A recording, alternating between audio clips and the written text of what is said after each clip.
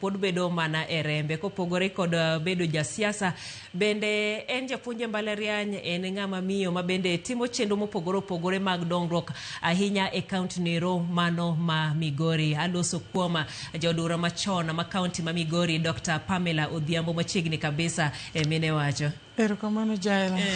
Ingeni samoro ko wachi ni japuonj to ok kele kaka kisungu winjo bed ni kele. Senior lecturer. Yes.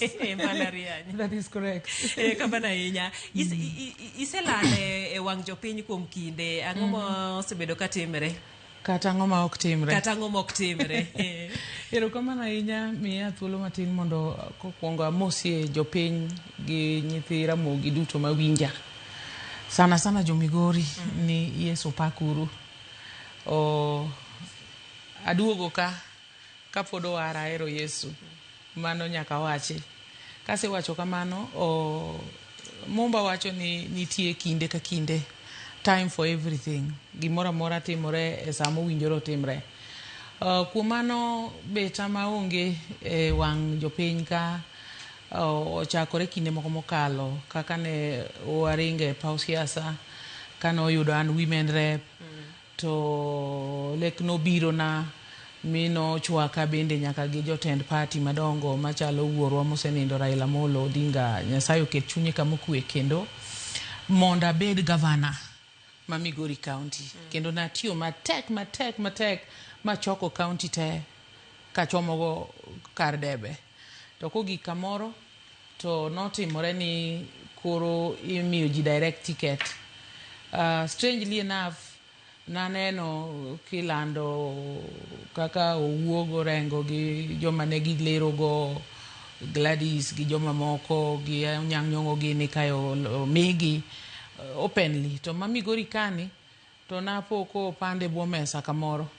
Mogik ni okwadhi nomination to be okoyange ni to jal manwa lerogo mabende migosi Ochila Yako ng'akuomwa mimiyo. Koro achako winjo rumors moko matin ka gika moro ndacho tiko ni lala. Sama ndacho tiko ni olalni to kom mabende nabede tapoko chako kao joodi duondo dura ma ODM olando ni koro Danita Gati manoyuda kao tijini kuome ema koro omiyo tikedni. Kaeto achalo ng'amodong' kodiedo kamoro. Ipenjori to koro apenjora to ma wach mitimo nade. To kaluwore gi kaka chuogora to gi yie man go kuom Nyasaye gi discipline mosekelago. Kano gi kare ma fwenyo ni kare tikedni osemiyo chilo keling'ling'.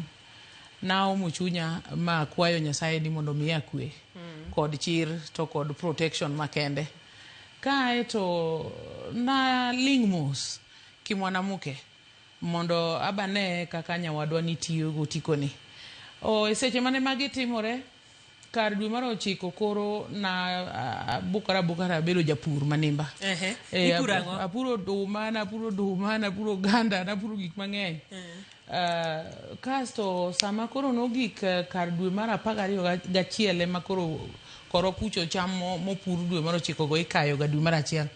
Koro nadhi e puodho mondo wagolo duma gi to benda chaka keto jotinga moko mondo purna kama chielo. Kwa bahati mbaya na kiere puodho kanyo maturo tienda koni. Koro kana seturo ta chaka bedo puth kuom ndalo moko matin mano yang tienda no ketie chube moko kiko kode kamano. Kanyo gi class around June to na chaka doke yengo no mochako oyang tienda no ero. Kasto bang'e no koro nyana ase mondo changi to benda doke timbe na mag mbalariany, research, business hapa na pale. Koro asebedo ng'at moro mori kamano nikech chunya moro no paro ni jowa tijini to noromore koda to dipo ka nitie kaka jal mano omiye ni nyalo sudo kode maber moinga. Ko chunya no paro ni mondo aling'ane mondo ane kaka odhi kode. Bedo kipime mara kaeto no kadwa gaga koko kanyawawa e dier ji gi weche manono. Koro asebedo ka pime kako dhi to idhi neno to akia ni jo Migori to nene nade gibro wacho ni tan kaka nene taneno ka ticha pod oinge dwana chaka kawe kendo. In makori dwa donjo tika. Adwa donje kenda kendo. Taneno ka luore koda ng'ur mane intiere godo gi ODM nyingi koro neno ka UDA kone ema koro iwacho ni ochung' kodi kendo dikonyi yudo dogigeni kaka gicha notimore to nayudo ka koro chal mana ni duond bura ma bende naera ahinya masetiyo negi nimba bende ana live member koro nochalo mana gima obedo radine nyima ma koro ok obedo a facilitator mondo abe omiya democratic right nikech kata ka en consultation kata ka negotiation an ne ok oluonga e mesa mora mora mondo wawuoye mwawach ni to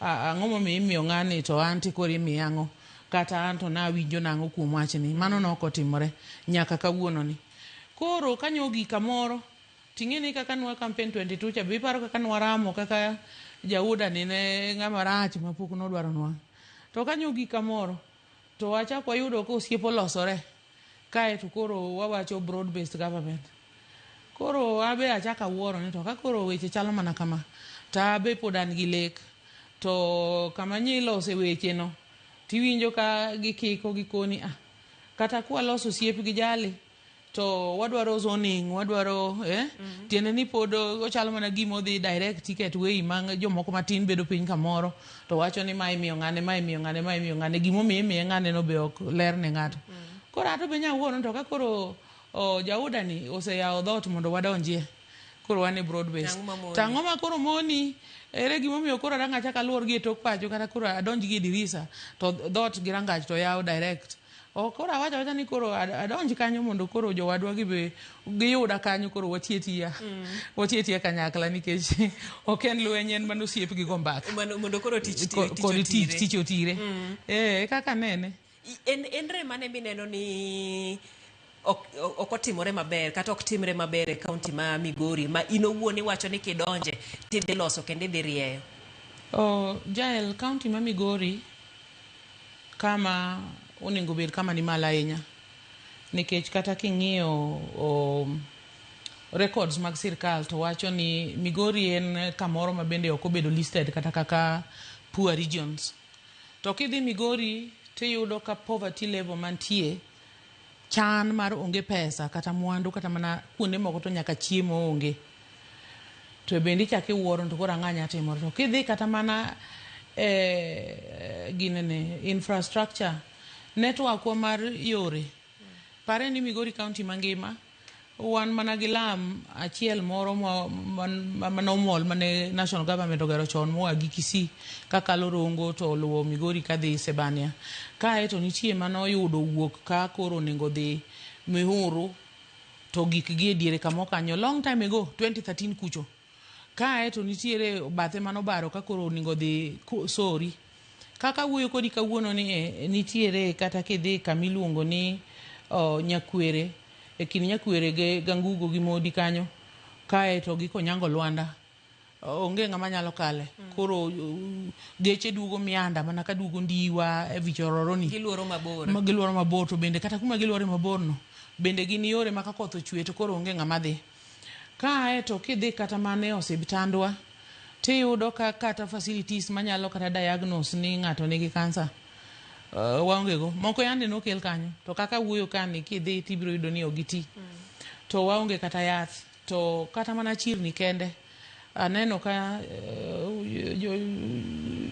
county government nowedhore ni dwa gero moko to ger space moro ma kata room ni duong' manyama kao ji 15-20 badonga paro ka jatend piny kano biro kono no yango omenda moko modhuro ma idwa ger godo chirni e county no wacho to pogi timore kata ndarago moro nitie makale bath dhoda kama endi ma county offices kabiro e sub county headquarter Masuna West kama dala na nitie jatend piny no biro mowacho giduto ne giwacho mbunge wanowacho jatend piny owacho nyaka jakan pesa ma bende wuodwa mwaluora ahinya nowacho ni noyudo oseketi sama ne giwuoyo no last year ne giwacho ni nyogi seketo pesa no e budget mabai nao ana expect ni yono ningo bed no selosi kata kwota moro kata tingni moko chakre kodi nyocha ni last week tayudo ka gichagi kelo grader to temo wacho ni noriambo koso chenro mapodi kosango kadwa wacho noriambo kata pokoriambo dunga nyisi kani pod arito yono kendo en gimo nego ger ma tang'eyo ni ka chutho an di nyocha bedi e county no to kata bed ok narito kata ker pinyno mondo wache nikech nitie kaka initiatives moko inyalo kaw gi jodala koki iluongo jomoko mondo yuori ka koro pek. Ang'eyo a number of governors mosebedo katimo kamano kendo kata kidhi e counties gi tiyudo ka yore beyo nikech gichako gi mathin ma gin gono eka nikech kaka yo mawuoye ni yande en ga county government mar county koro nitie kaka ichako gi matin mantie kae tigo koko mondo ojoli ok iling'aling'a ni jojolo kae migrito ni mondo okel 100%. Omiyo gik ma pod anyalo timo Migori ng'eny. Skundewa kaka ni puoya ka japuonj manimba mosepuonjo nyithind sekondar nyaka jombalariany. An gi kuyo maduong' e chunya nikech Migori ema pod iyude skunde ma moko kuom gi nyithindwa bedo kata dier ot mar lowo. Koro iyudo ka nyithindwa mang'eny koro ok dhi maber kata yor somo. Kendo nyaka jopuonjwa be ywak nikech ing'e kaka ywaruok me kind jopuonj gi TSC osebedo ga all years in our country. To chutha parapara ni nitie kaka a county government ka gi devolution. Nitie kaka financial government kod teach omenda luwore gi gimiluongo ni prioritization mar gik ma jopiny dwaro. Koro kaka Migori kacha gik monego bed no priority ahinya gin weche machalo kaka mag somo go. Somo en enabler. Kawuona bet kodi kaendi nikech apara ni Nyasaye nomiya thuolo mar somo mondo asuda gi kamoro. Omiya ayudo teko kod ng'eyo kod nyalo mar wuoyo kaka kora wuoyo kani. An gi nyiminena moko ma bende ne rieka to nikech ne ok gisudo ma gigike kiwango moro gin pok giparo kata ni gidwa biro limi e studio ka. Iwinjo wachno. Koro agombo ni nyithi jo Migori sombgi odhi maber. E weche mag agriculture adwa nawachie gimo matin. Migori by and large en a rural county.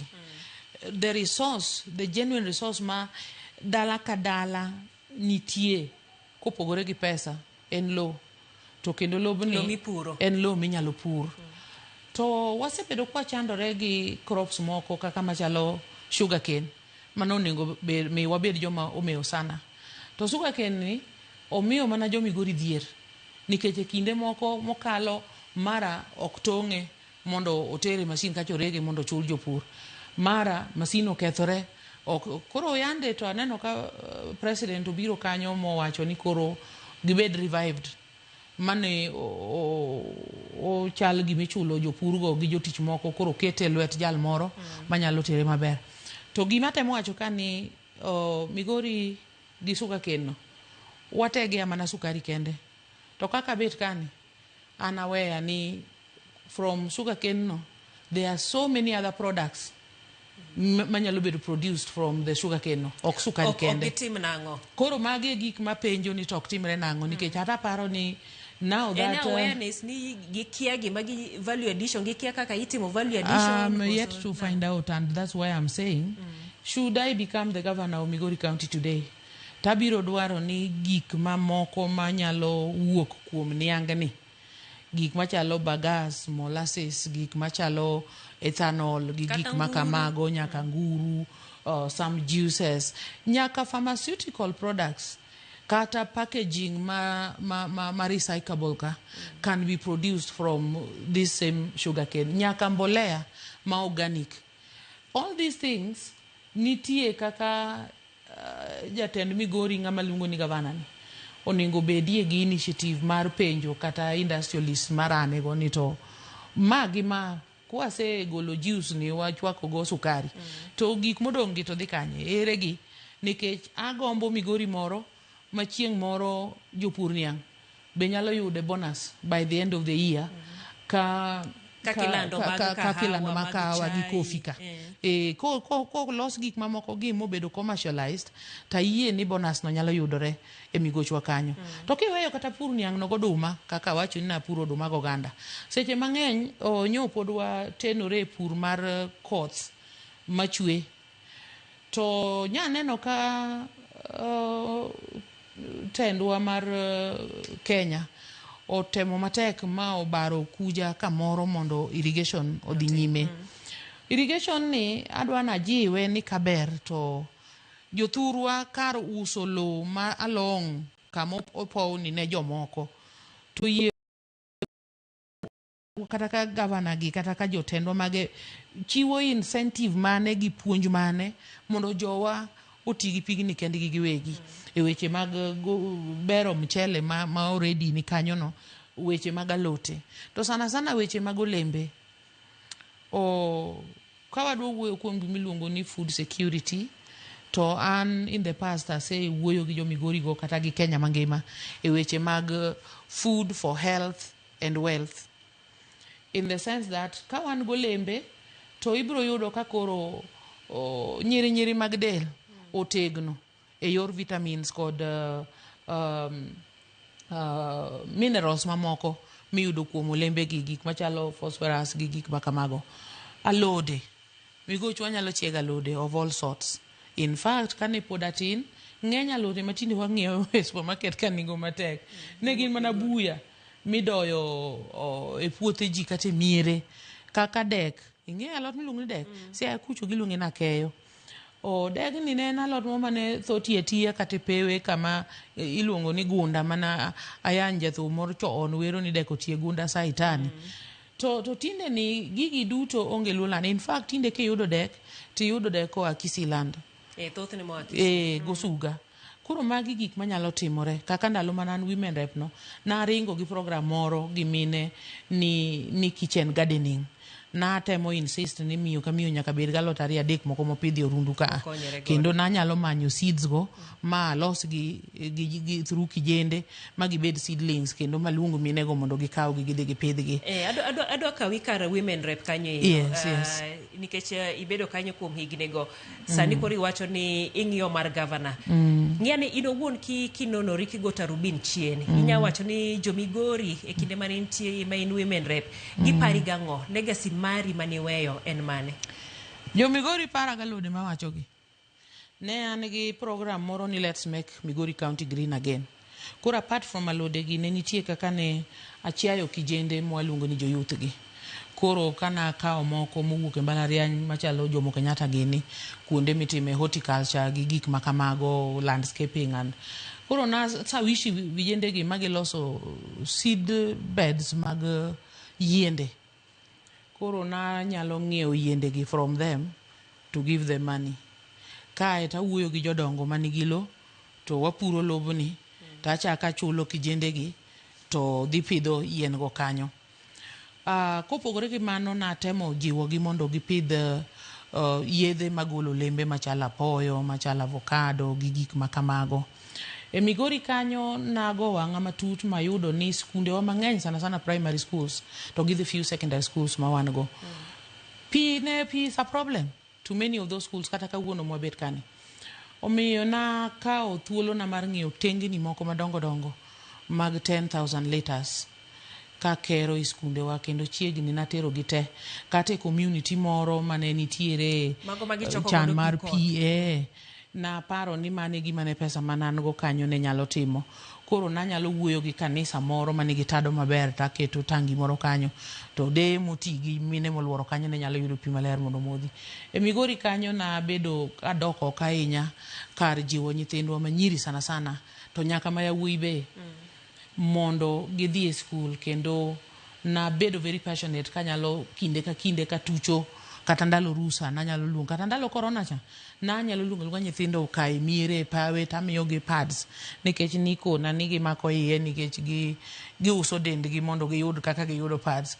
Koro nadok ahinya oko kuom timo mano. E Migori kanyo na achoko grube moko mane nigi lony kendo kamedo gi nyithindo ma wacho ni nagole mbalariany ka naketo gi mondo gibed jotend grube go. Koro na ang'iyo negi iluongo ni greenhouses, udi makori inyalo pidhi alot kwa gibedo protected from mabende winjore ahinya ni mainoni ahinya nitiere e weche mag pur. Yes. Mano natimo kamano. To e Migori kanyo nyaka jonam ka oka gikirgi Nayudo ka nyithindwa go samoro ling'ore nam kanyo to kata ng'ama nyaneno kuma gintie onge. Omiyo namiyogi nyaka life saving jackets moko yo kar gor Kachola gini kacha along the lake. Mago gik manatimo Migori na empower jo boda kendo aparo ni ane the first person mane go buche gi jo boda go mayudo ni ng'eny apikni mane giriembo kata mana sani ng'eny gi riembo apikni meke ji. An nakawo thuolo na ma choko nyithindo gi into magi register sub county groups.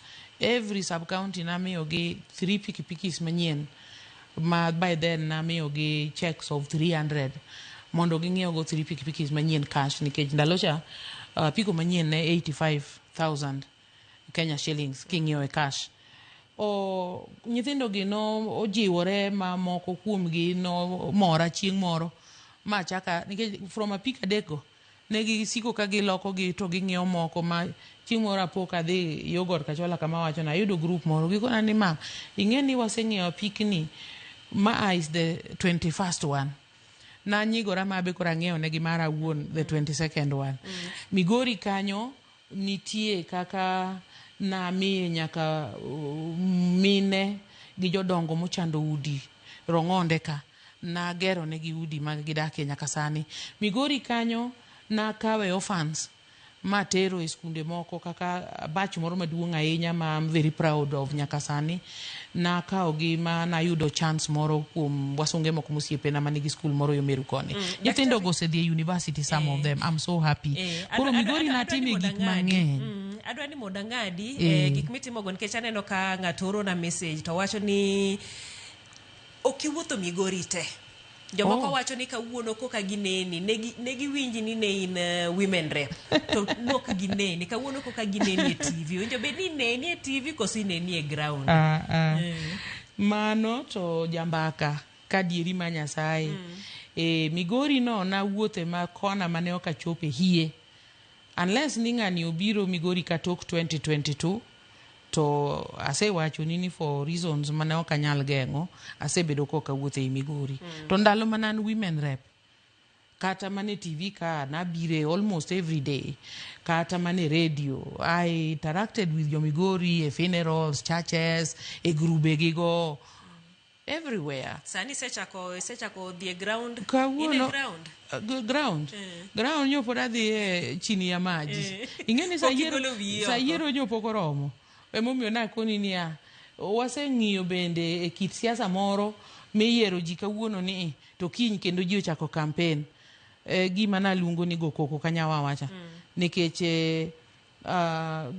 gino watime to nitie kaka omayowa gimoro omayowa thuolo mar ng'ato bed piny mondo ti nikech ka en campaign mode no all the time to onge tich matire. In fact it is very disappointing kaka this particular session makoro dhi karumo ni aseneno ka yawuot Migori moyier ni jotelo gore mane liete to tich madhi nyime to onge madang' ikwan. Koro an to kaluwore gi kaka ng'eye kane kama ne gima ber omiyo bedo ni nyo kawuotho asenyisi the main reason momiyo jo Migori oling ka okonena nyo en health issues and also my own principles mondo abed ng'at mo ma disciplined. Koro sani kata ka wuoyo ka wacho gik ma wacho gi to kopo ni ng'ato claim no setimo mopogore gi kaka wacho ni to Migori nitie wanyalo dhi kode mondo wachnwa ni mae en to kanitie Tana bende humbly I can apologize and say nikare I misquoted or I talked things which do not exist. To jo Migori to nyatemo tudora ga ahinya. Koro yiena mondo akwa bwana no kata ka en miyo ng'uono gi diel achiel ni nitie kaka kopo ni no kachopo kama entie no tera e sani antie ka Nyasaye omiya thuolo chunya bro gombo mondo ang'e kama entie no mondo watudre kode. We wang'e ne thuolo mar mine e siasa kedie gisane oneno ka joma mine moko pako kabisa gima duond bura ma ODM otimo mar kata ka en yor kojolo miyo Catherine Omanyo obed kanyero jagoro maduong' e yor kojolo magi wacho ni en kinde mokwongo mar ng'ama miyo yudo thuolo makamano en lemo maduong' kabisa. Sama ong'iyo mano to gi gik matimore ODM gwandruok ma kata yuarok ma kagi kacha mosebedo inyalo wacho ang'o? Iwacho ni in life member Gwandruok mosebede ODM ni eta adwa na wachi ni en very unfortunate and saddening nikech an apara ni waduto wan dhano kendo nyogi kamoro ma jatendwa manyocho riwowa kanyakla onindo kaka ji duto nindo to pacha moto para ni maturity kod discipline gi democracy and regulations mantie nyo nengo tawa mondo kik gwandruok machalo gi ma koro waneno ni obedie to kata kamano osebetie koro gik waneno go dhi nyime to ok adwa ni mondo awuoye mang'eny ahinya nikech kaka gitimore kata ginyalo kelo ber kata gimedo kelo rach is not clear to kipenja kar wach mine mipuoyo ni when it comes to the constituency maluongo ni women to definitely amor gi wacho manyono mondo yud komno to kendo amor ka joma mine omed ting malo ka gin bende ka gidonjo kanyo to ginyis ni gi merit gimokete lwetgi no an mano kende kwayo man go to chunya makoka kora to gombo ni mine mang'eny mondo yud thuolo e kiwango mopogore opogore to kendo kik obeda ni omiwa nikech wan mine omiwa nikech we merit it apa ni mane gima adwa ni mondo ajiw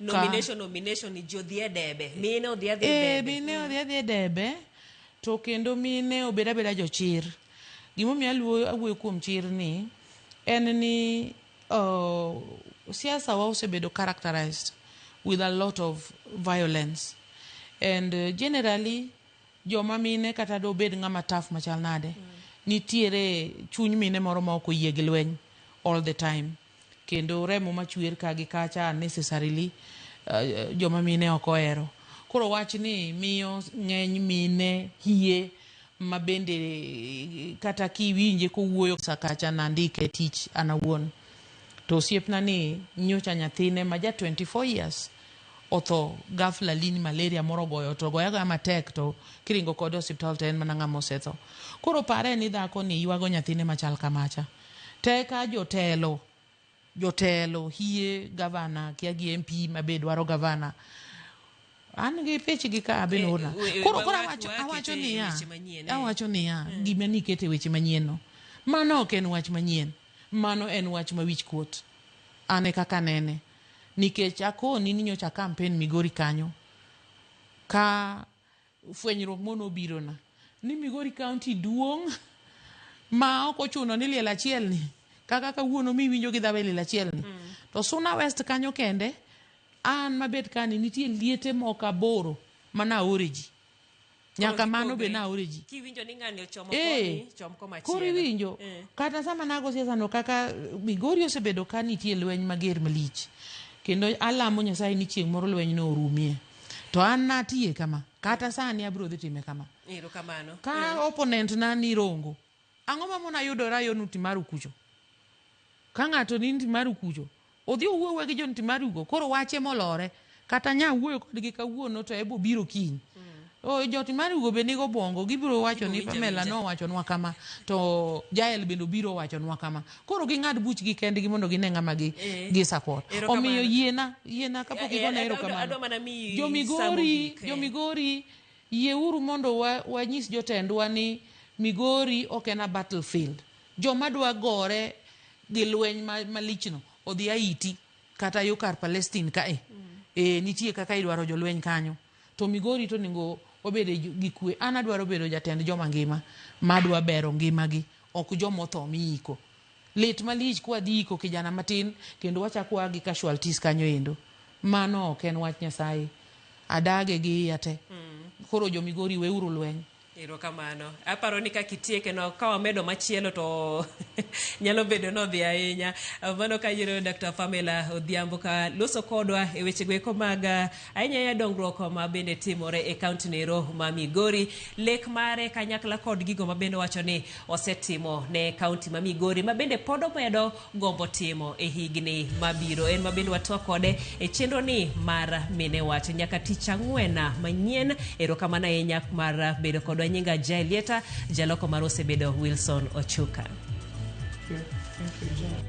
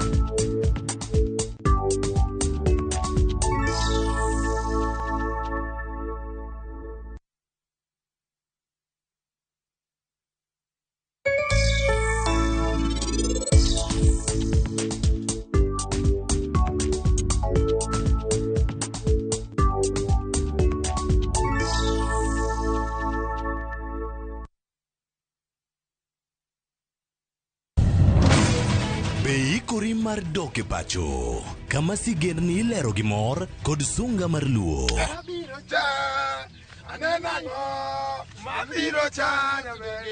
Chakre weche hera mamulo chuny, anyuola, time machon, nyaka sigen ni madongo mag kit anyuolawa mapakowa. Magi ok gin mana sinema, magi gin sigen ni magwa. Ka okumana chikni emomiyo koro sani wabedo kaka familia kar nyamerwa Dok ma wawacho, koko mag nyierowa, kit luo kod sigendniwa nenore ayanga.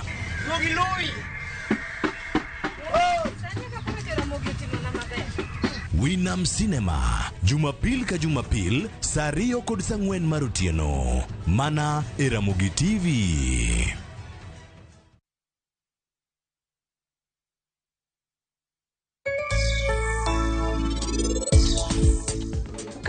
Nitidhi wacho ni evidence hotel olor gi kiful iwinjo nyar ma jaba wacho ni jogo nose dare landi besti it is true jonyuoli ni e jela anywho's bye Refisha ushinde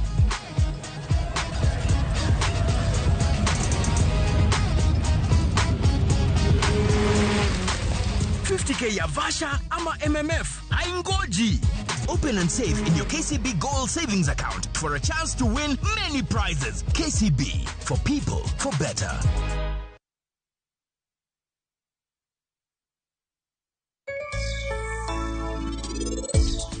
Ng'ama teri e jela en jajuo. Kare mana jakuo. Kibikwala diriyo bwana. That is a very, very serious case. Kani jakuo. Ikudu yuwa kama nango jakani. Nigori odhi omango. Wewe ninatoka wapi? Anje umambi. Kwani ngatungisini anaweka dhungdala. Magia ngono. Imebidi nimejificha nikatoka. A friend in need is a friend indeed. Nimedecide nita record baadaye. Kikilo kupachi. Kionge kiki malongo minyanyisa. Nyonoko. But I hope ninge the consequences of gig minyisa.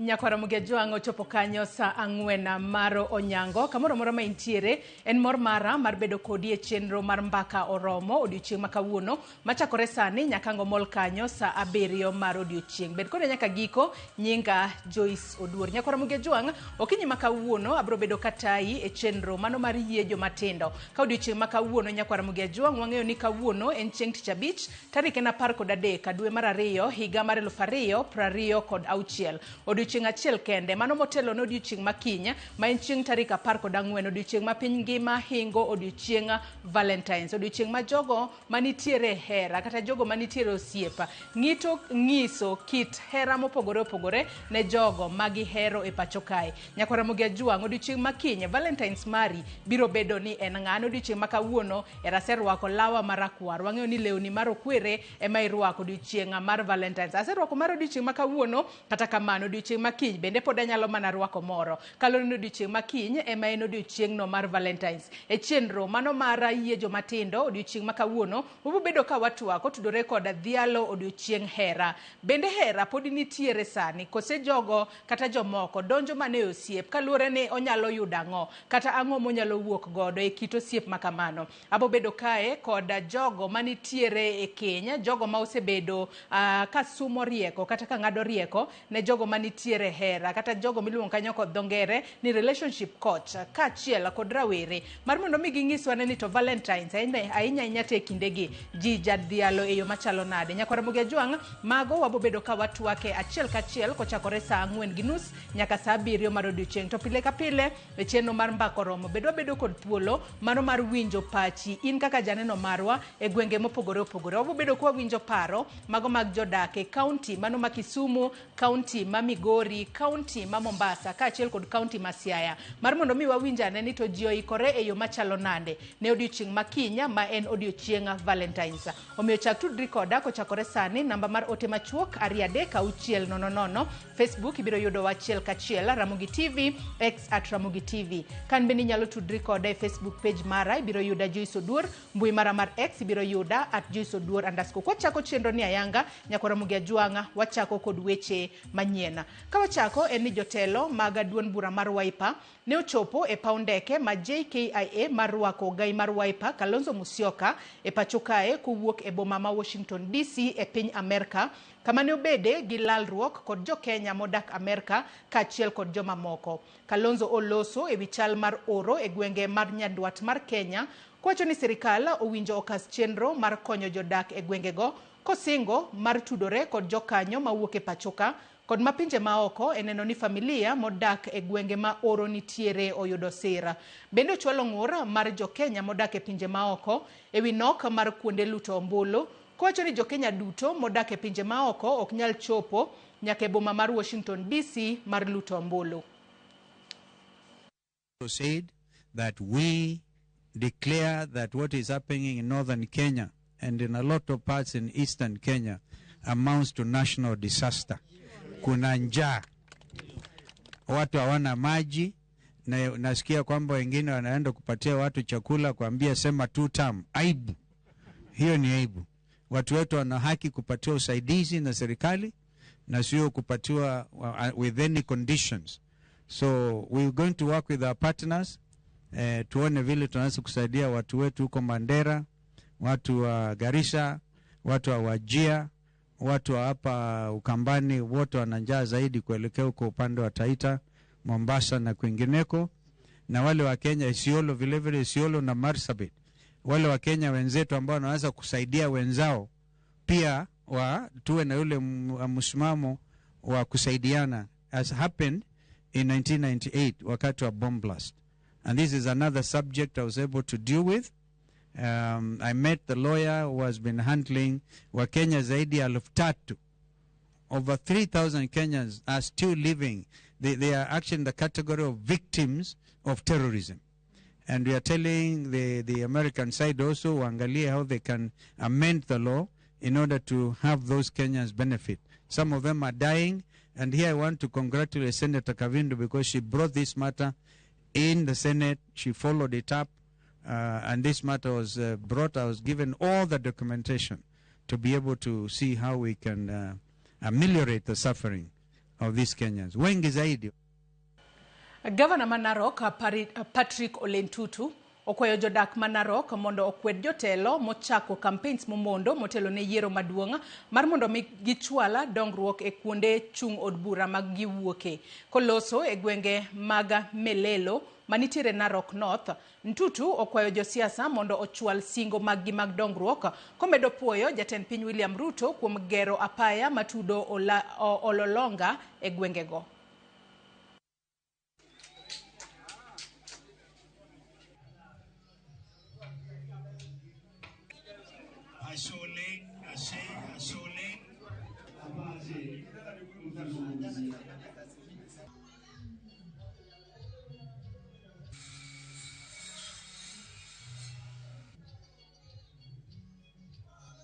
Nashukuru wakaaji wa Narok. Wameweza kunipea nafasi hii mzuri niwafanyie kazi. Mambo ya siasa ni baadaye. Naomba wale ambao wanatafuta viti mbalimbali, sio mbaya kutafuta viti, lakini nyinyi wananchi muhakikisha ya kwamba ule ambaye mmechagua wacha kwanza afanye kazi. Akishafanya, siku ile itafika wakati ya siasa, kuna wakati ya kila kitu. Hii wakati ni wakati ambayo tunafanyia wananchi kazi. Nia na lengo na madhumuni ya kuchaguliwa kwa kiongozi chochote yule ni kuhakikisha kwamba development inafika kwa wananchi.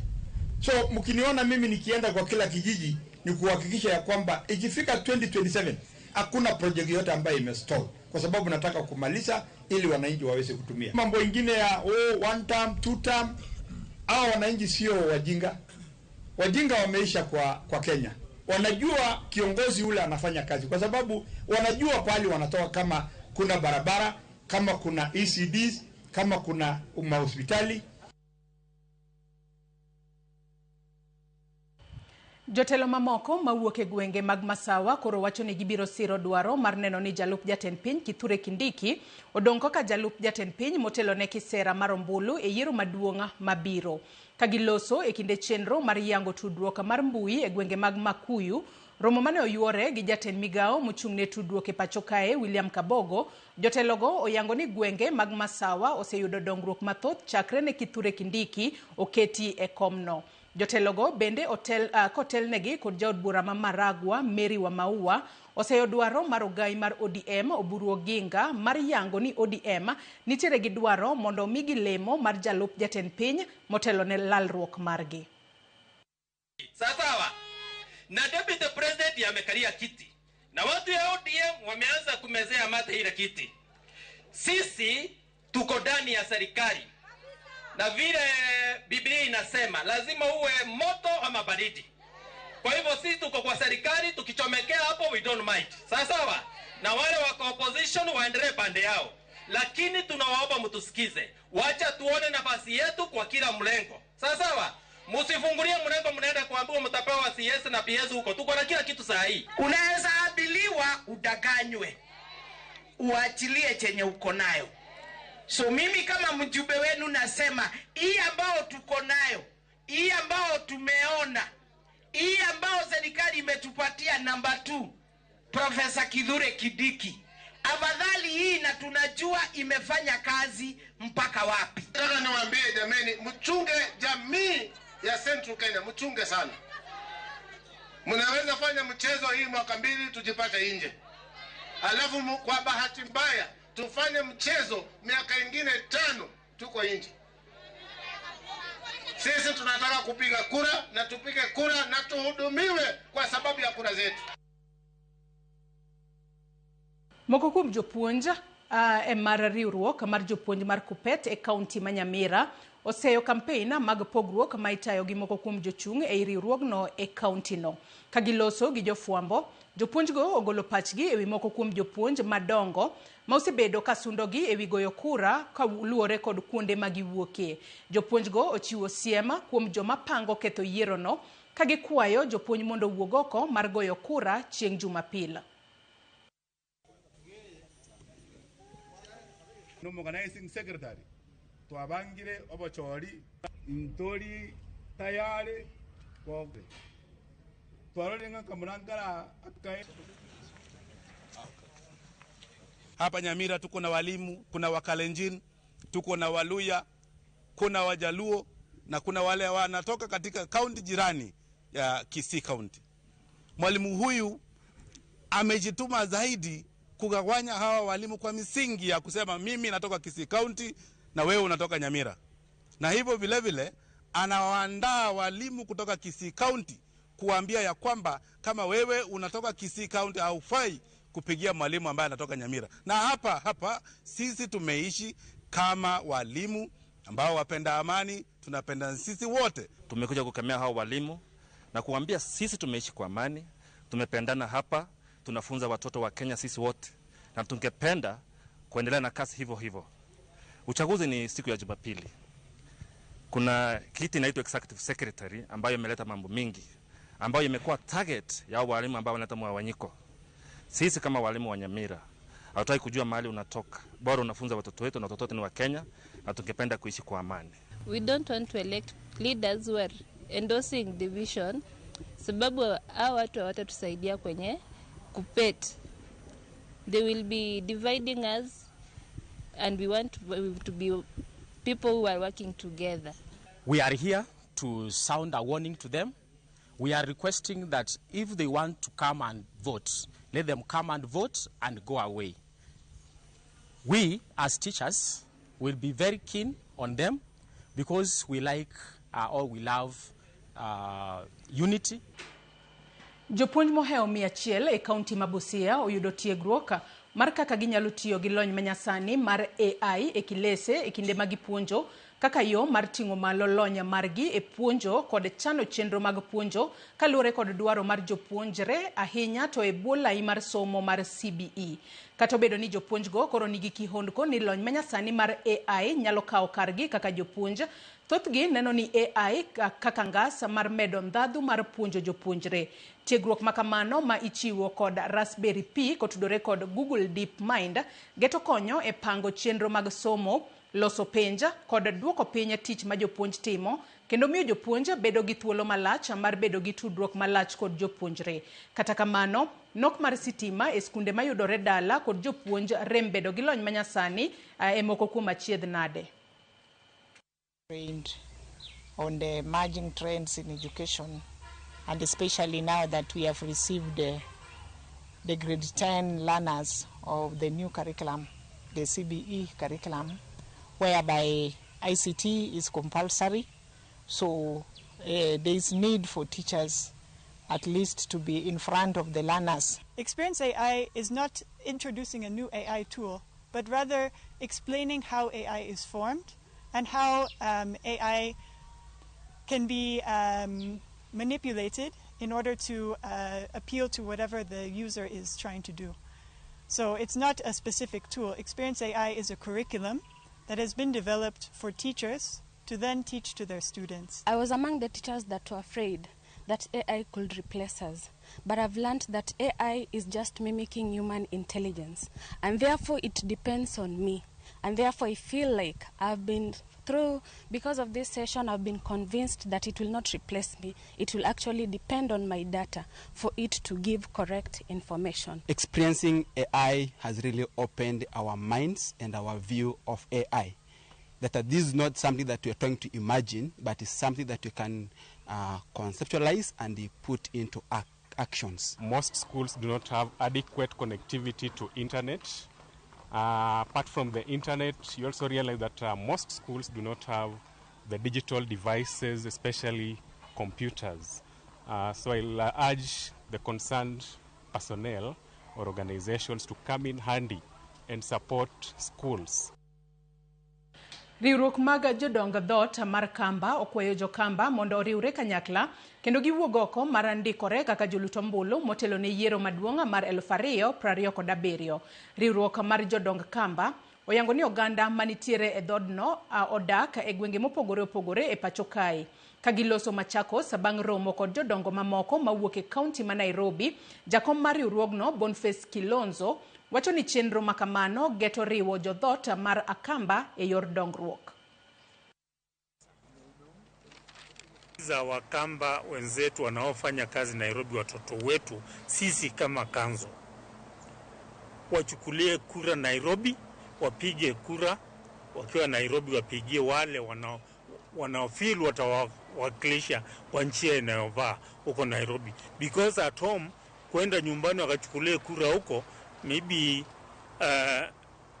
na mtu aanze kumangamanga huko, na huko kuna wenye kupiga kura, it means that umetoka kwa station yako kule, unakaa kule, unabarikiwa na kazi yako, waache wengine wapige kura na ukapigie wengine ambao utakuwa ukiwaona kwa karibu, lakini hao ukiwapigia hapo utakuwa ukiwaona kulingana na choice yako. Riwruok mar Nakada koro wacho ni ging'iyo okenge mag konyo joma tiyo kod yedhe mamero ji, ka giwacho ni nitiere medruok e tiyo gi yedhego e piny Kenya, ahinya to e kind rowere. Ka giwuoyo e kinde yawa yanga juma mar kedo kod yedhe mamero ji, riwruogno owacho ni gitemo matek mar kedo gi yedhe mamero ji, ka giwacho ni giboketo kony ne jogo matiyo kod yedhego e counties duto 47. Gimedo seyo jogo mauso yedhego ka gikwayo ni mondo giwere gi ohalano kendo gimany tije mamoko ma opuodhi. We are here to shift the narrative. And we are shifting the narrative because we are acknowledging the conversation has already started. So we are shifting the narrative from reacting to crisis to proactively building solution. From focusing solely on the problem to intentionally promoting protective factors and the resilience in those protective strategies. And for those who are supplying drugs and this bad alcohol to our children, I want to tell you your days are numbered.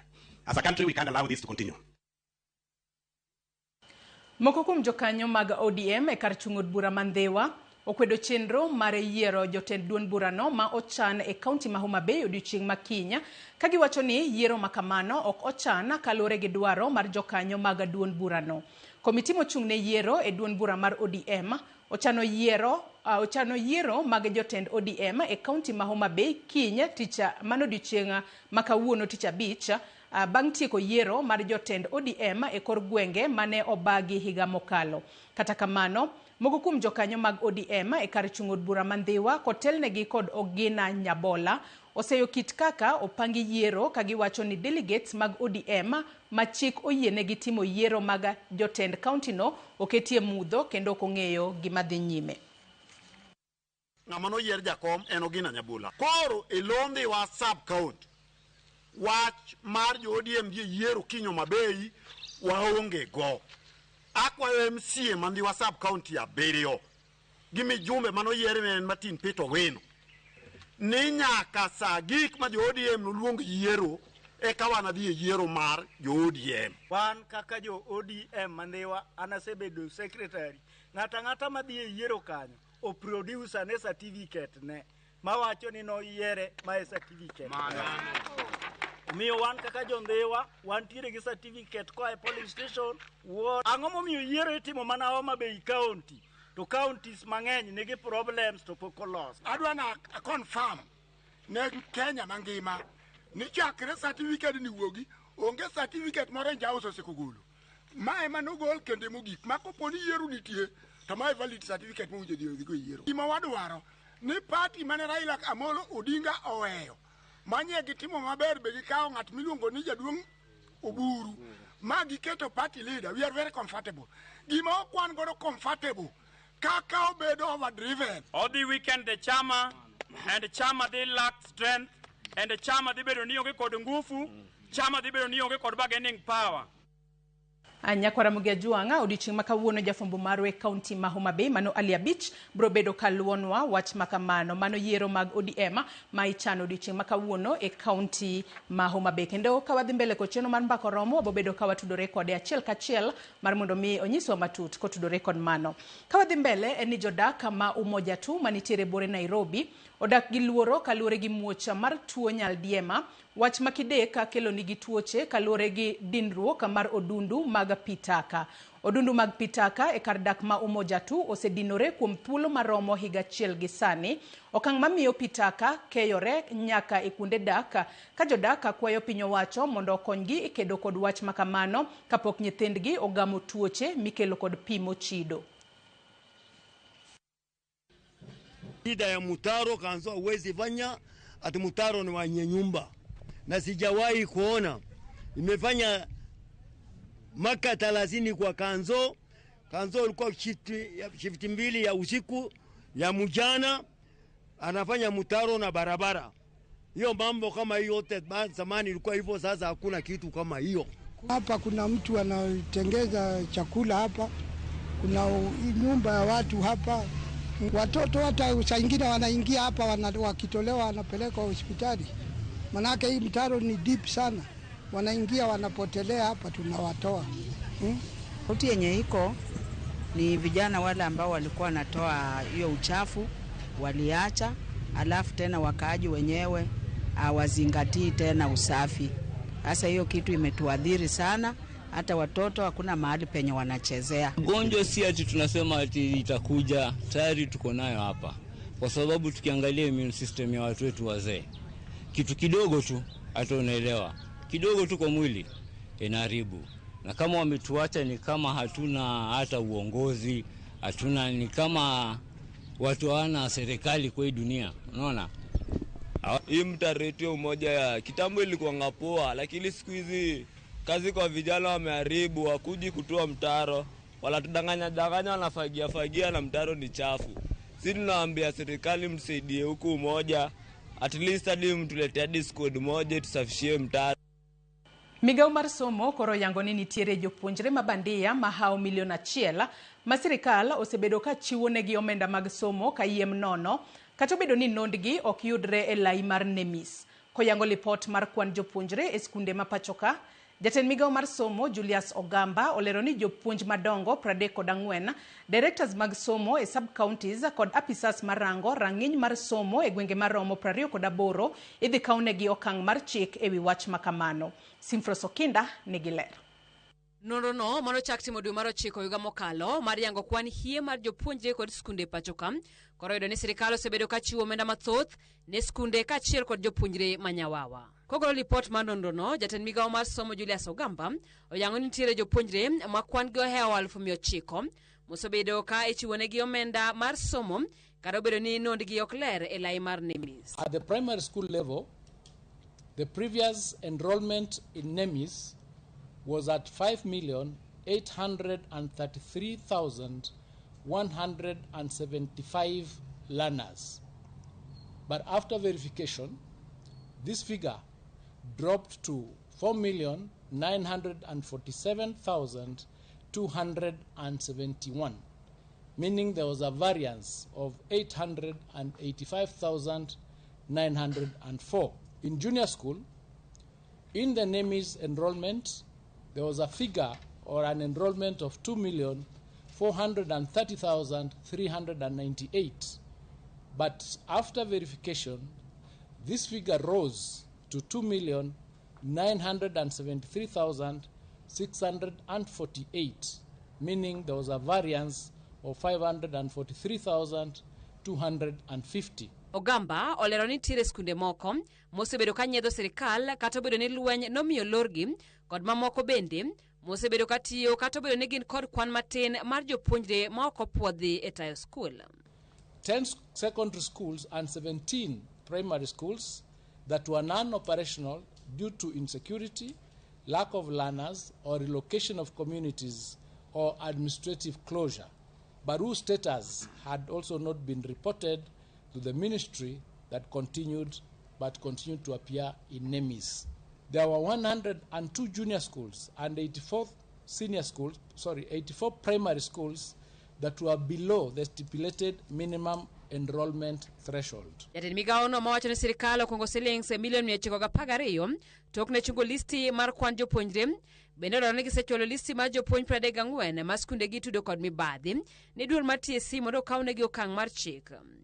Kamano bende apisas mamoko mag somo bende nyingegi koro chwal ne okwach kich ne nonro matut. 14 heads of institutions for failure or refusal to submit data for verification. Number 2, 20 heads of institutions for submitting inflated student enrollment data. Number 2, administrative action is being taken against 28 sub-county directors of education and quality assurance and standards officers in areas where systematic failures or supervisory lapses were established. Migawo mar somo singoloro skunde manyawawa kendo chungo oro omenda ne jopuonjre manodgi ok ler e chenro mar sirikal mar NEMIS. Simfrozo Kinda, Ramogi TV. Nyakora Mgejwang gi kanye mochopo gode giko mar weche manyien okinyi makawuono. Kata kamano chenro marwa podi ielach. Yena mar mondo mi akaw mana yweyo madundo gi sani bange tabo bedo ka bedo piny mar mondo mi koro wago mbaka dialo odiochieng hera. Wang'eno odiochieng makinya chieng tarik 14 on odiochieng mano mar Valentine's Day. In kaka Nyakora Mgejwang ikaw Valentine's Day yo machalo nade. En odiochieng mar nyiso hera ne ng'ama ihero kose in en mano odiochieng kaka mora mora. Welo maga osedonjo e studio ka koro yena mar mondo mi akaw mana yo madundo gi sani bange to koro wadonjo e twak e chenro mar yejo matindo. Kik idhi mabor.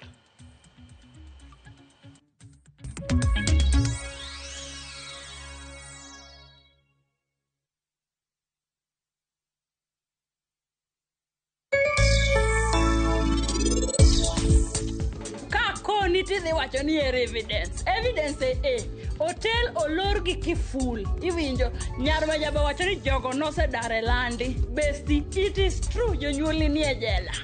Anywho, bye. Refisha ushinde.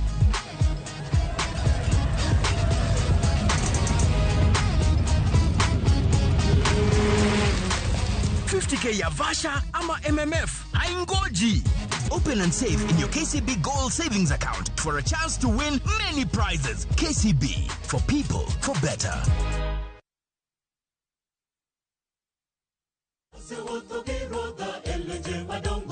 Ma en Injili ngima. Injili makelo ngima. Bironu sabato ka sabato. Are sa chielo kinyi nyaka sa dek okinyi. Wadhi kelo nu chenro mamit ahinya. Jok manoko somo lesson wadhi bet gi lesson mar juma. To Nyasaye dwaro ni seche duto kata piny obedo matek machal nade to challenges moro mogodo kik golwa kuom Kristo. Wadhi bet gi children's sermon ma wadendo ni lulu mag Yesu. To notingo ni gangla mondo hikre ne kedo. Be ikori ne winjo wach Nyasaye. Ne thuon wach mwadwa wuoye en ni mwandu kik teri mabor gi Nyasaye. Wakelo jower mopogore opogore makelo nwa injili makelo ngima.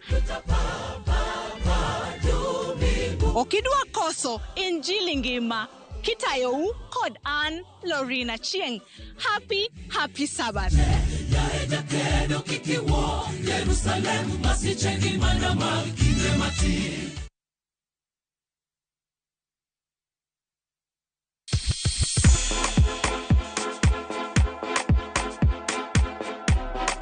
Be isei korine miel. To bendi sei korine tumbe mamit manyien manyasani. Wakelo ni mixes malit kabisa kod miel manyasani. And of course ngeso kangeso nyaka mngajua mtakresa ngwena nyaka sauchiel. Cheki melanin top imeweza. And of course Hilo bwana. Chenro en Tunda Kumar.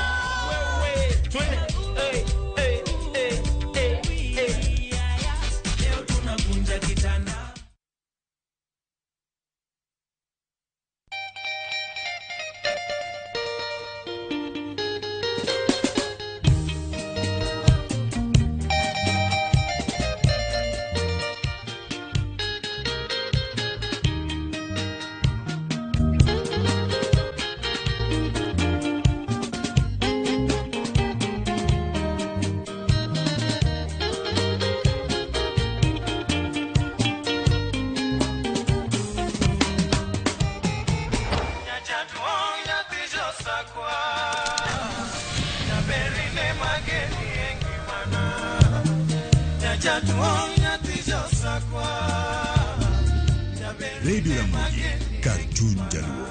Radio Ramogi.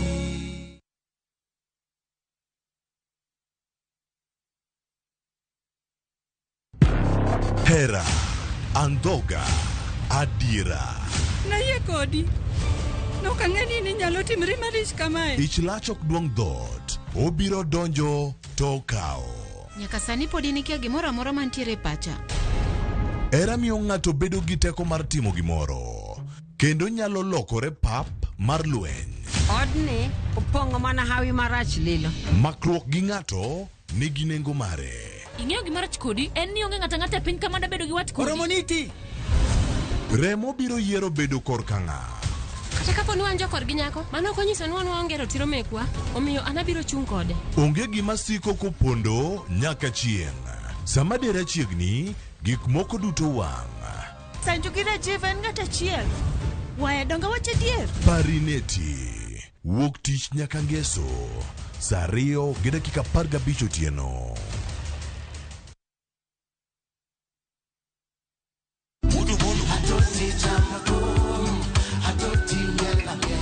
Wuok tich ka wuok tich wakelo ni don ya wuoto nagi. Ka bende tich ariyo ka tich ariyo Nyakuronga Jwang' en odiochieng' mar yuto mari. Chieng' tich adek ka tich adek Nyakuronga Jwang' en odiochieng' mar mine nyalo kachiel koda weche hera. Awendo. Kachopo tich ang'wen Nyakuronga Jwang' wakelo ni kama nene, yani TBT kod thumbe mamit mokalo. Furahi the edition and thum kaliech. Loso kapuoyo Nyakuronga Jwang'. Ka wakelo ni jothumbe mopogore opogore. Kanyo no bende wakelo ni gimiluongo ni Ben Yawan.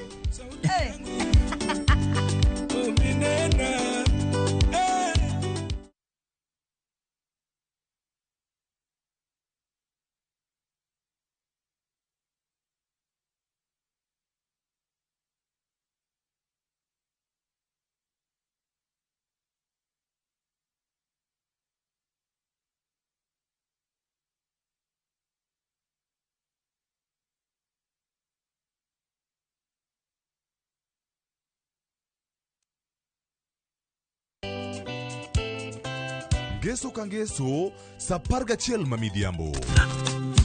Mbamba toko, koma ye. Tudri koda ngeso ka ngeso saa 11 mamidhiambo e chenro mar tiedero. Oka kama wabro budho manyanga. Kowa kelo ni ngolo motimo cathedral. See you there. Tiedero. Ngeso ka ngeso, saa 11 mamidhiambo. Mana Ramogi TV.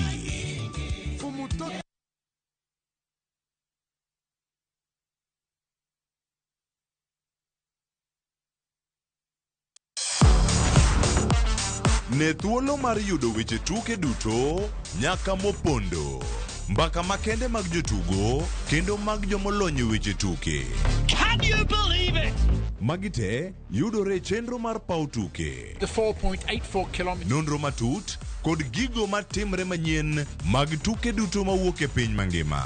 Tudri kodwa ngeso ka ngeso Ramogi TV. Kochakore saa 8 odiechieng' ka wami gik motimore pau tuke.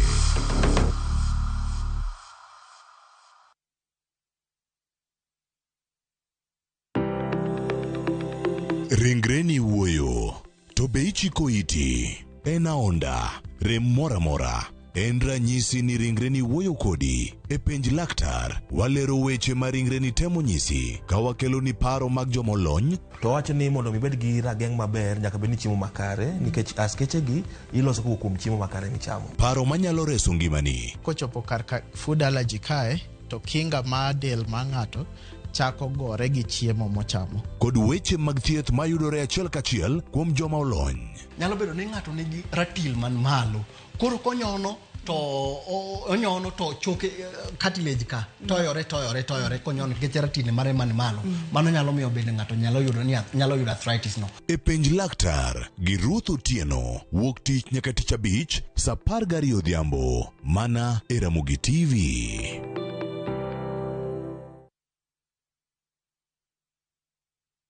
Tutabaki hapa duniani sisi Be imanyo kit lamo mamulo chuny, kae kama wach bedo e mangima kendo thumbe duogo chuny.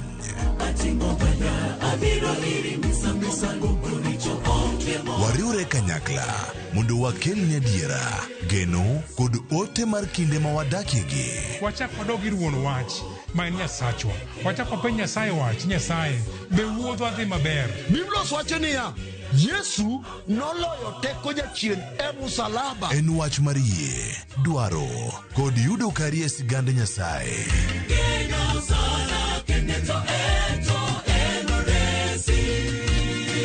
Injili ngima, sabato ka sabato, sari okinyi, kik bai.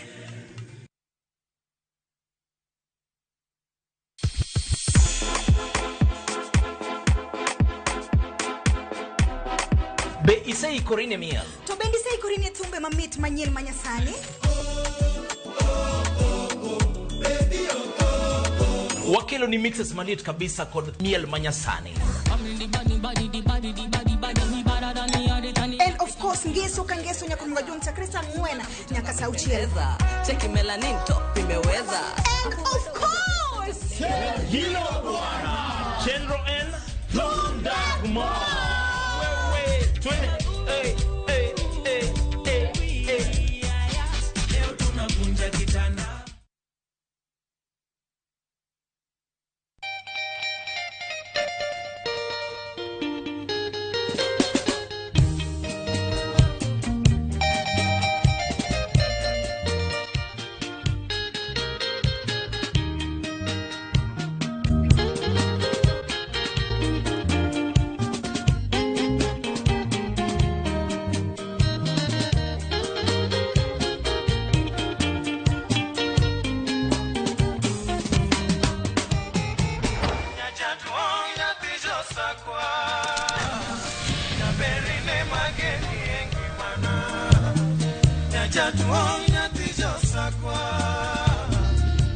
Radio Ramogi, Karchun Jaluo.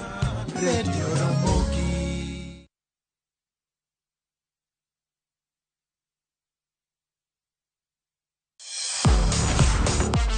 Ne thuolo mar yudo weche tuke duto nyaka mopondo. Mbaka makende mag jotugo kendo mag jomolony weche tuke. Can you believe it?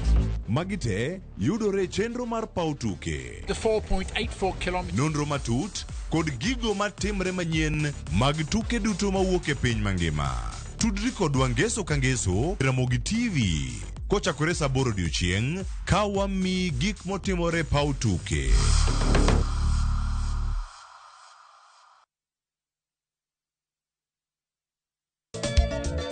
Machigni nyakoro manga jwange chenro mar ngoma owake. Wok ticha kelo ni mix mokwe. Kaito kichario. Reggae owake, yani tunaongea na Majar Rastafara.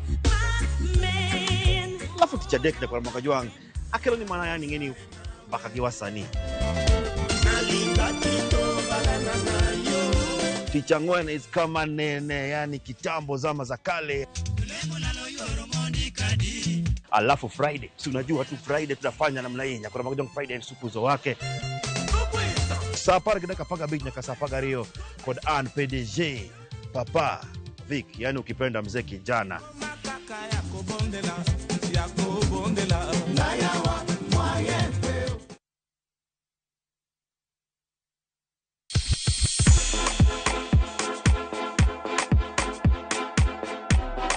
Be isei korine miel. To bendi sei korine thumbe mamit manyien manyasani. Wakelo ni mixes malit kabisa kod miel manyasani. And of course ngeso kangeso nyakumunga jumta Krista Ngwena nyaka sauchieza. Cheki melanin top imeweza. And of course Hilo bwana. Chenro N Londagma. Wewe twende. Leo tunavunja kitanda.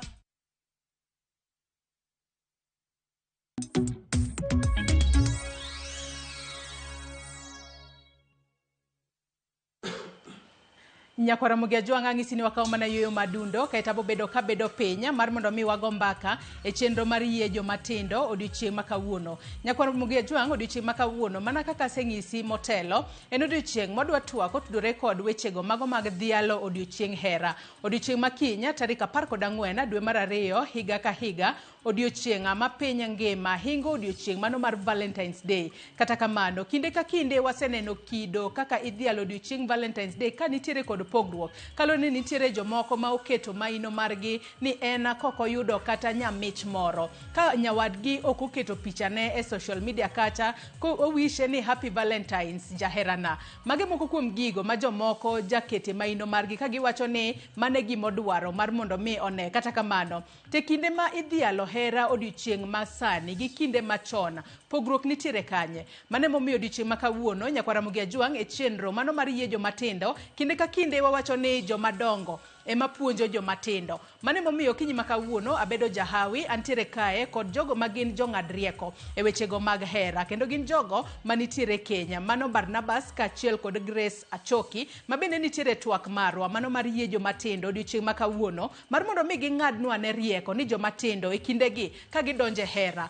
ang'o mowinjo bed ni ginono. Ging'i pesa gingi ni hera kata osiep magichako ni owinjo bed ni iguro e mise machalo nade nikech kata kamano e kinde gi waneno ka jomoko donjo osiep to osiep bang' kinde matin to osiep makamano osekethore. Ang'o makelo kethruok makamagi? Osiep ka ng'ato donje hera ka ng'ato donje mise mage mowinjo bed ni iguro mar mondo mi osiep makamano obed kuom kinde. To jomoko bende wacho ni gidonje osiep mar mondo mi gibed kod gino miluongo kanyo kod dongere ni en soft life. Gino mwang'eyo ni thoth rowere matindo mago mag Gen Z sani ohera ahinya wacho ni kadonjo osiep gi ng'ane to seche moko bobedo kochulo na ot obobedo konyieo na lewni mabeyo obobedo konyieo na chiemo mamit mit. Gidwaro soft life ka chiel kod sponsorship.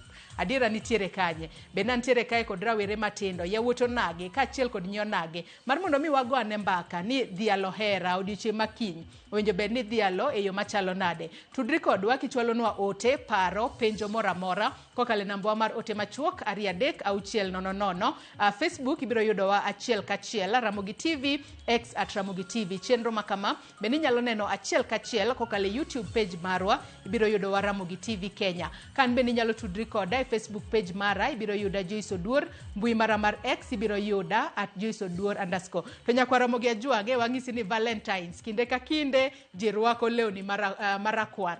Odiochieng' ma kawuono kang'iyo set mantiere godo okan kenda marwako law marakwar matiende ni wanyalo wacho ni love is in the air. Wechego mago mag hera inyiso hera marieyo machalo nade kit law mirwako kosago matimori yena mar mondo mi arwak welo mantiere godo e studio ka okinyi ma kawuono. Adwa na chak kodi wacho ni wachak gi ladies first. Achak gi Grace Achoki machiegni ahinya e twak mar okinyi ma kawuono. Kinyalo mana pakri no nyiso ni to Grace Achoki en ng'a machiegni.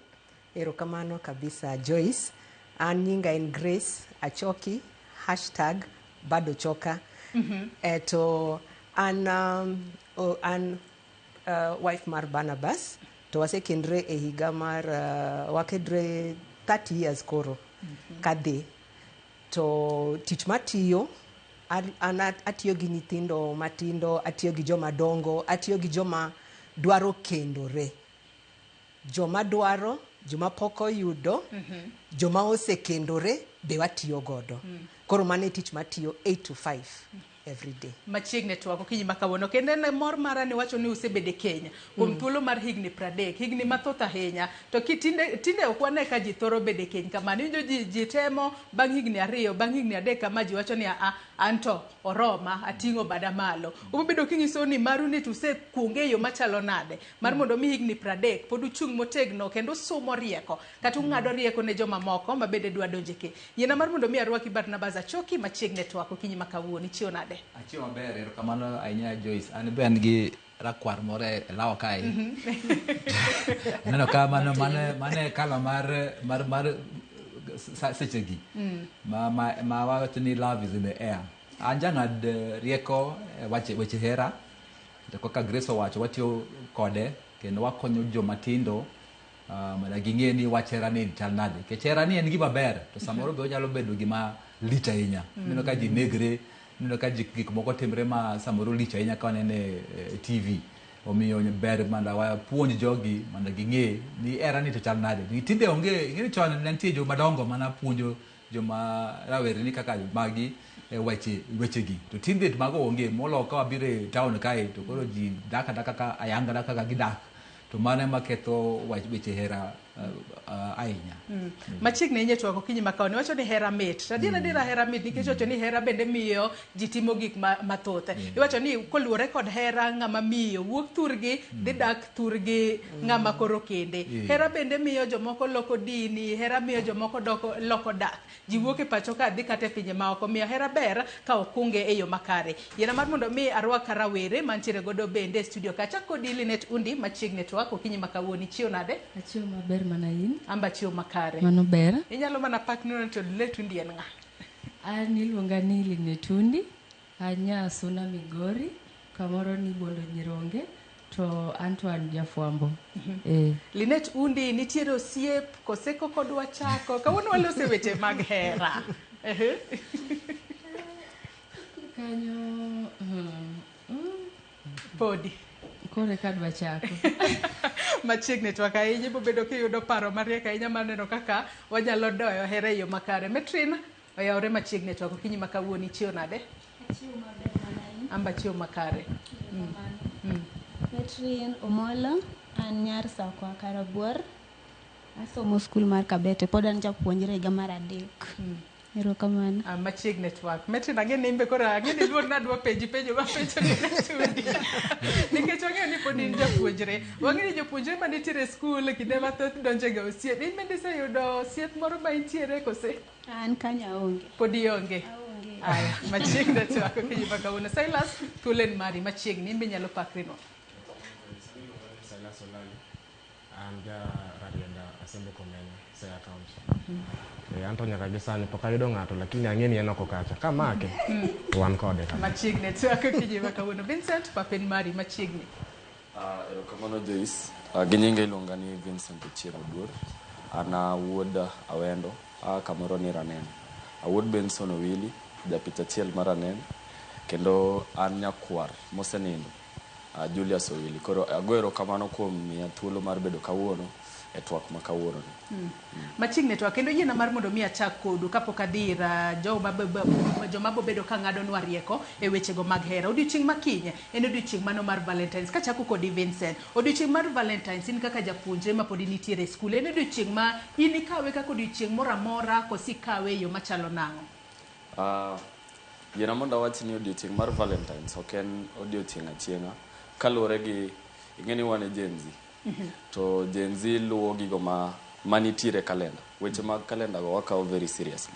En koro odiochieng' makiny kaka nene, kako bedo, en odiochieng' mar bedo gi jogo mohero, paro jogo mohero, ok jogo mane kende, ok jogo mane riwruok mar osiep. To kata mana jonyuolwa, kata mana osiepe manoko kuonde ka. Koro an to mane kaka par. Ma koro in odiochieng' makiny kopogore kod dialo jal mihero be isepange gimoro ne jogo maseche moko bedo jonyuolni kata jogo mantiere machiegni kodi? Mpango nitiere. Yiena mondo awach ni an jaherana mokwongo en Yesu Kristo. Mar ariyo en dawa manosenindo Aska Owili. Mar adek kano gigi wanane. To gisani wakawo anyalo wacho ni akawo somo aketo mbele nikech weche gi ang'eyo kuma gidhiye ga samoro. Kaluwore gi experience moko matindo gi pod wago break mondo watiek somo korka gimoro ka gimoro nigi sana. Kama experience go bende bobedo kinyisowa e kinde mwadhi mbele koda twak maroni e kinde gi maseche moko kata ji donji osiep. En ang'o minyalo timo ne hera tang'o mok inyal timo nikech hera? Silas, karwaki e twak okinyi makawuono. Silas, in korka kori kiwinjo odiochieng' mano mar Valentines ma en odiochieng' makiny, ang'o maringe pachi? En odiochieng' mano mar timo ang'o hie? Silas. Mana kaka owadwa osewacho, an odiochieng' mar Valentine en odiochieng' ma adhialo joma ahero gi chunya. Obed janyuolna, obed joma osiepena, obed joma are close to me. Maga joma adhialo chieng' mar Valentine. It's not okobedo ni nyaka ibed osiep gi ng'ato eka idhiale, but ng'at ma is so important to you, maga joma onego bed ni idhialo chieng' Valentine.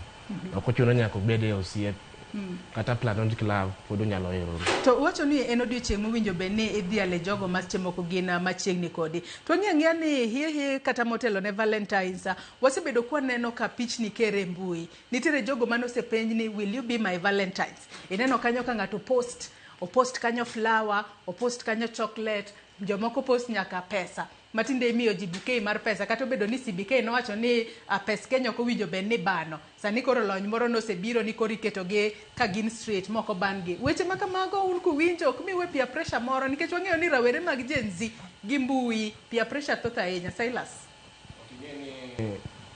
Gima nie ground to gima timre e mbui opogore kabisa. Koro kae ng'ama riek gik ma kamago konego bed ni miye pressure.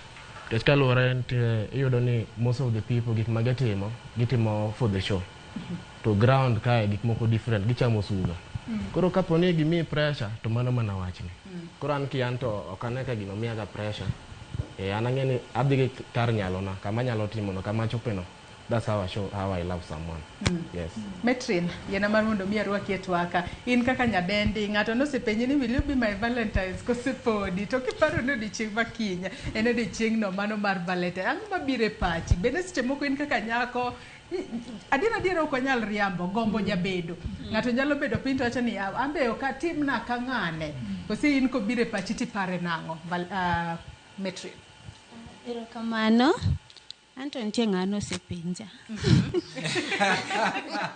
Niye. Konya ang' naduoke, lakini ok anyatamra. Ang' ne duoke ten ki, dong duoko to seche moko winjo bed ni chiwo chon. Ok anyatamra, that's obvious, pok adagi bende. Kopogore gi mano be, owetena noseorona happy Valentine's bende. Anoherago owetena gi mamwa, Eva. Koro anakwa arwako irwako Valentines e yo makare kendo ikori ne tariyo. Undi in kor kakori. Okay, an kor kakora Valentine's Day kiana en odiochieng' ma idhialo jogo mihero e ngimani. To bende en odiochieng' ma kende mar hera nikech obiro bedo dichiel e higa. To dak idhial jogo ma ihero e ngimani kapok iyuto kata kapok oyuti, but inyalo dhialo kata mamau, osiepeni, jogo mantiere machiegni kodi. Inyalo wacho ni odiochieng' ma kawuono ni we akawe mamwa atimne gima kama kamae ma special mapok nitimone. To ka in ng'ama nigi dichuo inyalo wacho ni kawuono wuono da bende kawuono akawe atere kata vacation Mombasa. Kata ka in gi dhako inyalo wacho ni kawuono chiega be amiye Queen's treatment. To ok onego bed ni 14th no obedo mana dichiel kamano. Ka 14th en Valentine's Day, 18th bobedi, 20th bobedi kamano. Matene no kuwinjo bed ni en odiochieng' achiel kende. Odiochieng' achiel no in very special nikech en odiochieng' achiel mobedo marked e calendar kaka Valentine's Day. But kuom jomoherore Valentine's Day onego bed kinde duto. Yena mar mondo mi arwak Grace Achoki e twako hiba kawuono. Winjo kanyo kaka rawere oseloso gintiere kod paro mopogore kotudore kod Valentine's. Wanyalo wacho ni e kindegi kopogore kod wechego kwanyalo pimo e kinde ma seche moko un pod nupona kaka in Grace kwang'iyo gi sani wanyalo wacho ni odiochieng' Valentine's en gino ma wanyalo wacho ni ji kete kaka gino ma en gino mitime mbui kacha. Ino ka ng'ato seche moko post gik ma onyiewne, gik ma ng'ato timone. Kwanyalo pimo ni ere kaka Valentine's Day oselokore. Ahinya nyaka ipime gi e kindeu gi kinde masani koro Gen Zs gi odake. Grace. Erokamano. Manu wachako Valentine's Day ne nitie. Lakini ok ne exaggerated kaka sani niwach chon nwaonge gi mbui. To kanwa mako Valentine's Day ok ni ne chieng' makoro ji ok tiji en mana igo sim kiwacho ne ji ni ang'ono ere Valentine ere maua na ere chocolate na en mana ni nwang'e ni en chieng' ma ji herore. To herore ok ni en mana na hero ng'at ma ahero kabisa mantie buta, but family be. Kora aneno nitie pogruok moro kanyo ka ng'iyo chien kocha. Aneno nitie pogruok moro nwach sani koro ng'ato dwaro mtoka, ng'ato dwaro sijui ang'ono chocolate, ng'ato dwaro law moro maber ni mondo koro kowinjie ni chieng'no ber. Kamano koro en to okotimo kamano to dhi sungo ne the other people. odhi sungo ne nyako moro ni ing'e ni an to nonyieuna ma, an to notimna, in to notimni ang'o. Koro jok manok notimnegi gimoro winjo ka gin very depressed, newach koro giwinjo ni an kara ok an ng'ato. Kendo e kend ka maybe jabwana ni noteri maybe coffee moro kanyo matin, to an to ok notera. Koro abo dok godhiambo tawacho ne Barnaba ni koro in ok nitera Valentine, nitie jok manoter Valentine, kata ok niparo ni en chieng' Valentine. Ting'e ni chieng' no kata kidwaro maua ok ibi yudo. Koro koduoka gazet ka wuodho gazet kama to kokelo samoro iting'o wang'i ing'iyo ni to maybe flower no nitie e gazet, to koyawo gazet kama to onge gimoro. Koro mano vita. Koro eno nitie pogruok kanyo ero ni kik wakaw Valentine ni en everything. Kaka wacho ayie kode ni Valentine onego bed everyday. Ok en mana gimoro ma wa celebrate ni mana 14th kanyo. Onego bed gima wan godo everyday gi nyithindwa gi jok ma wahero. Barnabas karwaketo kanno ka Grace loso ting'ie mita nitiere midwa medo. Valentines adire en odiochieng' makinya, en odiochieng' mowinjo bed ni nyiso hera e yo machalo nade. En hera ma winjo bed ni ikete ma social media kacha, kose kokete social media ma koro nyiso ni ng'ani oheri gadiera, kose winjo bed nade to gi kaka nutime kinde machon momiyo sani uchopo kae. Ahero gima Silas nowacho, nyisa moro ji keto gik moko e mbui kata e social media, to moko be riambo. Gido mano nyiso ni ohergi. Molo chieng' hera ni en pressure ma ahinya e mon moloyo dichuo. Dichuo en pressure mopogore. Dichuo en pressure ma koro gilal. Ng'ato na nyisa kauno ni Valentine ni ochopo kamarach, en weekend. Kendo en dalo tich to dinawa disappear. Koro en weekend. Koro en gi pressure mang'eny gi dichuo. To mon be nigi pressure mang'eny. Ang'e moko makata oro flowers ne giwuon. Mondo koro nyisgi ni gin be ohergi, to onge ng'ato moro flower, gin ema ginyiso ja flower mondo ornegi flower e office. Mondo ginyis ni ohergi. Koro pressure timore. Koro aparo ni gima ber ni kik waket pressure. Kik wawe pressure bedi. Awinjo ka rawera moro wacho ni nitie ng'ato mosakwaye Valentine. To nyeni sani yakibed motang'. Kech ng'at ni dichuo kokwayi Valentine. Koro kosetieko Valentine, nong'iyo bang' Valentine. To maybe ng'ani pod ikia maber. Koro ineno ka ichopo kamoro ma kiny kidhi gi fare ni. Kech ok idwa ni kichopo kanyo to kendo en bo ionge gi fare koro nyaka oteri kumoteri. To mano waneno ka kelo weche mang'eny ma samoro ji yudo ka ginie chenro mana ok gipango. Ilero kanyo makare ahinya kendo yiena mar mondo mi aduoka ne Vincent twak ka wadhi mbele ko twak marwa. Ineno ni adira ka wasewacho ni sani eri ka wang'eyo Valentines ni bende kata odiochieng' mano mar dhialo hera. En odiochieng' ma ng'ato nyiso ni adiera ahero ng'ato, kose otime atima mar mondo mi okete mbui kacha kata oposte e social media. Tedera ka penj kwang'iyo kit kaka sani ji donjo osiep. Ji donjo osiep kalure ni giherore, kose gidonjo osiep kalure kod pressure manyalo bede e social media kacha. Mar mondo mi chieng' Valentines kochopo to seche moko entiere gi ng'at monyalo post kata ng'at manyalo oro ne gimoro mar mondo mi okete e social media kacha kata e mbui kacha. Vincent. Erokamano Joyce. Kaduoko penjo no, ji mang'eny vijana ma nitiere umri ma wantiere ni mang'eny kuom gidonje era ka gikia gima gidwaro. Ok en era moro mawuok e chuny gi cha. Kaka an jatend jopuonjre ma St. Paul's, bedo gi that opportunity osemiya neno weche mang'eny nikech mawuok ma result away in basis of era. Iyudo ni samoro sani ng'eni jo Nigeria ng'eny Kenya ka. Sani gimako nyiwa gimiyo pesa. Iyudo ka ang' ichinjo gi kagweno nikech gikia gima gidwaro. Kinyo tere Airbnb to kes ka ang' ilando godhiambo kwaneno TV ka to en wach moro mopogore. Koro ji mang'eny, nyithindo mang'eny, even joma chuo gikia gimomiyo gidonjo era. Kata ma kaka wadwa Silas nosewacho, iyudo ni gima nitiere online opogore gi gima nie ground. Samoro kiny iyudo ka ng'ato ololo kata an samoro no orna rent kar mondo mi adhi achul rent nikech ang'eni koka nyiewo ne nyadendi ni flower to dhi weya. Koro iyudo ka en peer pressure moketo vijana matek makiny iyudo ka gidhi giwere, samoro nokitero jaodi kata osiepni kamoro, otere gi ng'ama chielo, odhi owere kodi. Koro gik mane ground gi gik matimore opogore kabisa. To pia pressure ni wuoka kuom jogo manitiere, wanyalo wacho ni umri mano maromre. Kalo neno ni ng'ane otimne ma, to ng'ama chielo ok otimne, koro nyalo miyo ng'at machielo we. Mane momiya Silas, in korka kori.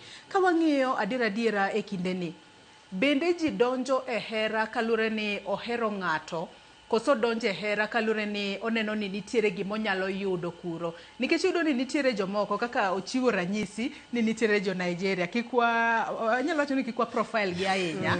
Ok owinjo bed ni wa profile gi ahinya. Mano mana ranyisi. Owinjo bed ni wakete yo makare. Masiche moko miyo jomoko pesa. Thothne gin joma nyiri. Miyo joma nyiri moko pesa. Koro ng'ama nyako no odak maber. Ok one ni hera nitiere. Tekna ni ng'ani nyalo sponsor lifestyle ne. Seche moko dwa dhi saloon to se orne pesa. Kodwa dhi kata seche moko timo shopping moro to se orne pesa. Kwa ng'iyo weche mag hera sani, ji donje hera kalure ni ohero ng'ata diera, koso donya mar mondo mi oyud ng'at ma sponsor lifestyle ne.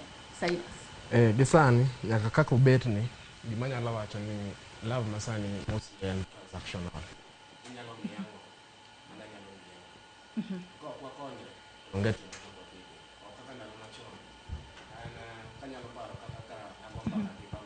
ka mic moro chamo ni tigodo.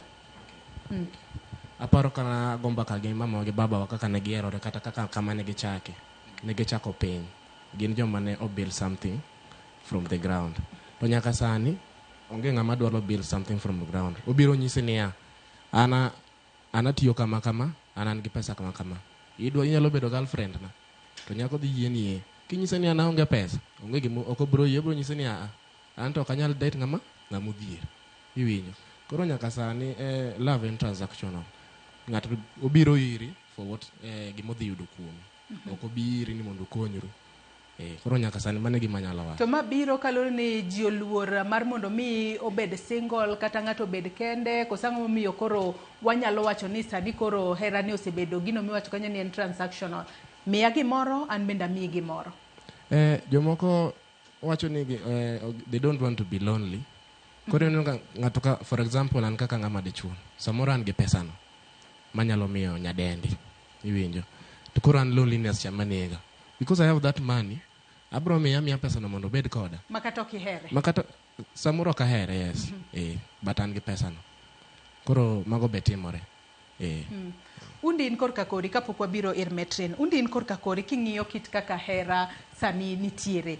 En gino ma ng'ato donje ni adiera hero ng'ato, kose ng'ato nyalo bedo ni donje kalore ni ok odwa ni onene ni seche moko gintiere kata e group moro, nikech wang'e ni rawere mag Gen Z bende nitiere gino ga mano mar piem ma seche moko nitiere kind ji. Koro neno ni e group kuma gintiere en ma seche moko en ng'at ma onge ng'ato, onge boyfriend moro, onge girlfriend moro ma gintiere godo e osiep. Ji donje hera ni kalore ni en hera ma ohero ng'ato e chunye, kose ool mana gi bedo kende, kose nyaka bede ni nitiere gimoda yudo kanyo.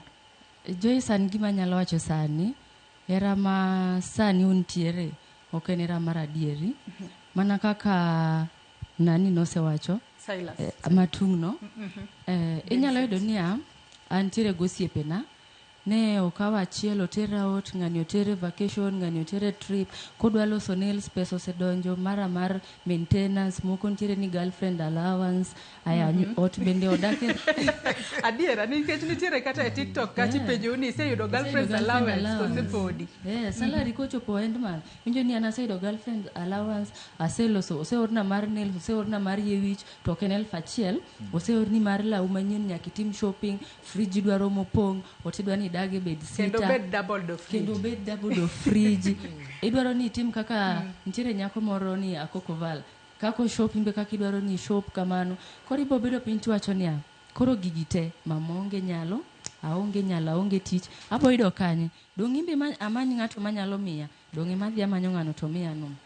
Koro kaeri bata ero pesa ni. Koro nadak mana ni imiya pesa to wan kodi. Machieng' ma pesa no rumo, ta walk away adhir ng'ama chielo. Mano mido ka ng'ato neno niya, ospend kuomi mang'eny, to duration mar relationship no oko last kaka no expect. Eke makelo gik mar nek chande. Ko yudo ni mostly sani ji date for timelikeness, ok gi date for future. Kaka joma chon wacho ni an ka ido nyadendi ni adwa ni walos keny mondo wadagi. To nyadendi to en odwaro pesa.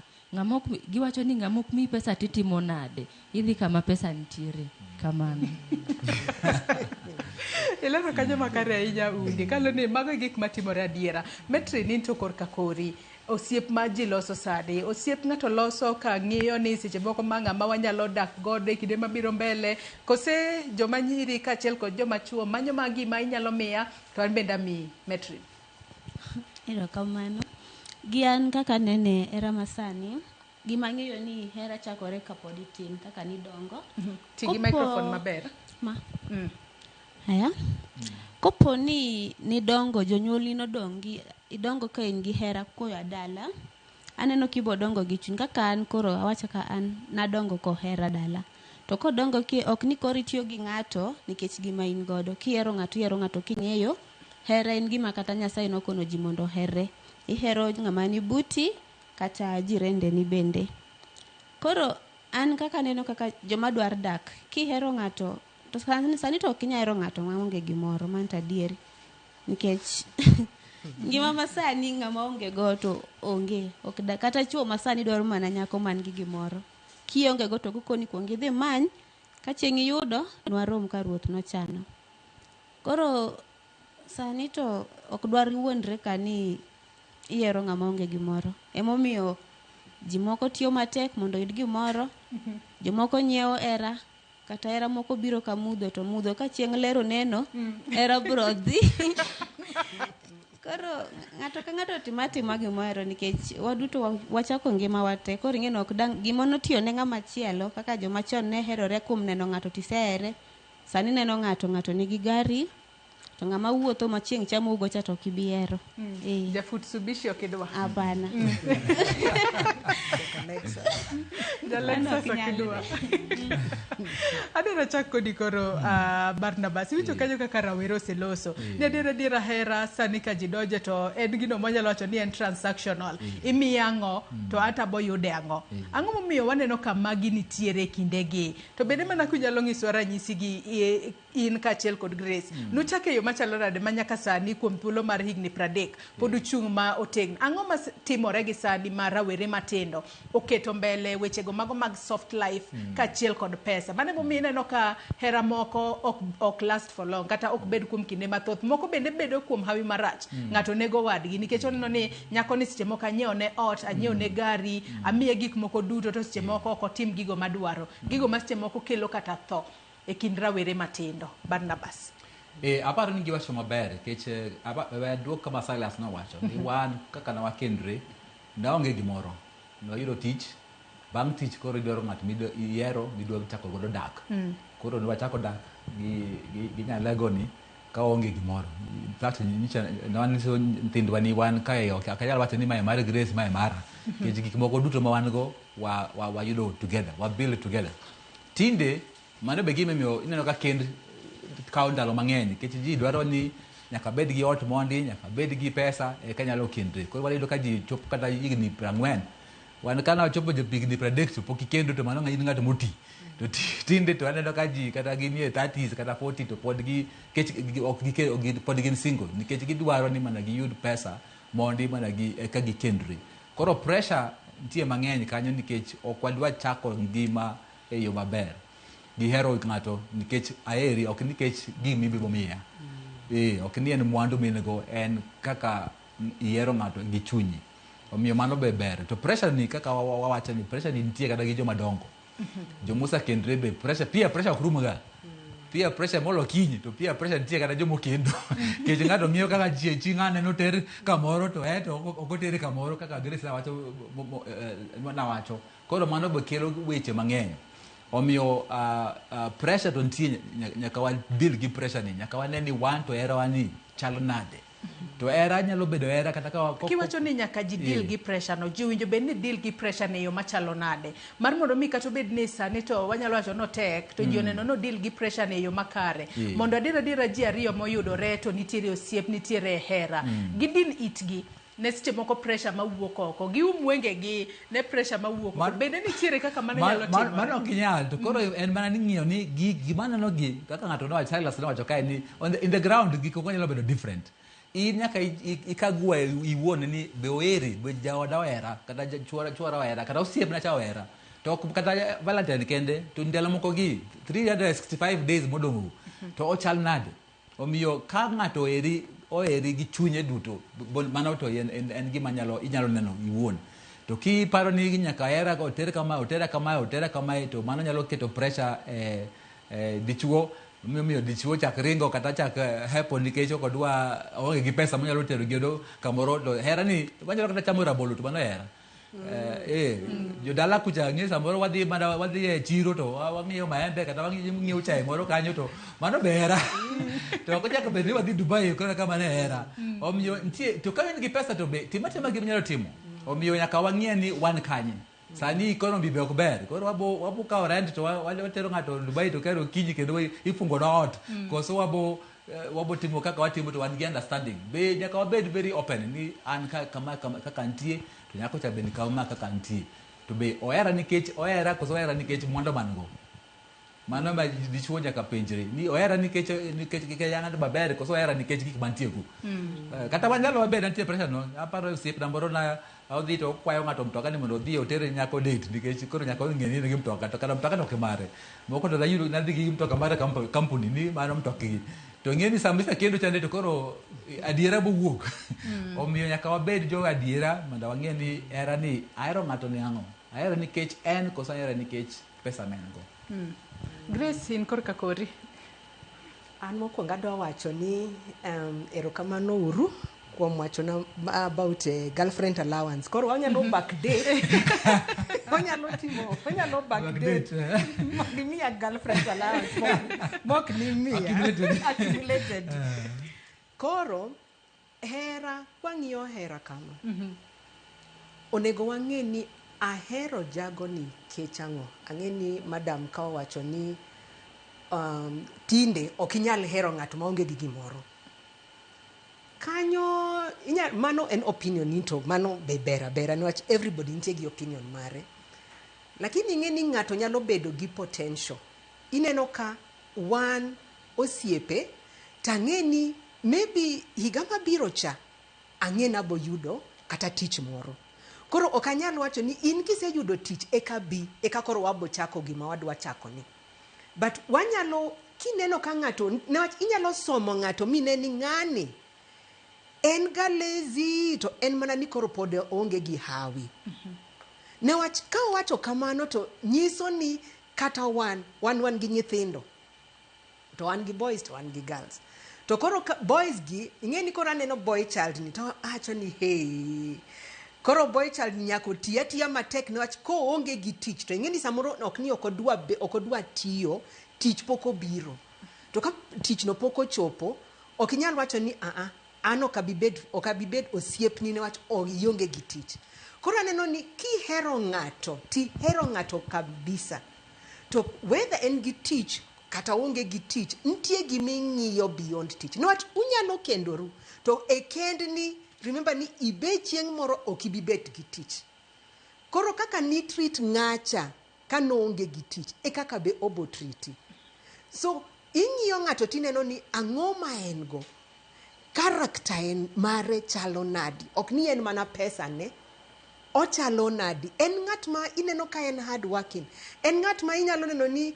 kowuok kodhi maybe samoro owacho ni il listen ni kowuok ka to kodhi oko kacha ang'o mowacho ga owacho ni odhi motiyo kosa owacho ni unwa dhi e keja kacha to adhi mer kata ka ineno ka en ng'at machal kamano to weri kode but kineno ni en ng'at ma kuromo kode to wacho ni kaka otemo kabisa mondo oyud tich mano en ng'at mineno ni en gi potential koro kiki dismiss kitabu no ne wachineno iwacho ga ni you judge the book from the cover no chieng' moro inyalo romo gi ng'ano to ng'ano koro emomeyo ma iparo ma ni yawa ka opportunity na miss so onego wang'i different things ok mani ka en gi mwandu eka koro wacho ni ma koro en ng'ama ber niwach onyalo bedo gi mwandu lakini kidonje kendno ibo ywak niwach mwandu no ok heri mwandu no nyalo wacho ni aketo ni mwandu kaeri ang'o machandi to ko owuok kacha en gi sijui Selin, en gi ng'a to kipenji to chino donge mwandu ni dwaro to donge Ami kila kitu ami intiego kila ka. kitu ang'o midwaro ga where I'm a free man koro ok en mana mwandu mwang'iyo wang'i beyond mwandu. Ilero kanyo makare ahinya wang'i beyond mwandu. Ageno ne jomatindo ung'i beyond mwandu kose Metrin. Dhiadhi mbele tiatia gi microphone ilos motegno. Wang'i beyond mwandu. Tigi microphone maber. Jomoko donge biro ga to lokre bang'e. Inya neno ni ng'ato samoro kuromo ochalo ng'ama ber, ochalo ng'ama bro mi itekin gi wach to bang'e obiro lokore. Tuseme onge godo gi sechego to kodhi ochako bedo kata jomoko bedo marach tiwinjo ni bang' yudo ng'ane gi ng'ane na bira lokora. Joma chuo ng'en gi wacho ga ni ng'ama miyo loko gidonge. Koro ido ka ng'ato wacho ni kana romo gi nyar kochia kata nyar malo nan ng'ama chal kama to bang'e abira lokora. Ang'o miyo gibiro gilokore bang'e to kata indo ka ng'ama miyo golo ochiwo testimony na ido ng'ani ka ng'ama ber to with the time kaka wamedo bedo kaka higa sudo obiro lokore. Ang'a kelo mano. Iwach ipinjo maber. Ing'e ni kinde manwa wan kod kanwa osiep joma chon nwan gi time nwa take time mondo ing'e ng'ani maber.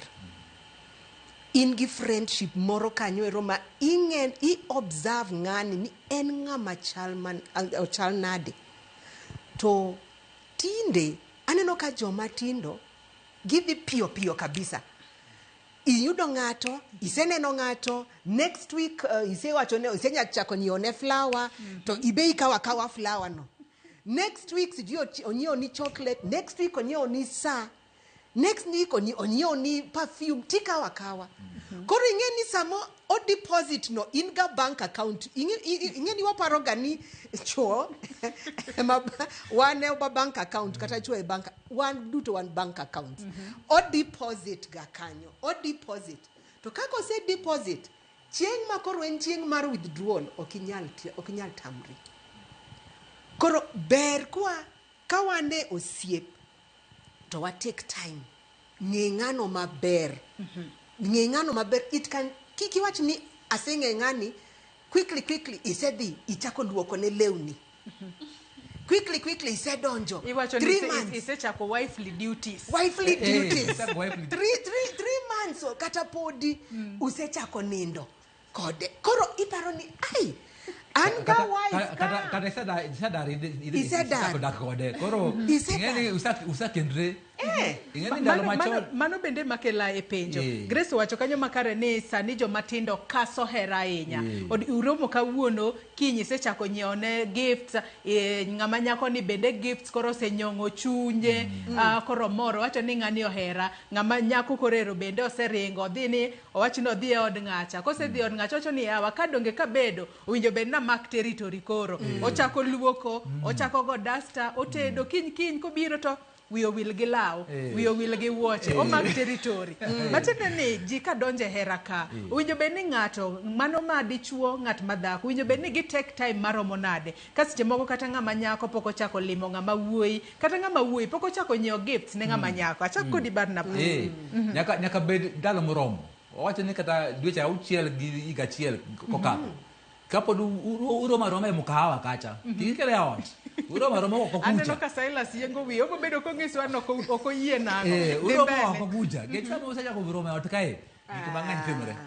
To mano ma min samoro ineno ka koro wuok bedo matek. Kech mag gik modil godo pile ka pile. Koro ng'ato noyudre kanyo ipenje ni nukendre higa mane. Koro be ok gikia. Kech ng'ato no bayo wuoche oweyo law chieng' moro wacho ni kar chulo rent ariyo ok wacho ma rent achiel. To gichako dak kamano.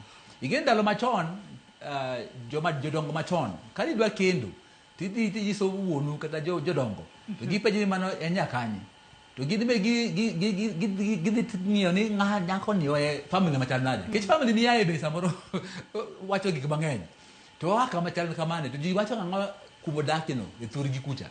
To tinde mago kwakia in iromo gi ng'ato e town kae to ng'ato samoro okawo tinde loan tie mang'eny koro loan ema operate go kata ni ja wash moro to orwako lewni moko to koro in iparo ni mabeyo to iparo ni mae ng'atno to pok ing'eyo maber. Omiyo nyaka wach kaw ndalo moromo penjo osiepene dwaro ng'eyo kamotiye mondo ing'e maber owedege kata nyiminege joma chal nade. Kata yedhi limo limo kuma jonyuol ne nitie kata kama wadgi moro nitie to mbaka mowuok mang'eny nyalo bet kama to nyamin nyisi ni ng'ani en kaka dhako moro dala kucha kata in relative to ing'e gima rach Joyce ni wawacho ni nitie gik miluongo ni red flags maua makwar ok mar Valentine mano maua makwar manyisi ni danger mag relationship to samoro nyiri gi kata kagiro en red to ok ng'e en wacho ni en amba odhi adhiya to bang'e to yachako ywak. Koro isenyuolo kanyo nyithindo 2 isabedo ng'at ma higni 10 isabedo gi ng'abwana ni to iyudo ni en gi dhako moro kata weyo odhi kawo ng'at moro nono. Koro mano bedo gik ma lit ahinya e chuny ji. To mano ema miyo jomoko kata bedo gi depression kata dhi negre kata ngima bedo marach kata samoro kata tich gi ketho nikech gik machal kamano. Silas aneno kiyiengo wiyi akia ni nitie gi paro mopogore kotudore kod wechego mago mag kawo saa mano mar kapok ikaso timo gimoro amora kapo ni ida donjo siep gi ng'ato kata koro dwa neno ni gini koro ukete motegno. Kako explain I've changed my mind.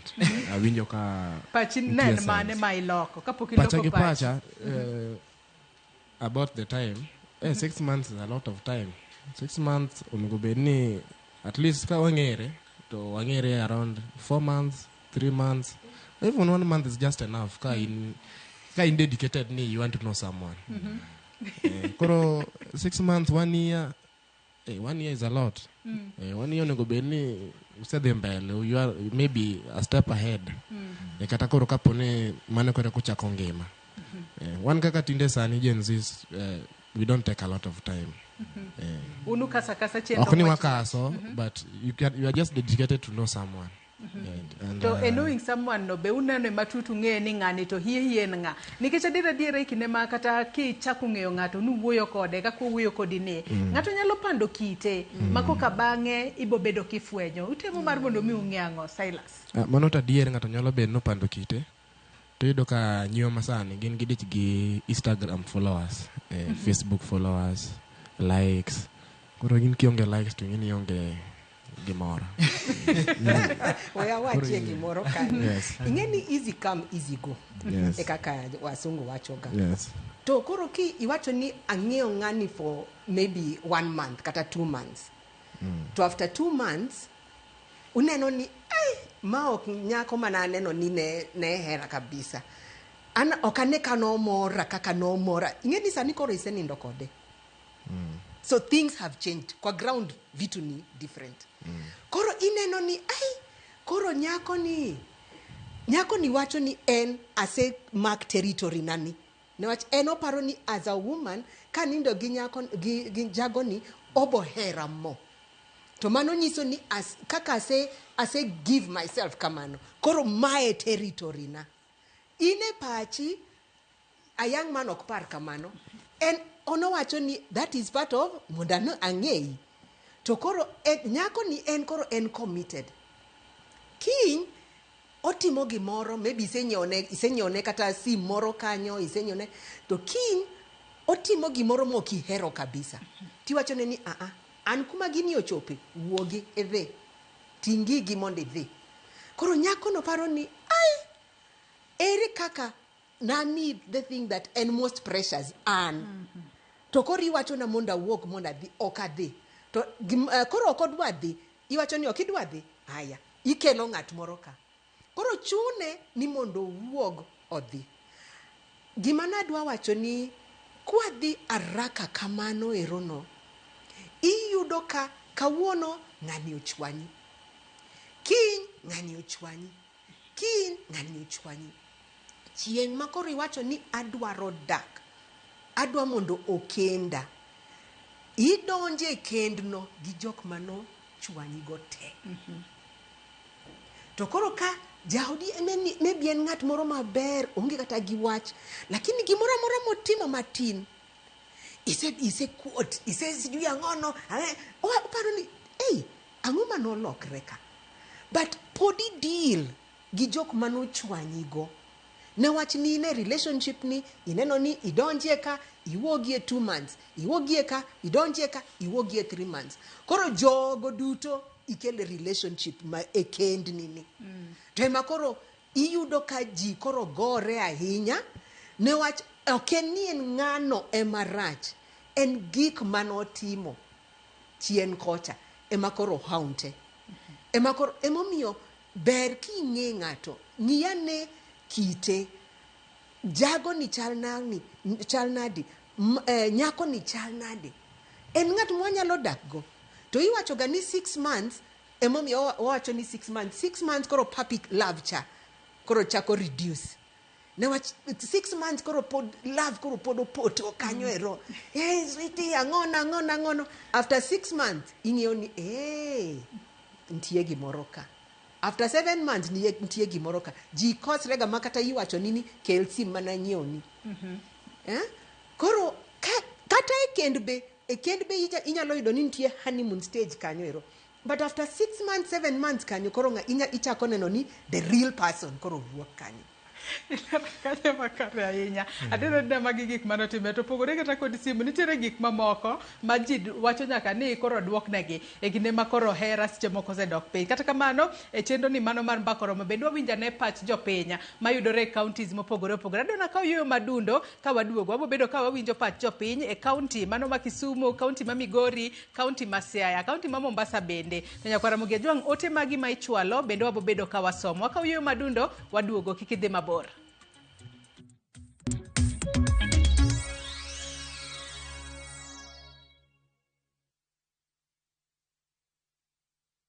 Nyakwaramogi, Kenya Eratiel. Raila has a space to say what Gima Jakom Dwawacho. The opposition, nothing nyake Supreme Court. Ngewa tieki. Oliet Nyakwaramogi. Jumapil ka Jumapil. Ana chungo mama Ratil kadel war piny. Ka adwani wa discuss kaka Kenya dhi. Winj twak magora til piny. One was gore no opposition. One was gore no opposition 50 years. Mae ukiparka kele wich bar moro. UDA onge kama pose donje. Adwani penje bati. Koso donje kona mane. Sachiel gi nusu tieno. Siasa mar piny Kenya en siasa koso dongruok. Kai kelo ni kod George Bati. Kik bai.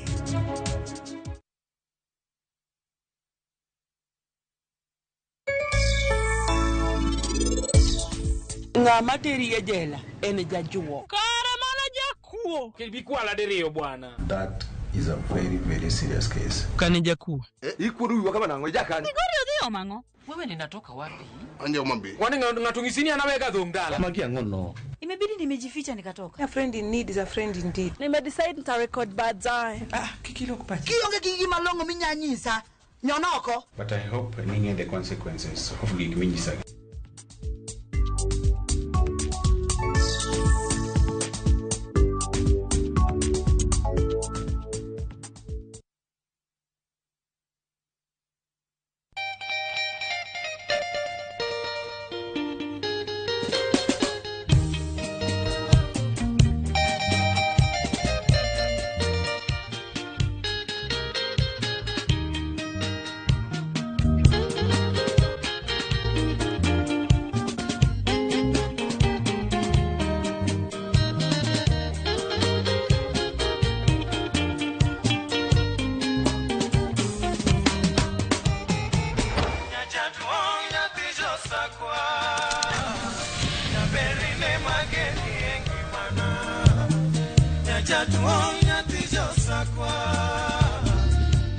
Radio Ramogi, Cartoon Jaluo. Radio Ramogi.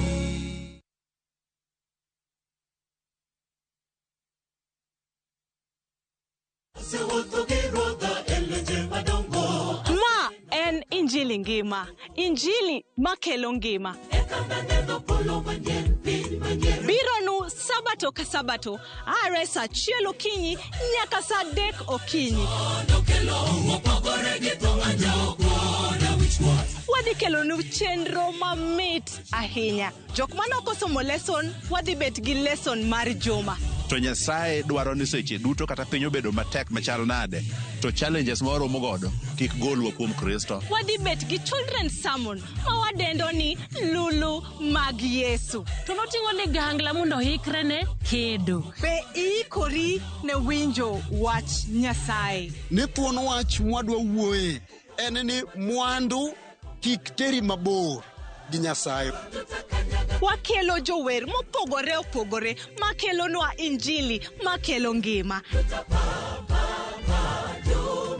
Okidwa koso injili ngima kitayou kod an Lorina Chieng. Happy Sabbath.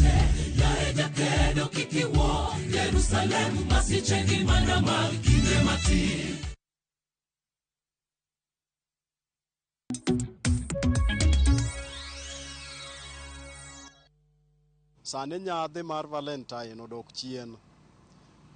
To kinde machien kacha ne yudo ka samoro ji ne nyalo chapni matin ka dhi celebrate Valentine. To gima omiyo sane nyadhi ni dok chien en mar ngima osebedo ni tek. Kenya masani iyudo ka dwaro mar pesa ni malo kaluwore gi uchumi. To iyudo ka samoro nyasi mar Valentine ni en gimoro ma okawo budget malach. To budget malach ni samoro yudo ka in bende in gi familia ot, family nitie nyathi dwa dhi sikul, menot dwaro. Koro era sani odong' adong'a ni en era tu, lakini nyasi mar Valentine to norumo. To nikech bende sani waneno ka nyasi mar Valentine ni era moro malich mariwo jicha sani onge. Iyudo ka samoro idhi celebrate Valentine to ka ng'edo kipenjori baadaye to iyudo ka samoro nyapesa ni moro matin mane in go cha pesa cha orumo. To iyudo ka samoro jaber mani tero aotene emo benefit kuomi. Koro in kiduogi ng'iyori mos tikone to kara ang'o matimo ni. Sani era mar ukweli cha sani onge. Ena mar soft life. En mana ni aheri nikech kata ng'ama ihero ni king'iye mos ibro yudo ka samoro e list mar jomohero ka samoro in kata namba 30. Koro yudo ka ndhadhu mar hera ni sani onge. To mana achiel kuom gik moseduoko ndhadhu mar Valentine chien. Iluonga ni Saitoti Jabuya kata Toti Cardinal. An wach mar Valentine ni awinja ni nitiere odiochieng' moro ni Valentine's Day ma ji rwako gik mar okwere gi mar otenge. But an personally poka celebrate. Gimomiyo poka celebrate en ni the fact remains ni an gi dhako to dhako no bende ong'e na ahere. Mano kata Nyasaye ong'eyo na ahere. Ma kata okalando ni ji ni ahera bito nyamaro. To ji ong'e ang'ena bito nyamaro to ahero. Koda ok arwako gik makwar kata amua na arwako gik kata kaka koro arwakora ni. To en adier ni ahere. Nikech inyalo yudo ka ng'ato nyise ni odiochieng' mar Valentine's Day ni koro idhi kawo mino di moro itero aot. Hotel kende midwa tere mino di aot ni idwa yudo kata ka hotel kende donjo pok itimo gimoro amora ikoni ni siling 2,000. To hotel midonje no teapot kende siling 500. Idwa yudo ni idwa spend around 10,000 in a day in the name of you celebrate Valentine. To seche makuri ikaw mino di ni idhi celebrate godo e hotel ni. Nyithindo samoro ok dhi bedo nikech nyithindo nitiere skul. Koro wan gi bino to wadhi wabedo e hotel moro wachamo siling 10,000 to nyathi moro to riembe e skul dwaro school fee, nyathi dwaro wuoche, nyathi dwaro sweater and what have you. Achul lot, achul school fee, kosa we gigi te landlord oriemba yot awe chulo school fee nyathi obede dot ni adhi celebrate Valentine. Koro an Valentine ni mor na mana ka pia ora mamor ne yani awinje mana kaka gweno mawinja ora. Koro an I don't celebrate Valentines but instead anyiewo gimoro kata kom moro koponi an gi pesa ta area kaw kom akaw pesa na dhi anyiewo godo kom akete yo to kik adhi anyiewo ragwich mag Valentines. And in fact Kiswahili wacho ni Valentines inadidimia opodho weche mag Valentines go gin gik mapodho nikech kane ng'iyo ndalo machon ji ne nitiere gi pesa. Ndalo machon kata kane nitiere gi siling 500 to imeo in gweng'u kanyo in ma ji madhi. To sani ka in gi siling 500 to kisenyiewo sukari kilo 500 orumo. Koro chon ne ji celebrate Valentines nikech ji ne nigi pesa. To sani kata in mana 1,000 pesa onge value. Koro matin mayudo siling 100 mayudo ni adhi nyiewo godo mena dis achiel tadolo gi nyithinda ot kacha moloyo dhi celebrate akawo pesa natero hotel moro maduong' manyangafu nadhi go abal na celebrate Valentine. Sani to gimiluongo ni hera onge, en soft life, yani idwa ni mondo mi mor ng'ato, nikech inyalo yudo ka ng'ato date, nyithindo ma sani yudo ka ng'ato date sani to kinyi chako ineno kochako date kendo ng'ama chielo, rucha ochako date kendo ng'ama chielo.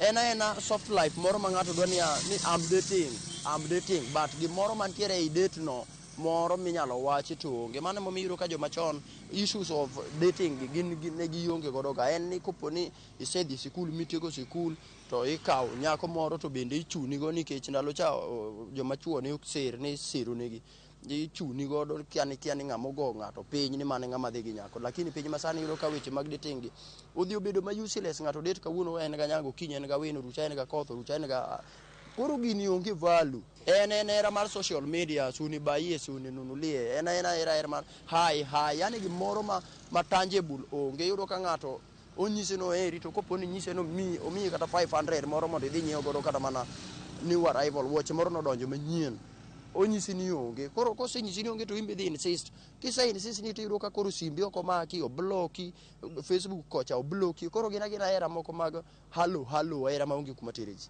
An gi nyinga iluonga ni Clinton Otieno. Valentine chien kocha to ne en gi ndadu. To sani kaka piny medo dhi, sani aneno mana ing'iewo ring'o tidhi go ot, kipenji ni to bi elewa wach Valentine, tang'isi to gineno ka kelo gima kwa ring'e. To kitwa donje mang'eny, sijui ikel mafua, sijui ikel kia ing'iew lewni makwar, mago to tiyo onge. Sani gima tek ma emotamo ji ng'iewo gik moko. Kine ng'ama timo gino to en ng'at moro ma tiye gechene dongo, en ng'ama man gi salary, en emonya golo nyithindo ni wadhi ure Valentine. To japinja ma kawaida modenyoni, eto to tino were gi gigo. Haya, mago pacha jodak e kaunti ma Migori kakoro gigolo paro mopogore opogore kanyo kotudore kod odiochieng' Valentine. Moko wacho ni sani hera onge, hera masani en mana mano mar wechego mago mag bedo kata dak ngima moro mayom, ngima moro maonge wasiwasi. Kata kamano mago gin mana pacha mag jodak mag so mane ote moko mano kanya kwaro Mugiajwang' chwalonwa mano ote mar obila Shem Othong. Isa kaini greetings Joyce, aluo twak kendo amora mosna welote asiro weche gi. Ocho ka ni Joyce hera ne ochakore e puoth Eden e kind Adam gi Hawa. Onsa ka ni Joyce hera maradiera tinde tin kabisa. Joma nyiri hera margi odwa tenore kabisa e pesa. Kionge pesa to hera onge. Yudo nyako sani ma ichako go from scratch tek kabisa.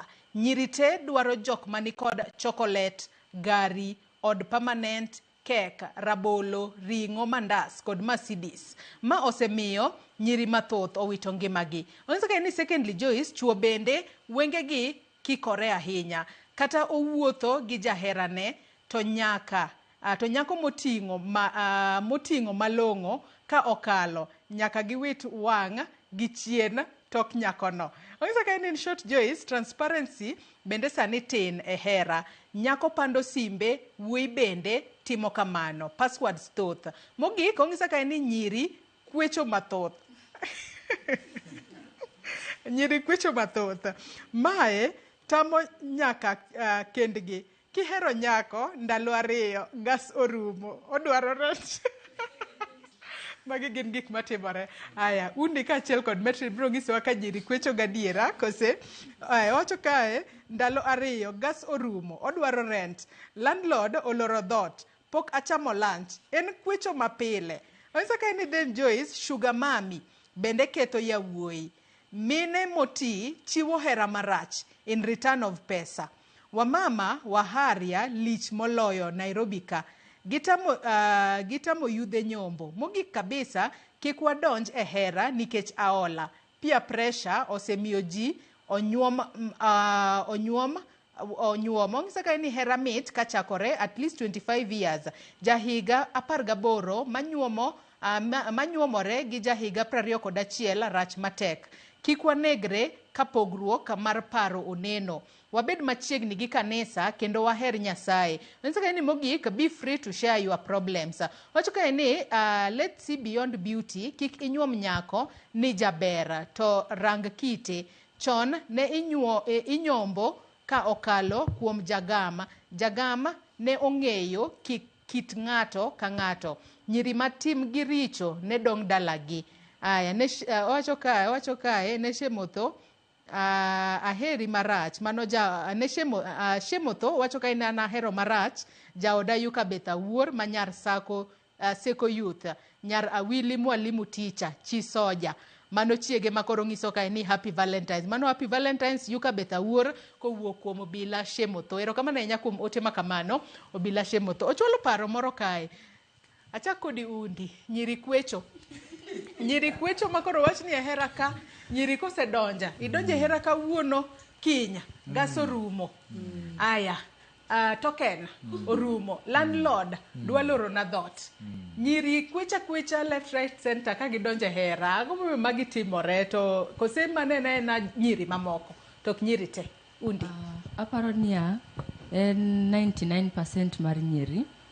Percent achiel kende emido no kwechi to bet gin gare ajem ye ni nyiri kwecho nyiri kwecho iluor kata goyo simni hello umekula nini nikech odhi koni poko chiemo orna pesa lunch koro en mana ni hello idhi nade adhi maber intie orumo kamano okida penje kata ni chama ngo iwinjo nade obro fake ni sickness kama kimie pesa obo dwaro law mowuok manyien inyeone woche mowuok manyien inyeone mara noneno nyawadgi gimachielo odwaro iPhone owuok odwaro nyawadgi noter kama odwaro. Koro aparo ni kaka kijana no wacho era masani en transactional. Imiya tami kasto jo best era on pesa imiya ngo kokinyal miya pesa okiera kokinyal posta status ni on WhatsApp okiera kokinyal keta e Facebook okiera. Yani gidwaro ga ni gibed displayed all the time ni paro kendi ni oningo bed ni oro na pesa mar maintenance oningo bed ni paro ni wiya oti mondo koro yor na pesa dhi asuk godo. Yani in gi boyfriend but iloke kaka bank account mari gimora mora te wuok kanyo. Koro paro ni nyiri ntiere ga gi unrealistic expectations kande but oningo bed ni do not live beyond your means. I live maisha maingeni inyalo afford. Kata ka iyudo dichuo moro tineno ka entiere gi potential kiki kethi gi kwecho nitie jok moko dwar ni kwayo gi mang'eny kikwaye mang'eny to bro no ni ng'ani chande gi kwecho omanyo ng'ama chielo kineno ng'ama ntiere gi pesa idonjo mos ikuongi pimo paro ni to kae to pap chal nade papiete koso yogonyore idiro gol moro achiel kiloyo kore itimo mana ka mos at least imiyo ng'ato time ing'eri kode ing'enia ng'ani ohero ma to ng'ani ok ohero ma ng'ani tabia ni chal kama ng'ani tabia ni ok chal kamae. Koro yudo ka udhi bedo more than just friendship ubedo friends then from there love chande bedo strong. Wani momi wantiere gi courtship period to yudhe masani waonge godo 1 month be kata 1 month uromo kawuono sekoni ni iberna inyalo biro sleep over isedhi we wuoche after 3 months kineno ka ng'ani nigi potential atini mako territory ni mara isenyuol dong ma kisenyuol cha to koro ng'ani dogo realize ni nyako ni is very toxic en narcissist okanyal dak kode character wise yonge character dong imiwe ino koro doka in gi onyango in gi otieno in gi ng'ani koro pressure koro ng'ami dhi yudo no idwa ni miye majukumu te. Koro aparo ni sani nyiri dwaro pesa to ento onge pesa but odwaro ng'ama nigi pesa manyalo maintain. Kinacho ni mano is not my class odwaro ng'ama ntiere gi class but class no ok onyal afford. Metrin in kor kako nikech awinjo ni nitiere nyaka time of the month package manyiri dwaro kopogore kod kwecho manyiri kwecho goda kwecha makoro miyo kata wach mar hera joma chuo moko luoro nikech ong'e ni kodonja hera gi ng'ani koseng'ise ni anto iberna to ng'e ni kinyo seyudo simu kata text message ni gas orumo nikech video moro bende naneno kasamba ze TikTok nyako moro dogiso wuoyi moro ne gas ne orumo to wuoyi no eno tinga gas achingo tero kochopo to nyako ne ng'ise ni mimi nilikuwa nataka unitumie pesa to nyako wuoyi no obiro gi gas nochwanyo nyako no boriembo wuoyi no acha ni en mago gik moko dwa.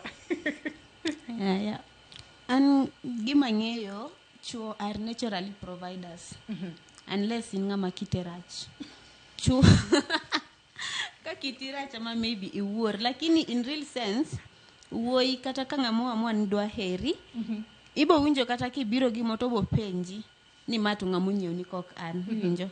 Koro gima ng'eyo chuo gin gi joma provide at the same time ka gidwaro ga ni gi providers we know katina family kaka they always display ni chuo are the wing as in gine head of the family.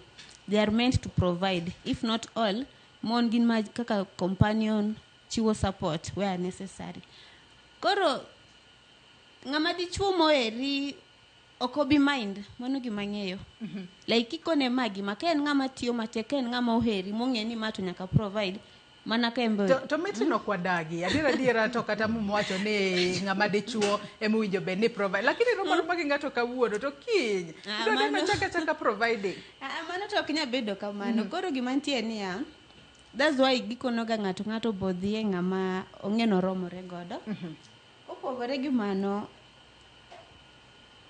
chuo to nyaka chiwa ange otherwise because chuo lakini kwecho mang'eny chaberach kwecho ma iromo gi ng'ato kawuono tidwa ni kwae bende lakini kwecho to chuo to nyaka provide onge moro.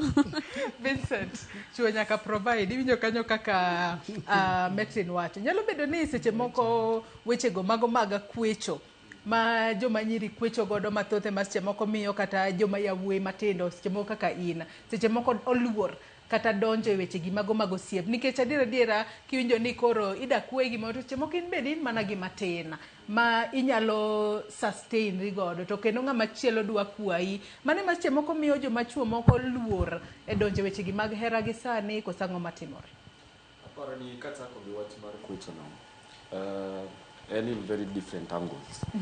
Ineno mondo mi ng'ato kwayi ing'eno ok inyal kwayo muso lwete kaneni kawuono kata sebedo ka ang'eyo ni iningo gini aparo ni en gima biro from both ends. Ing'eni nitiere samoro idwaro nyadendi ni to gik misebedo inyise kata okimiye kata osebedo ka oneno nyadendi ma in godo gik mitimone biro chune mondo mi okwayi. Aito gima neno ni kwecho ni be agodo luore gi kaka nyako ni bobedo brota samoro oneno mama ne dala be kwecha kamano koro en gima odongo godo ni nyaka mondo abed godo nyaka kwa. Aito another thing ma miyo bende nyiri gi kwecho based on kaka mates gi odak kaka gi yudo treatment yudo ni nyadendi mar kijana ni en osiko mana ok gibede ot gin kafo gin Kempinski mara ni to Kibandaski oromo kore sechete koro obiro in different angles to kuom penjo mi penja mar gini miyo samoro ji bedo moluor en adier nikech samoro anyalo bedo ni an kaka ana e gweng' kocha abiro school ku ing'eni wan wabiro iwacho ni ibiro Nairobi by bus wan wabiro somo ne mokelo wa Nairobi iromo gi nyithindo ma jonyuol gi odak Karen koni Lavington Kilelesho okong'iyo in as much as men are providers en ong'eyo ni nyaka en kako bedo brought up kaka na wacho cha nyaka miye nikech janyuol nong'iyo mar miye to in kiparo ngima ni dak e odi moro single room ma kanye miluokori kilokori ni to in e otanda to kilokori ni to in e jikon to en koneno mano okonyal bedo koro mago miyo waluoro seche mang'eny. Aya, magparo no gi kanyi ng'isa ni wadhi e kaunti ma Mombasa mar mondo wawinjane kaka jo Mombasa to loso kotudore kod odiochieng' mano mar dhialo hera eka waduog wadhi mbele kod mbaka e studio kae. Erokamano ahinya odiochieng' ma kawuono e kaunti ni ma Mombasa wadwa loso gimoko kuom rowere mondo ginyiswa ni to odiochieng' ma kiny ma en odiochieng' johera gin giwegi to gipangore nade. Awuone gimoko kuom gi kae. Kuongo nyinga en Don Derrick Kiongo, an jal monyuol Migori. Kan Mombasa ka kiny kaka Valentines wan wapango mondo wadhi e event. Nitiere event mar Mr. and Miss Valentine Coastal Region manoriwo Mtwapa, Kilifi, Malindi nyaka Kwale. Koro event no, I'm one of the event organizers. Koro waplan mondo kiny wabed gi event manyangapo ma nyiso era beyond borders. The mar event no en love and fashion beyond borders. Koro kiny odiochieng' mar era waloso ne johera duto man Mombasa mondo warom kure Bamburi Park View Hotel kuma wan gi event mar Mr. and Miss Valentine Coastal Region. To in iwuon be in gi jahera ni to kiny ipango kode timang'o? Jahera gi sani ma ong'ere to onge ma Nyasaye osemiya moketna ayanga ni mamari to onge. Koro kiny nwarom gi jok masinguche kocha to nwawuoya twak matin to kaka Nyasaye opango e kaka ne wadhi kode. Ang'o wuon iparo ni onego timore kaka rawera e kindi gi jahera mari? Hera, odiochieng' hera ok nyis ni en mar johera moherore kende. En odiochieng' monego bed ni wanyiso hera ne ji duto, nikech bang' mano wan ne waplan ni bang' kata odiochieng' makiny onego bed ni wadhi orphanages, wadhi walimo jo street children, wang'iyo kata kaka gidhi mbele, nikech nitiere street children kae ma kata sani kiny gikia ni odiochieng' mane. Koro kiny en odiochieng' maber monego bed ni wadhi irgi, wanyisogi ni en odiochieng' hera, koro wakelo negi gik ma gionge go mondo gimbe giwinj ka gin kanyakla hera ma wantiere kama. Oteni mogik kwatieko ka koro waikore ne odiochieng' johera. Adwaro oro ote kuom ji duto mantiere Kenya. Awacho ni kiny odiochieng' hera, wanyisuru hera ok kende ne johera magwa, lakini nitiere jomoko mabe gimbe gigombo mondo ji ohergie. Nitiere joma oti ma owe dala, nitiere jok mantiere orphanage, nitiere street children, mago jogo duto monego bed ni wanyiso hera kanyakla. Kata kamano, hera wanyalo nyiso kata e kanisa. Nyinga en Sherila Kokouma. Odiochieng' mar hera ma kiny apangora ni an gi event mar Miss Valentine Coastal Region. Koro kiny godiochieng' watimo final touches mag the event. Ang'o gini ma udwa timo e event ma kama? Event mar Miss Valentine Coastal Region en contest ma jo coast ma yare Kilifi, Mombasa, wabiro dichiel ka wa contest mondo wa crown Miss mar Valentines, Miss mar hera. Nyisane ni to in bende in gi jahera ni to kiny ipango kode nade ka entiere? An kaka an jahera na mokwongo gin jonyuolna, koro kiny aseketo negi parcel madhi chopo negi, to an personally ahero hera. Koro kiny ka wasea kanisa, wan gi friends wa matin waloso group ma wadhi limo godo ji, at least iwuothe street, inyiso ji ni hera en ang'o. An kaka opuonja gi jonyuolna kadongo, jahera ni en ng'at mang'iyo ni idhi maber e ngima. To wan kaka youth nyading'eny wa miss quote wachni ni hera en ang'o. I believe ni johera gin jok monego bed ni gisebede keny. Koro an kaka nyathi ma ja youth, aonge jahera podi. But johera na mokwongo gin jonyuolna gi jok ma feel ni there is need mondo nyisgi hera. Daher nyiso jo rowere man around Mombasa ni kiny wan gi event maduong' mar Mr. and Miss Valentine Coastal Region. Kinyalo chopo Bamburi Park View, wachopuru mondo wanyal nyiso hera e yo mopogore, ka wang'iyo wabedo gi entertainment mar modeling, dancers. Ne jo Kenya duto, wameduru nyiso hera kumora mora mwadhiye, nikech ok inyal ng'eyo ni ng'ani odong' gi dakika dito hera matin gimidhi nyise kata kemiye hug kata inyieone mana chiemo, mano hera. Koro wanyisuru hera kumora mora mwadhiye. Kaka iwinjo janeno mar Ramogi TV, mago mana moko kuom rowere mantiere e kaunti ni ma Mombasa, katemo mana nyisowa chenro magin godo odiochieng' makiny magikone gidwa yango godo odiochieng' johera e piny mangima.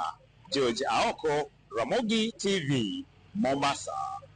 Erokamano ahinya jafwambo maro e kaunti ma Mombasa kuom loso gi rawere e kaunti ma Mombasa. Wanyalo wacho ni rawere e kaunti ma Mombasa ochanore e yo makare mar neno ni odiochieng' makiny ma en odiochieng' ma piny ngima hingo odiochieng' hera kata Valentine's Day, gineno ni en odiochieng' ma bende giriwore kanyakla mondo gine kaka ginyalo nyiso hera ne jomoko, bed jogo manitiere hera kata jogo ma onge e hera. Nyakoro Muge Jwang' med chwalo ote magi kokalo e yorwa duto te mago mag tudruok okinyi makaona. Somane ote moro kae kendo, mano ote mar Injinia Lazaro Kanyambok, mano mar Kariobangi, Jamaguye, Kanyada East. Tong'isa kae ni Joyce Oduor, hera mar adiera to ne weche pesa otieko chon. Sani kata jaduong' moti kakwarwa ka nigi pesa to maya wendo maler. Otherwise, my advice to ladies, kik hero pesa ahinya mi ilung'ama oking'eyo chalne mar ngima, yorege mag yudo pesa kata dinde molemoe. Valentine Day ni jater nyiri crazy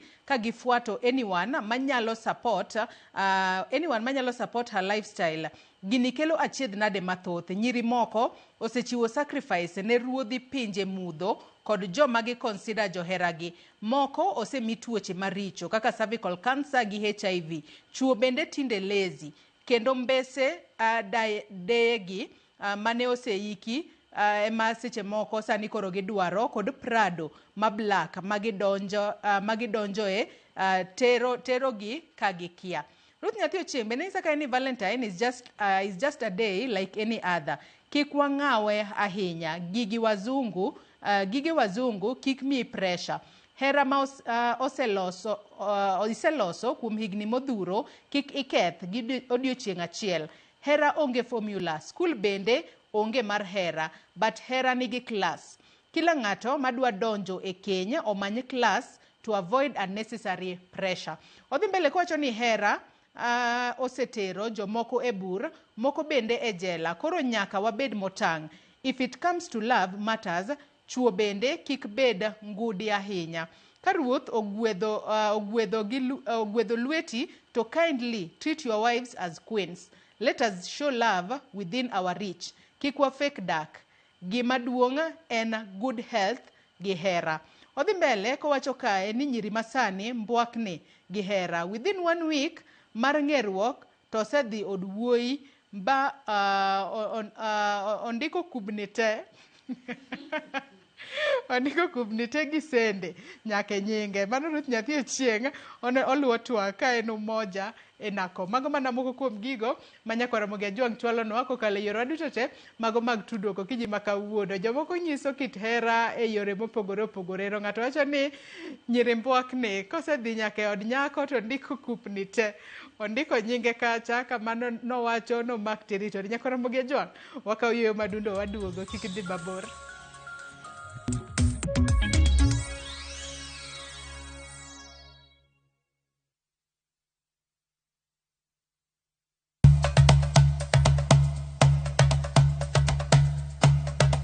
One chenro malero kitwa gi timbewa kod puonjo dholuo. Sani upuza ni uluongwa no mabuda. Koro mwan mabuda ni girieko mwan koro mathin man kuro mar ung'eng'no.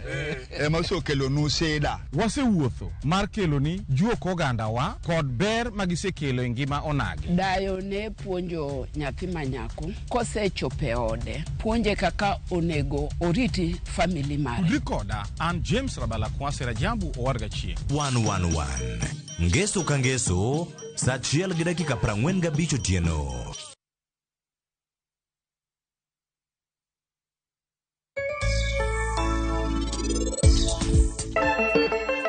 Penj laktar kokalo Ramogi TV ka wawacho ni ngima en mwandu. Nyinge Ruth Otieno. Ng'enyar meja piny Agonda ikia makiny. Ang'e kiny en Saturday. To kionge gi gima malong'o minyanyisa, nyonoko.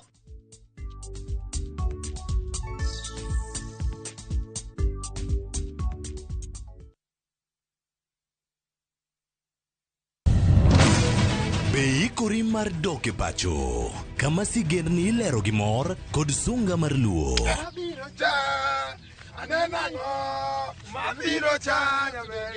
Chakre weche hera mamulo chuny, anyuola, timbe machon, nyaka sigendni madongo mag kit anyuolawa mapakowa. Magi ok gin mana sinema, magi gin sigendni magwa. Ka ok mana chikni emomiyo koro sani wabedo kaka familia. Kar nyamerwa Dhok ma wawacho, koko mag nyierowa, kit luo kod sigendniwa nenore ayanga.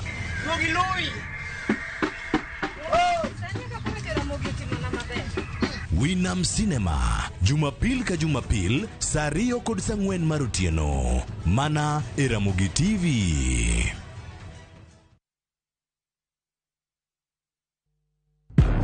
Hera, Andhoga, Adiera. Na yie kodi. No kang'eni ni nyalo timri marich kamae. Ich lach ok duong' dhot. Obiro donjo to kao. Nyaka sani podi nikia gimoro amora mantiere pacha. Hera miyo ng'ato bedo gi teko mar timo gimoro. Kendo nyalo lokore pap mar lweny. Odni opong'o mana hawi marach lilo. Makruok gi ng'ato nigi nengo mare. Ing'eyo gimarach kodi en ni onge ng'ata piny kamanda bedo gi wat kodi. Oromoniti. Remo biro yiero bedo kor ka ng'a. Kata kapo ni wanjo kor gi nyako, mano ok onyiso ni wan waonge ratiro mekwa, omiyo an abiro chung' kode. Onge gima siko kopondo nyaka chieng'. Sama dera chiegni, gik moko duto wang'. Sanju gi Rajiv en ng'at achiel. Wae donga wache dier. Parineti. Wuok tich nyaka ngeso. Saa 2:15 otieno.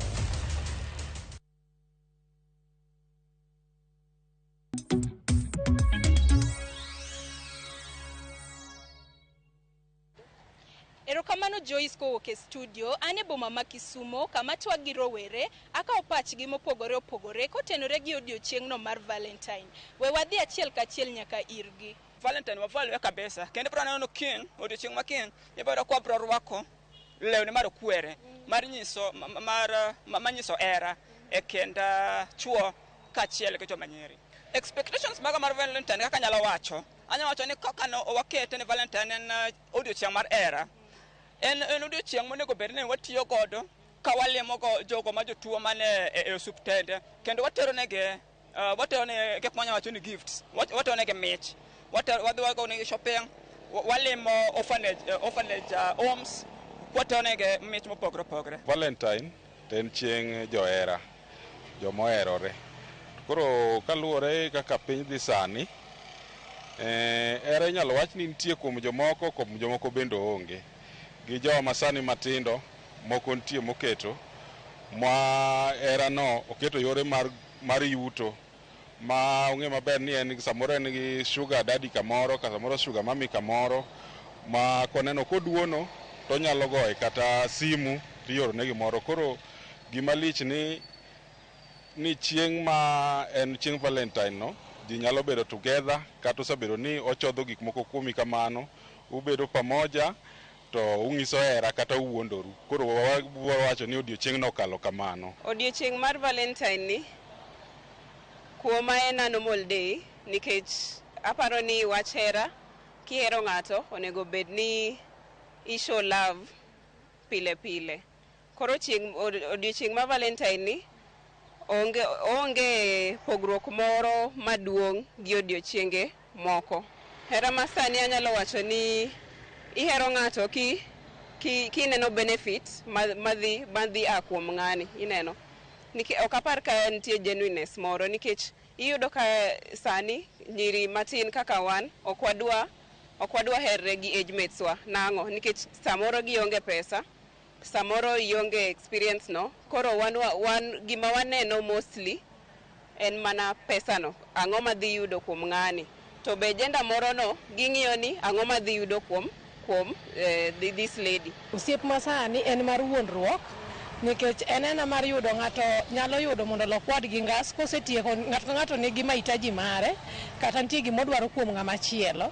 Koro iyudo ka gima odwaro cha koseyudo to oduogo weyo ng'ano nikech gima nodwaro cha mane en go gi aja nok en aja gi era. Aparo odiochieng' no ji duto mahero abro nyiso gi kit era mahero gi godo. Era moantie sani to en mana nyisruok, onge era mana dandan wawachi, en mana nyisruok e mbui kanyo. But era malong'o an kikora to kane. Gisani to onge osiep mar adiera, en mana ngima mayom, pesa ni ema goli oko. Wan kaka vijende jodongo gi okawo era te, nikech gin gi pesa, wan sani onge pesa madan wami nyithindo manyirigi. Valentine en chieng' maber, chieng' ma jogo moherore nyalo romo, ginyalo dhi kamoro, ginyalo yweyo maber, to en chieng' ma bende inyalo manyo gimoro maber, gift moro mitero ne ng'ati mihierorigo kata ng'ano mihero, ng'ano mi value. Korka kora tinde cloud chasing ng'eny, dhano dwa mana notim gik moko mag cloud chasing, yudo hera maber ma genuine maber mar original cha tinde piny masani ni gi korka kora tan tawacho no tek yudo. But achiel kachiel to ntiere, but sana gik ma watimo tinde ma tinde itimo mang'eny en mar cloud chasing. Ng'ato dhi post, jowete gi one ni ng'ane chande ntiere kama, en gi ng'ate en kama. Okay, because it's Valentine, it's meant to be celebrated by lovers. So when you talk about love, it's not about into ladies' sides only. Love is shared between a lady and a gent. So also ladies out there, you can celebrate your man, you can buy them gifts. It's not a must for a man, only for men to buy ladies gifts. But also I suggest even for ladies, because you love your man, because you love your partner, you can celebrate them, you can buy them gifts, you can take them out, and that is also Valentine. Okay, on the Valentine Day, according to my own expectation, maybe here in Kisumu, yes, I expect people maybe to take their partners out. I expect to see people in pairs, maybe in town, working together. Yeah, I expect to see these big hotels together with big supermarkets filled with people. Maybe they are buying gifts, maybe they are buying flowers for their partners. and that's life. Mana kamano, ojende e boma ma Kisumo ng'enygi yango odiochieng' mar Valentine kaka odiochieng' ma ginyiso hera. Kata kamano, moko kuomgi lero ni gidonje tijegi ma pile pile. Ko kamano taduoko ni e studio. Ko e boma ma Kisumu, an Caroline Atieno. Erokamano ahinya Caroline Atieno kowuok e kaunti ma Kisumu kuom twak kod rawere kanyo. Wawinjo mano paro mopogore opogore kuom rawere moko ywaka ni sani rawere matindo odong' nono, jodongo mayo gi nyiri matindo kale ni gin giwacho ni lwetgi ni nono. Jomoko bende wacho ni gin onge gimoro amora ma gi expect. Jomatindo moko bende wacho ni gin bende gi sani adiera ok gihero joma gintiere godo e kiwango marom. Gimanyo joma moko maseche moko nyalo konyogi e achiel ariyo adek. Kata kamano ji nitiere kod paro mopogore opogore kotudore kod odiochieng'no mano mar Valentine. Nyakoro Muge Jwang pod wadhi mbele kod twak marwa e studio kae. Aneno ka sa oseringo en dakika 7 tok sa 6 mano mar odiochieng'. Pod wadong' kod seche moko kata dakika moko mar mondo mi wadhi mbele kod twak marwa. Ote magi bende chwala bo bedo ka adhi mbele kod somogi e kinde mwadhi mbele kod twak marwa. Kwa dhi mbele adona bi kod kuome Barnabas Achoki. E kinde mane twak ni wacho ni e kinde ma ji nitiere osiep kata e kinde ma ji nitiere hera, nitiere red flags moko ma ng'ato nyalo ng'iyo kapok idonje gimoro ahinya. Red flags gi gin kaka mage. Mwinjo bed ni jomatindo masani kata obedo ni ngima tek, seche moko wacho ni anu adhi ng'ama nigi pesa ni, ng'ama nitiere kod Prado, to winjo bed ni bende giparo giwacho ni kik adonje matuta, ng'iya ne achiel ariyo adek moko ma seche moko aneno ka ok dhina maber tagwe ng'wech ka weche pok obedo matek. Barnabas. Aparo ni red flag mokwongo akaw kama nyiri gi na lose en ng'at ma oro ni text ni dwaro ni gas room to pok ung'ere ahinya. Ing'eni mano ka ng'ano madichuo mano red flag. Kech mano nyiso ni nyako ni en ok odwaro pesa ni. Omiyo kin ng'at midwaro idu kaka Vincent kata Silas kae kidwaro ng'at midwaro dak go mano koro osechako nyiso signs moko ni mae to ng'at madwaro mana tiyo koda. Kech hera ok en tiyo gi ji, hera en kaka waherre. Omiyo mano en red flag achiel. To red flag moro be ka wadhi korka nyiri en ng'atno ma wacho ni kihera to bi wadhi kama. To gima gidwaro to gidwaro dendi to ok giheri gi chunygi.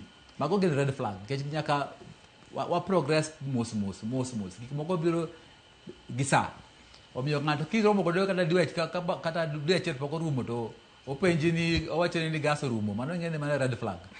Kata kineno ka ng'ato mapando simbe kata ka sambo loso e simu to owuok kama intie to odhi loso bang'e kumoro nono, mano be red flag. Kech ang'o gimomiyo ok odwa loso kama intie, nyalo bedo ni en gi ng'ato moro tenge. Omiyo tie red flag mang'eny kata kaka ng'ato relate gi ka en dichuo kaka relate gi mon moko, king'iyo kaka ochal kaka relate gi jok moko nyalo bedo red flag nikech mae ng'ato ma ok en gi musimamo.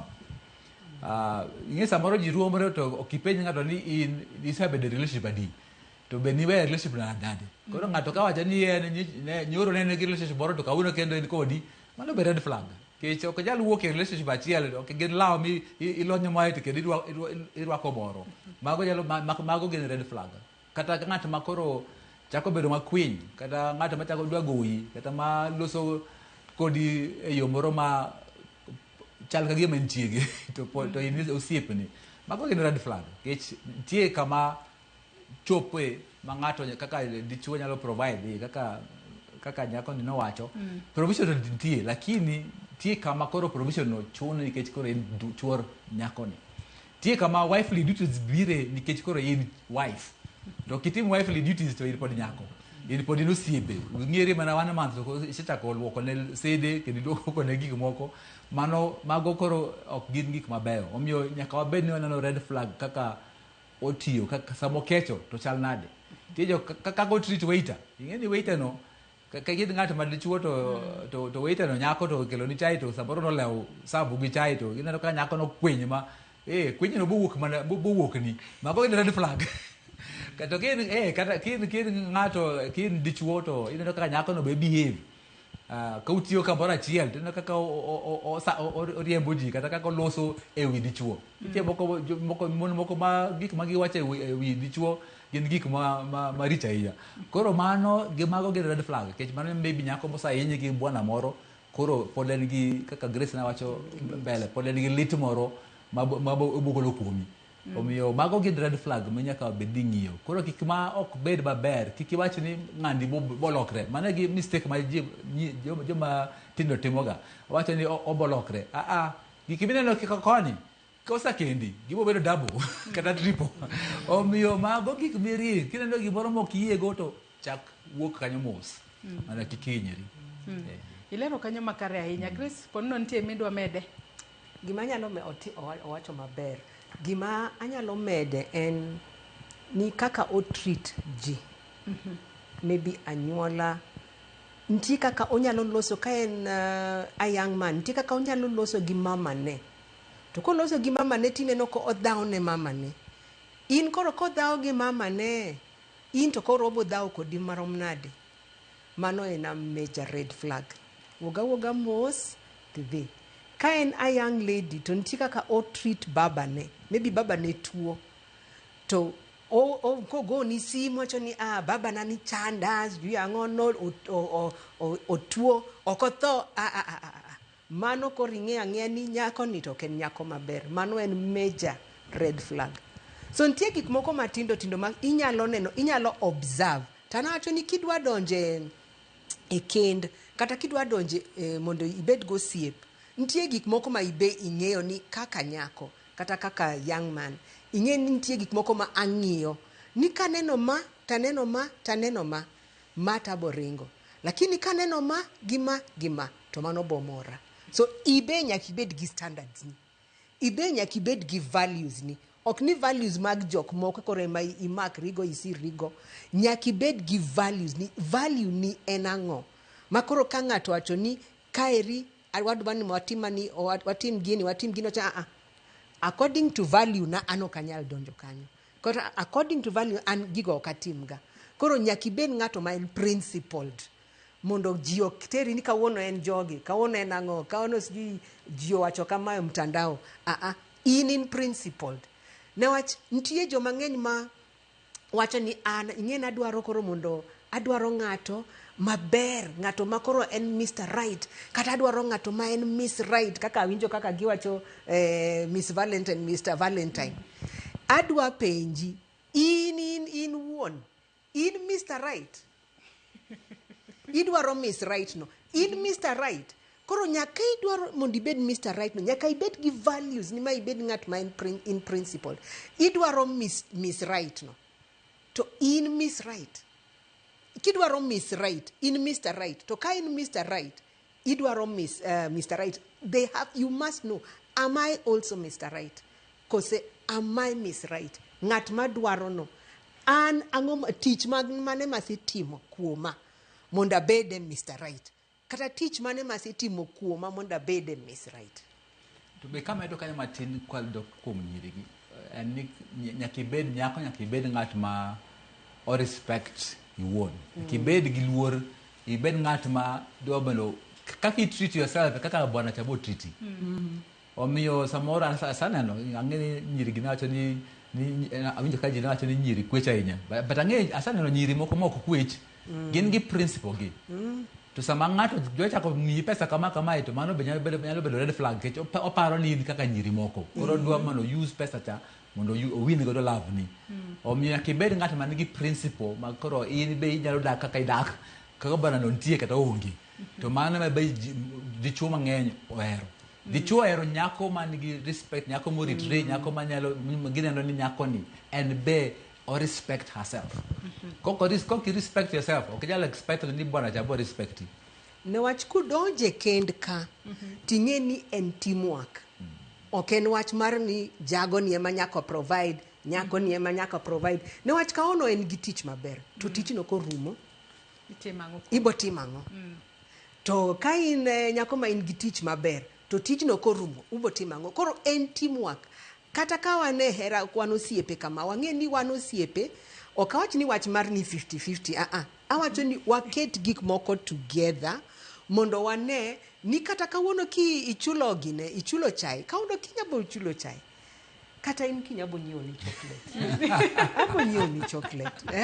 Yeah, so that it is 50-50. Ok ni every time adwani en monyiewo na. Nikech bende iwinjo ka joneno moko kanyo ne wacho mano joma ne iloso gode counties mopogore opogore. Nigi wacho ni Valentines ni Grace. Ena gir nyiri kende kose joma yawuoyi bende winjo bende ni nitiere kaka idhialo nikech thothne adira kata ka wang'e social media joma nyiri ema post ga no nyiewonegi flowers onyiewonegi chocolate onyiewonegi gik mamoko to pok aneno dichuo mo post flower ni an bendero nyadendi na mahero onyiewona gine wacho ni bo nyiewone nyaka nyiewone to anyiewone ga chocolate anyiewone ga chocolate kata samoro anyiewone mandas samoro nyiewone nitie gik manyiewo samoro be ok ni dichuo ok dwa maua dichuo nyaka orne pesa moro pesa ting ore ng'enya data in be mande godo time moro 1,000 moro kanyo ten be owinjo ka in appreciated dichuo be dwaro bedo appreciated koro dichuo mang'eny ringe Valentine ni nikech osaloke ni en gir mon kata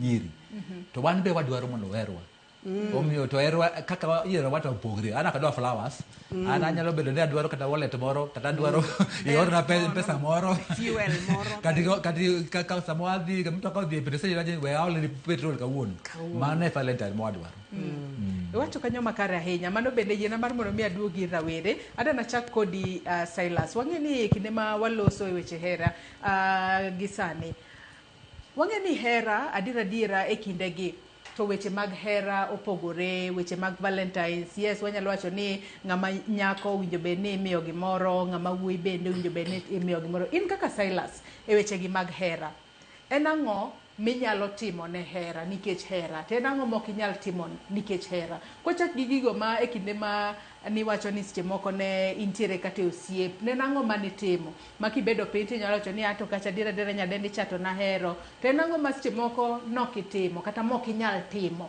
nikech weche gi mag hera nikech ji to timo madongo ahinya nitiere ng'at ma kohero ng'ato to onyalo nyiewo ne kata ot onyalo nyiewo ne puodho onyalo timo ne gimo to ng'at moro wacho ni an mano kanyal koro ndalo mane an in love there was that time mane nan gi nyadendi moro manahero gi chunya to an kian katiyo gi wiya to an extent anyalo mana dhi to an extent gi gima nyalo gik mana anyalo timone natimone mamoko bok anyal wacho kae koro nitie mabe ok anyal timo kaka ok anyal bukna da nyiewo ni gari to an aonge gari winjo ada nyiewo ni ot to an aonge ot anyalo mana kaponi man go matin no ema wa share and that is what love is koro kaponi enoneno ka samoro ntie okone ka mami eno oromo iyudo ka samoro nyalo bedo no odhi manyo oko koro an be kafuenyo ni manyo oko to an be I just withdraw onge gimoro kendo machaka timo kanyo to Grace omulo gimoro kae mano ma wachore ni wechego mag 50-50 50-50 no in kaka ng'ama dichuo ma seche moko nitiere e hera kata ma seche moko kinde mabiro mbele nitiere kod paro mano mar donje Kenya kiyudo nyadendi obo bedo ni en 50-50 mane seche moko an kachulo rent to in ichulo fee an kanyiewo seche moko mogo in inyiewo alot obedo 50-50 kose onego bede yo machalo nang kaka nawacho ni men are naturally providers koro nitie gik moko mabe ng'ato kaka ng'ama miyo onego bed ni otiyo gi wiya wacho ni kawuono to anyiewo alot ok onego bed ni kwaya pesa alot pile samoro kamiyi gimoro kata ka aoro ni gimoro matin anyise ni mano to koro ritrigo ok ni koro mogo dhiambo kendo chake gona simu ni orona pesa alot orona kia pesa ng'ongo there are things that of course mago ting'na monego bed natimo kaponi en rent onego bed nachulo kaponi en school fee kaponi wi gi koki mago are on me but nitie pesa moro mabe onego bed namiyi mar ritori ok ni koro pile igochona pile ni an adwaro pesa alot ok yoro pesa alot en pesa siling 20 to nyoro to namiyi 1,000 natimo nade nikech ka koki to be namiyi pesa mar koki ka wi to namiyi koro pesa moro midwaro siling 20 na bachaka orni yawa koro kanyo to samoro be joma nyiri tamogo wang'. Undi kaduki twakin korka kodi ang'o minyalo timo nikech hera to ang'o ma ok inyal timo nikech hera? Aparo ni hera nitiere ga gi limits mage. Inyalo seche moko dhi beyond your limits ni temo prove ne ng'ato ni ihere to ng'ano ok deserve your love. koro kiseng'e partner ni en the right person but inyalo dhi beyond the limits kaka iwacho ok ochuno ni Valentine's Day nyiri ma nyaka yud flower kata chuo bende dwaro hera to chuo ing'eno luor gok dang' wach ni ambe okitera ot kawuono okinyieuna flower ibo chako wacho ti dhako imbe ichako dondori koro giluor ga koro ka in gi ng'ama yiero to kikirit ni nyako koni dichuo ok en ng'ama bro koni ni ambe posta kawuono ambe timna kama seche moko ikawo sim to kani goye picha ikone niya ero rwake lawi makama kawuono adwa goyi picha asungie matin tichwade picha moro maler ti post kachacha ikone kata chieng' Sunday niya kawuono kidhi tich ambo kadhi tich ok wadhi e town kawuono wamadhi kata kahawa moro itere o feel appreciated to ko feel niya ni gimoro amora en obed school fees en ida suko en rent en chiemo en mara ineno gini idwaro at least ishow your husband kata your partner pia imbe inyalo timori nade inyalo chip in inyalo take care of the needs to ka in ng'ama dhako ma Nyasaye ogwedho kikirit ni dichuo timo gimoro amora samore okunyal kete 50-50 ndio nikech ng'ama dichuo kiketo 50-50 to feel ni koro idwa overtake wano kagima koro idi mingo inyalo kone niya inyalo take care school fees gi rent tana take care weche mag jikon gi mahitaji marot mano tayie anyalo dhi beyond my limits mondo ane ni odai meng'ara kata en rwakruok mare ok onyal nyiewo lawe but nyiewne rwake maber milose munin majaber koro kochopo kar kalav to nyalo bedo gi limits daka wuondi ni anyiewne dichuo gari ni mondo nena ere mondo tingo ng'ama chielo aba nyiewne ot to ng'ama chielo mabiro dake obweno ni nyakon obweno ni in desperate idwaro ni kokinyiewne gari no to bedo sugar mami moro kuchocho to nyiewne kokinyiewne itimone mana matindo tindo gi to kineno ga matindo tindo mitimo gi appreciate tichako upgrade mos kamano. Vincent inakene intere gi paro mane? Ok apar kanyalo wacho mang'eny kuom hera nikech awacho ni jadak bro dak nikech ka ng'ato biro e relationship gi my expectations mang'eny mano e downfall mar hera no.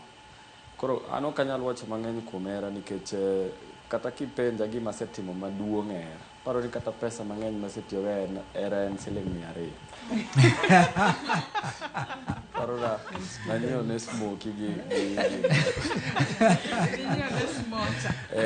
kaluwore gi gik ma hera ni osemiyo ji oling'ore piyo tho jomoko sea malo kaneno gigi an bing'e ni koro wang'a neno wang'a oyepo gi gik maneno gi koro samoro wacho ni ka ndalo mabero gik abiro chopo kanyo wacho ni we will cross the bridge when we get there koro gisani to miyauru mana advice mos koro ka gik kanyo abiro tiyo godo to sani yawacho kanyo makare nyametin kapok wabiro kuomi ing'isa ni wadhi ane county mano ma Homa Bay wawinjane kaka jodak e county ma Homa Bay noloso kotudore kod thuon wacha ma watwake odiochieng' ma kawuono ma en dhialo odiochieng' hera wawinjane monde. Okay, an iluonga ni Frederick Onyor, an japuonjre Tom Mboya University kae. To odiochieng' mar Valentine gi lony gi ng'eyo man go en ni en odiochieng' mar joma oherore ma bedo ni oripo bed ni nitiere mich michiwo either kowuok kuom ng'ama wuoyi kamiyo ng'ama ohero ama ng'ama nyako kamiyo wuoyi mohero. To nitie gimoro be mancha timore chien kanyo mane obedo sirikal notamore gimiluongo ni money banquet. Koro gisani wanyalo bedo ni watimore nade wachiwo mana maua kaka nitime chon chande. Gimachielo odiochieng' mar Valentine kaka an timo tich mag opija kae as a part time hustle. Odiochieng' no it's just a normal day. Abira tich kama kawaida by Sadek asibiro e tija kaka pile. Kuom joma chuo ok apar ka pressure nitie ahinya nikech joma chuo gik matin mobadhowa. Iyudo ni gik matin ahinya mabadho joma chuo. Iyudo ka pressure bro mabedo kuom joma yawa manyiri gine ma ginyalo bedo gi pressure. My name is Joshua Wambua Masila. I'm a student here at Tom Mboya University. And to start by talking about the Valentine's Day,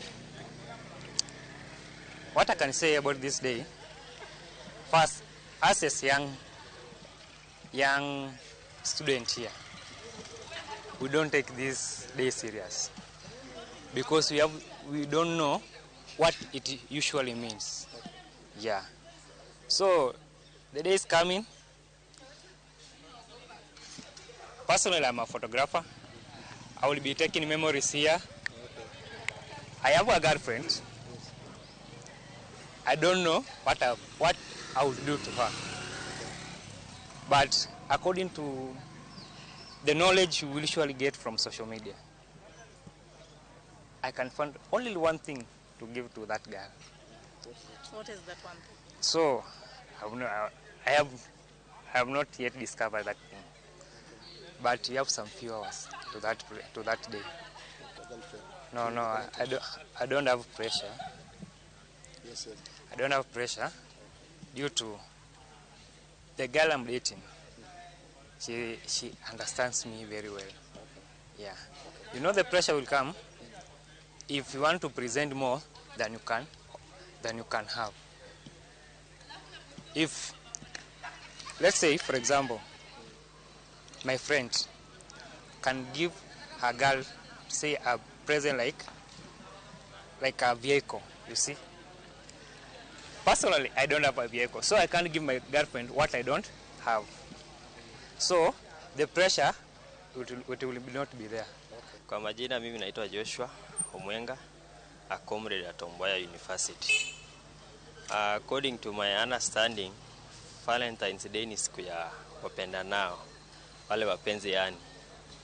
Na Valentine's Day ikifika ni siku yenye watu wapendanao wanafaa kuenda mahali wanachill, wanadiscuss mapenzi yao, maybe their future about their love na mambo kama hizo. Lakini kuna hii mambo ya watu kupewa gifts. Hiyo mambo ya watu kupewa gifts, Valentine's wacha ikuwe tu ni ya watu wako na pesa. Gifts kama wewe huna pesa, sikuwezi kuadvise ukweti uko serious sana na mapenzi to an extent unataka kujisumbua ujitesa na una pesa kupeleka kufurahisha mtu. Instead hiyo pesa toa kidogo, weka investment, ndio you better yourself as a man. And then na kama uko na pesa, instead of buying flowers unajua ni vitu zenye zitafade tu within 2 days zimeisha. Instead take your girlfriend, mpe hiyo pesa, mwekee investment kama anaweza biashara, vitu kama hizo ndio at least muendelee vizuri, kwa sababu siku hizi kama hakuna pesa, hakuna mahali, hakuna kitu unaweza. Kama mwanaume kama una pesa, wewe si mwanaume tena.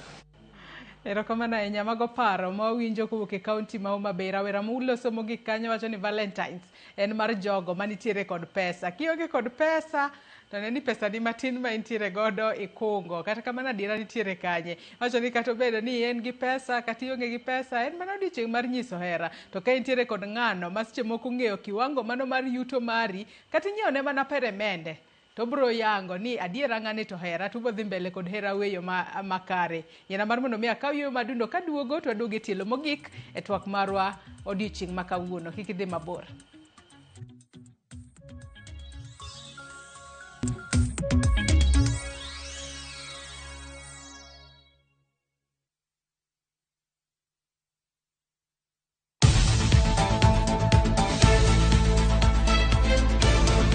Nyakora tok tich matek en kinde mag midhiambo. Kendo isechopo pacho kidwaro ng'eyo mago motimore pacho ka to kod pinje maoko. Chieng' tich abich ka tich abich to dhi kod Auchieng' Emmanuel chenro mar Ang'ich Welo ka achiel kod Oimore, kama wakeloni weche manyien, mago monon, modo kendo luweyo makare. Bende watwako ji mopogore opogore e lony magi magintiere godo mondo mi wagol odok e iti. Tok mano kende, bende wantiere kod chenro mar Gin Kanye, mabro mi sigana mag thuondi luo, jogo mantie, mago magitimo, to kod mago manegitime kinde ma okalo. Kik bai.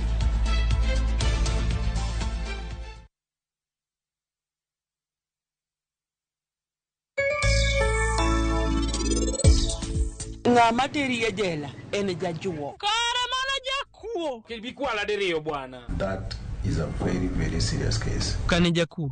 Ikuodu wiwa kama nango jakani. Nigori odhi omango. Wewe ninatoka wapi? Anje umambi. Kwani ng'ato ngisini anaweka dhong dala. Maki angono. Imebidi nimejificha nikatoka. A friend in need is a friend indeed. Nimedecide nita record baadaye. Kikilo kupachi. Kionge kiki malongo minyanyisa. Nyonoko. But I hope ninge the consequences of gig minyisa.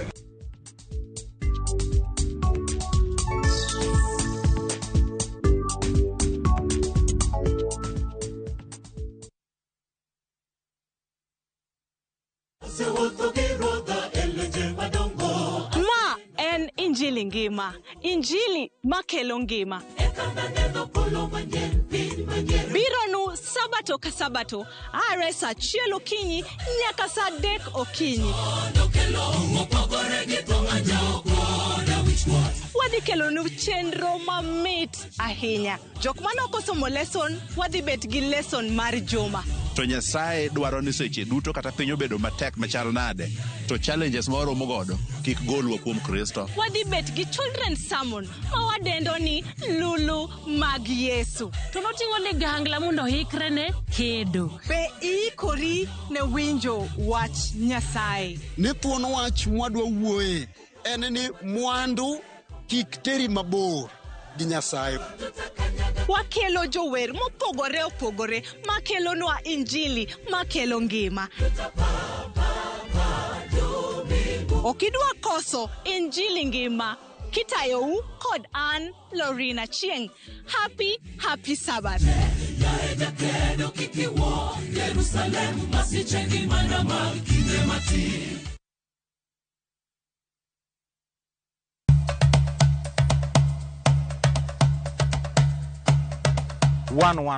Chenro malero kitwa gi timbewa kod puonjo dholuo. Sani upuza ni uluongwa na mabuda. Koro mwan mabuda ni girieko mwan koro mathin ma on koro maru ng'eng'no.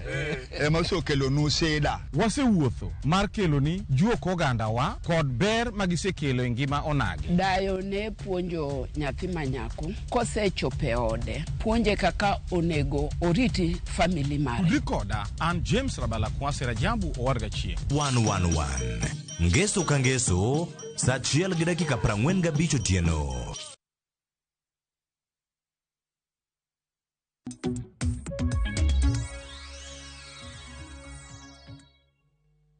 Odiechieng' mar tarik 14 chieng' Valentino kaka nowache.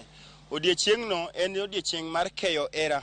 Adwana ke era nan kuom jotuo, ake era nan mamana, ake era nan jok ma ero maben machiegni koda. Expectation mara odiechieng'no wabro beti Governors Park kandigo kuma ibro dhialwa gi Walter Okelo mokelo nwa madhi miyo era wabedo nadi. Madhi mi odiechieng'no bednwa makare. Gima ng'eyo wach ndalo mabiro ni ang'ene ni chieng' jomoherre, lakini hera to sani onge. Sani hera ka ufuki ni nono to ena hamano, koro onge hera. Chieng'no ana expect wana nyalo dhi kamoro kara moro tabudho mos kachamo gira moro matin. Kech aseikra gira moro matin, lakini mabiro go kragi madamba moro to onge nikech hera minyiewo to anto hinga. Tarik 14 en tarik mar jo era. To ne era no biro kido mopogore opogore. Omiyo an kama antie ni nase amua ni chieng'no atera sweeton ni dhi chamo cho oyoyo kamoro nono kenda miyo bro modho pi ni to sechego boleo rwako lewni marakwar mwe mane ng'amo nyumre remo. Omiyo era na gi nyathini okanyal wacho. To sani era moro madip cha be norumo. Era norumo tindo dong ne mana Nyasaye gi muma. Onge gima dawach kanyo endo. Nyasaye mondo gwedh ji duto te to moherore mana gadiera. To mabende dwa herore ahera mondo giyud chiemo kuom jowetegi. Nyasaye mondo bed jakoru. Amina. Iwi Valentine adacho niya. Valentine hera masani to onge. Dhano hera nwach pesa. Wadwa na joma nogo pesa. To kionge pesa to onge hera. Okel lamna gift. Ema dwaro mondo nyis ni hera gadiera. Nyakoromo ge jong mago pach jodak e kaunti ma Siaya.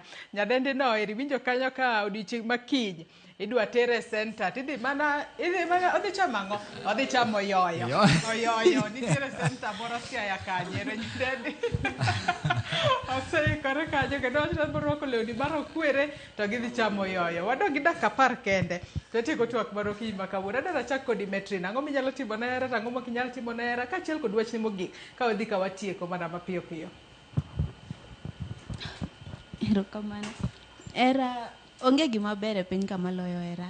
Mano gima ng'e mokwongo. Koro gima nya timo ne hera, gima setimo hera to ok ane gima lich masetimo ne hera, lakini chuo gin joma chunygi ler. Koro ema ni ng'eyo gima gihero minya timo ne ng'ama wuoyi mondo ng'e ni here tek. Kod odwaro nyadendi machielo ikia, kod odwaro socks ma watero giwacho ni ok ber negi. Koro chuo nyaka kawuono pod otama ng'e gima gidwaro e hera.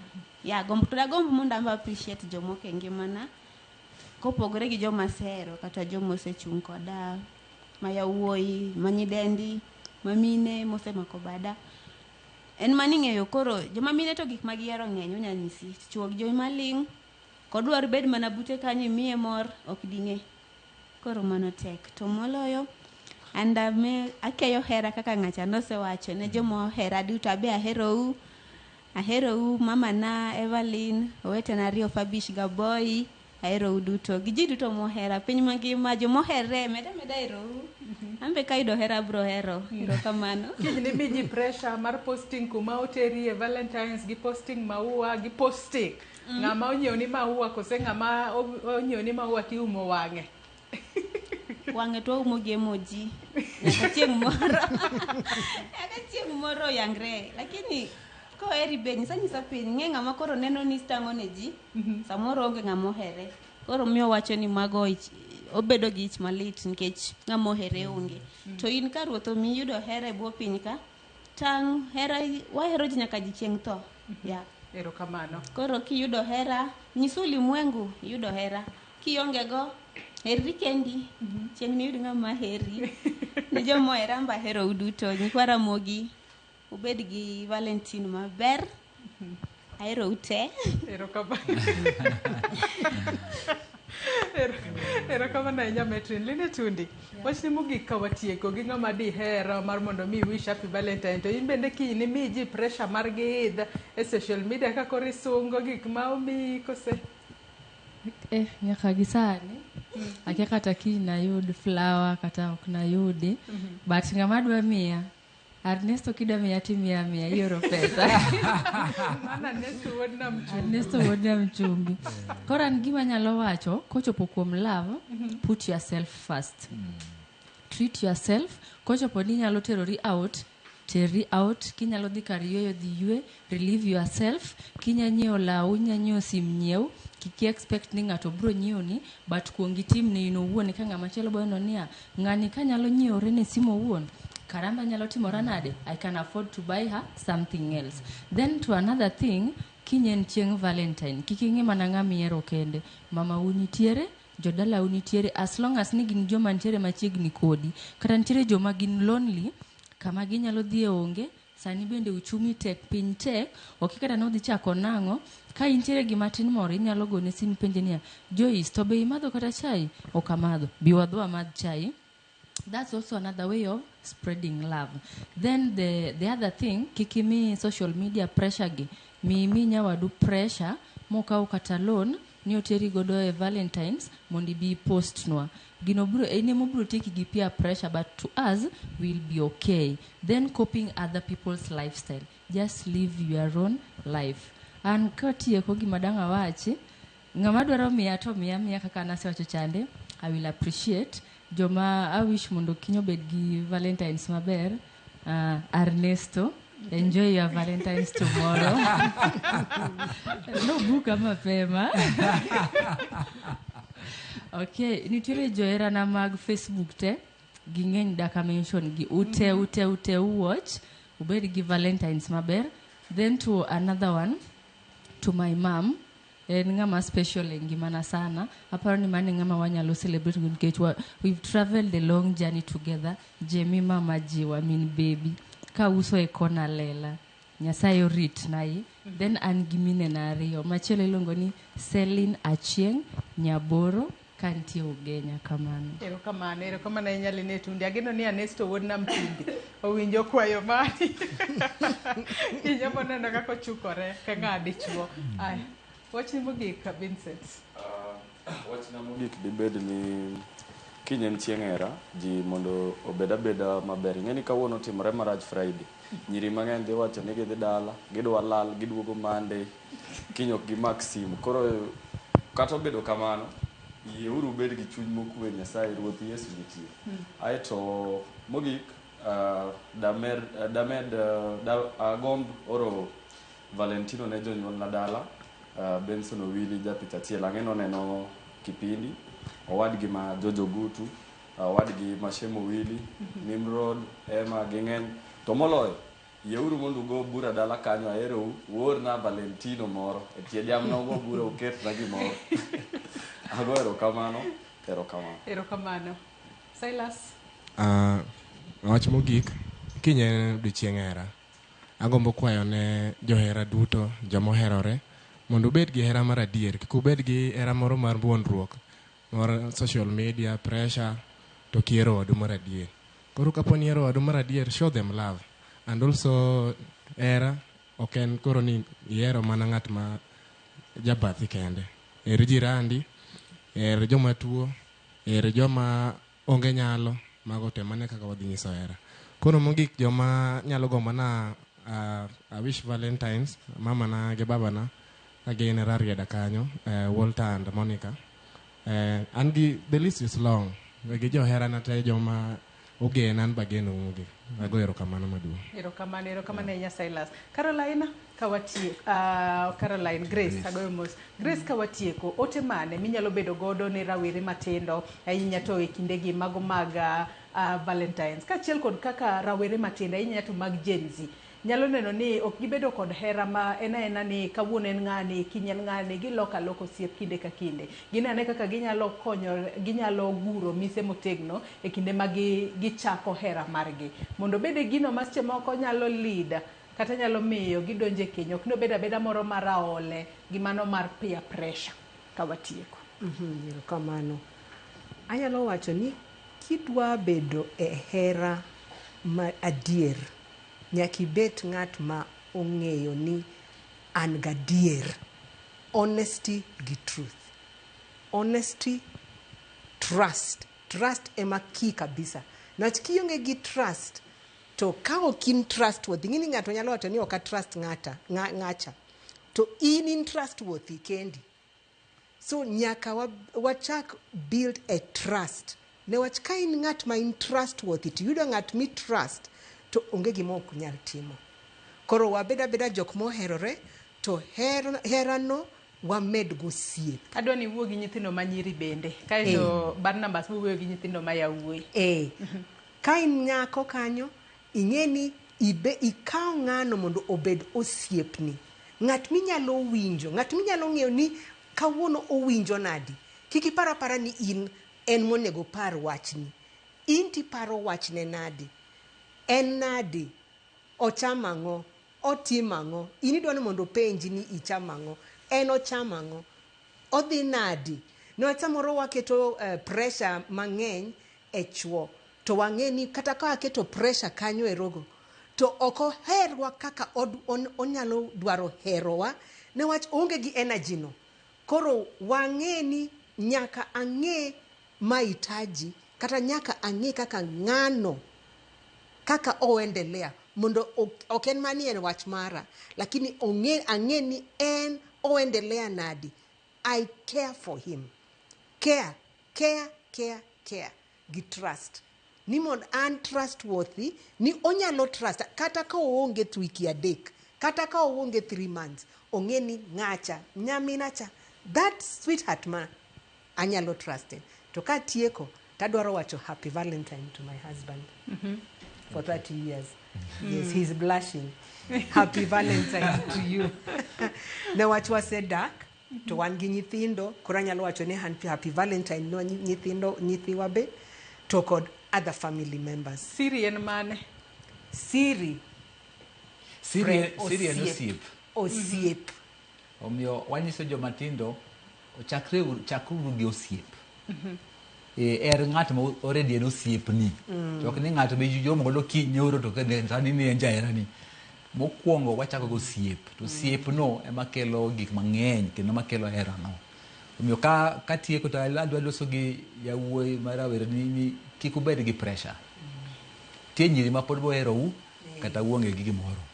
To awinjo ka Vincent wacho ni pesa mang'eny mosetiyogo en 200 to 200 no be kowuok gi chunyi duto to mano be nyako bo neno. Kech nyiri dwaro hera, gidwaro beyond pesa min godo no, gidwa ng'eyo ni iero gi. To bende wabed jok ma wan faithful, ok ni wan kama kendo kiny man gi moro kendo kiny man gi moro mano wahinyo godo nyiri ahinya kaka dichuo. Omiyo wabed jok ma moritre, joma nigi luoro kuom nyiri ma wan go osiepe mondo kik wa mistreat gi kendo wabed ni wahero gi chunywa duto. Omiyo kinde kaka en chieng' hera no, to hera ma wake hera no, nyiri dwaro mondo gibed shown off. To mano be ber kitimo kamano nikech kata en chieng' achiel to chieng' no obed ng'en chieng' ma koro adwa show off nyako man godo no. Omiyo ok rach ka wa show off, en mana ni time kiwango min go. Omiyo pressure bed pressure mar era min godo, ok ni pressure ma wuok e social media.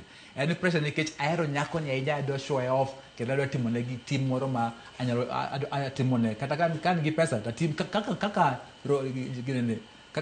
romoni. To kiki bed pressure ni ko nyaka di kwal pesa kata di kwa pesa moro kata yud ti gi rent mari. To bende ang'eyo dichuo jogo musa ma pod koro nigi ng'at ma gin godo steady. Mane Valentine ni kiki dhi kawo Valentine moro for hire. To moloyo kata kionge gi ng'at mo wish you happy Valentine, wan wa wish you happy Valentine, ting'eni Nyasaye oheri. Kaono maybe ionge gi ng'ato, maybe next year ibo bet gi ng'ato. Kwa hiyo bed gi kwe. To ahero gima nyaka ne ani owacho. Eri mokwongo moloyo nyiri, eri uru mokwongo. Ng'ato mabo eri kokieri wuon. Mana dier. Grace osewacho ni kinye nyiew ni chocolate, kinye en bende nyiew ne flower. En tinde akel skuma. Amo nyiew ne flower. En jaherana koro kinya bokeo hera. Erokamano ahinya Barnabas kaachiel kod Grace Achoki kuom kawo thuolo maru mar bedo e twak kodwa odiochieng' ma kawuono e chenro mano mar yie jomatindo. Erokamano ahinya Linet Undi, Metrino Molo, Silas Olali kaachiel kod Vincent Odur kuom kawo thuolo maru in bende mar bedo kodwa e twak odiochieng' ma kawuono. Nyakwara Mugia Jwang in bende agoni erokamano ahinya kuom ote magi kaachiel kod luwo chenro ma kamae achiel kachiel e yorewa duto te mago mag tudruok odiochieng' ma kawuono. Ote magi anena tika negi ote mano mar Bahati Africana wacho no yo makare ka entiere Masara, Golden City, Migori County. Ong'isa ka ni Joyce hera to mit gadiera to mana kiyudo moheri gi chunye duto, to in bende ihere gi chunye duto kod adiera. Hera maonge adiera ok chop kumoro ngang'. Wacho ni en mana ni hera matindegi to miriambo ng'enyie maloyo adiera, kendo jomachuo riambo gi atamalo 40, ka jomanyiri ringe atamalo 28 kata atamalo 32.5. To weche hera nosesanda matinde giolgo kendo gibolo piny ne pangla. Bende ok dwara kata winjo weche mag hera, kendo kata mana achiel kuom jok ma hera nosesandogo, lakini sani to ayudo morita, moluora kendo momako bada kendo wadhiro kode gurudumo mar ngima kanyakla. Ong'isa ka ni happy Valentine's Day to you Merwa Valerie Africana. Wacho kanyo no here ahinya mano mikai mar Africana, mano Bahati Africana. Nyakwara Mugia Jwang erokamano ahinya kuom bedo kodwa nyaka ne wachak chenro kar sa 4 mar okinyi. Sani kanyan no kodong' mana dakika 10 kende to romo kanyo sa 7 mar odiochieng'. Erokamano ahinya kuom bedo kodwa e chenro mano mar yie jomatindo odiochieng' ma kawuono nyaka kendo warom kendo juma manyiena mano chieng' tich abich ka tich abich ema wakelo ni e chenro mar yie jomatindo kama watwaka kod jomatindo kotudore kod weche mopogore opogore. Ibed kod odiochieng' maber. Oriti masani nyinga Joyce Odur.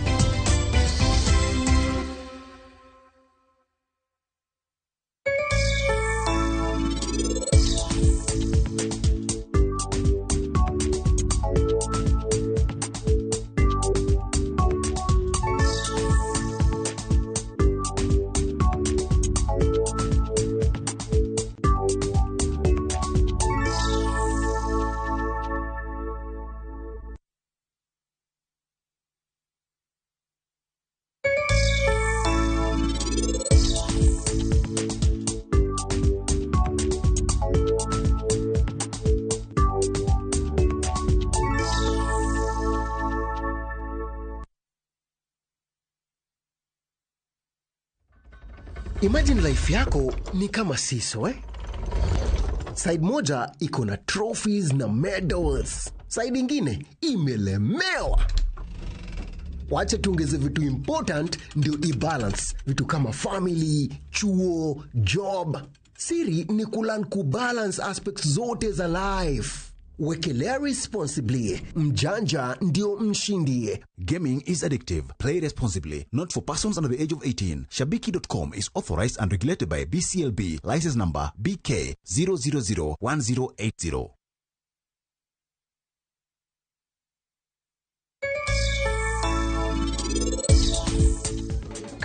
Nitidhi wacho ni evidence hotel olor gi kiful iwinjo nyar ma jaba wacho ni jogo nose dare landi besti it is true jonyuoli ni e jela anywho's bye Refisha ushinde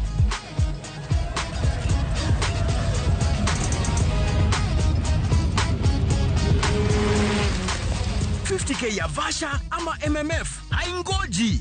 Open and save in your KCB Gold Savings Account for a chance to win many prizes. KCB, for people, for better.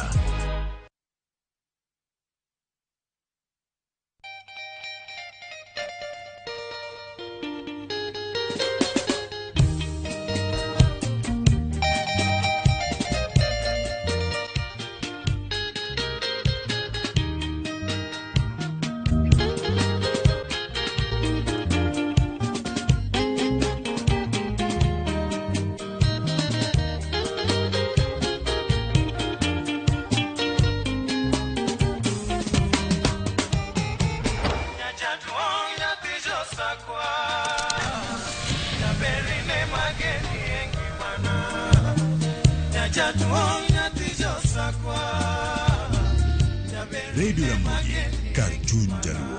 Radio Ramogi.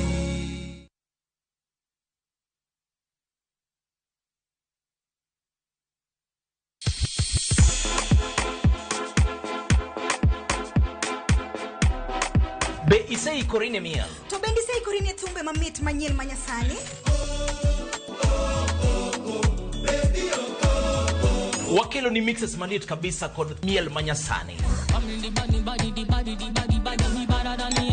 And of course ngeso kangeso nyakumga jumta Krista Ngwena nyaka sauchieza. Cheki melanin top imeweza.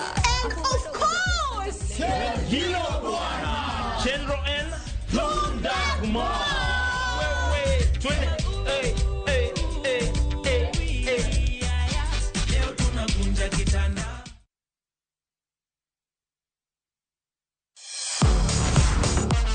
Ne thuolo mar yudo weche tuke duto nyaka mopondo.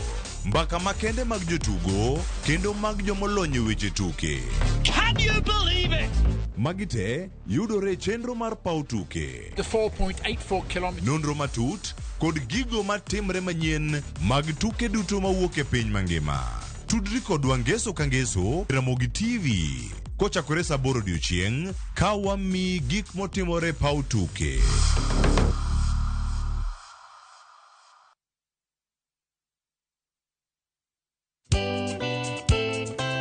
Ngeso ka ngeso saa 11 mamidhiambo. Mbamba toko koma ye. Tudri koda ngeso ka ngeso saa 11 mamidhiambo e chenro mar tiedero. Oka kama wabro budho manyanga kowa kelo ni ngolo motimo cathedral. See you there. Tiedero ngeso ka ngeso saa 11 mamidhiambo mana e Ramogi TV.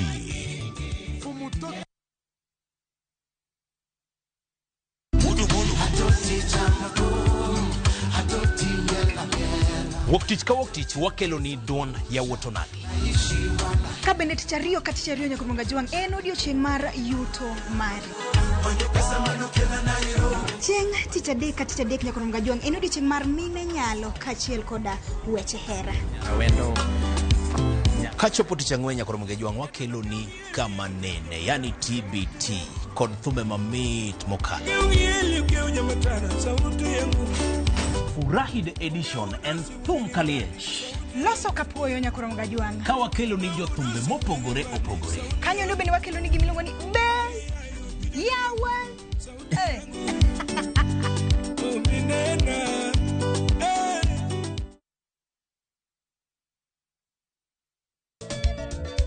Machiegni Nyakoromo Gajwang' chenro mar Goma Owake. Wuok tich akelo ni mix mokwe. Kaito kichario. Reggae Owake, yani tunaongea na Majar Rastafara.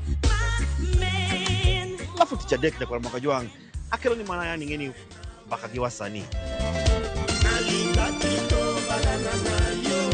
Ticha Ngwen is kama nene, yani kitambo zama za kale. Alafu Friday, si unajua tu Friday tutafanya namna hii. Nyakoromo Gajwang' Friday sukuzo wake. Sapara kidaka paga beach nyaka sapaga Rio kod an PDG Papa Vic, yani ukipenda mzee kijana.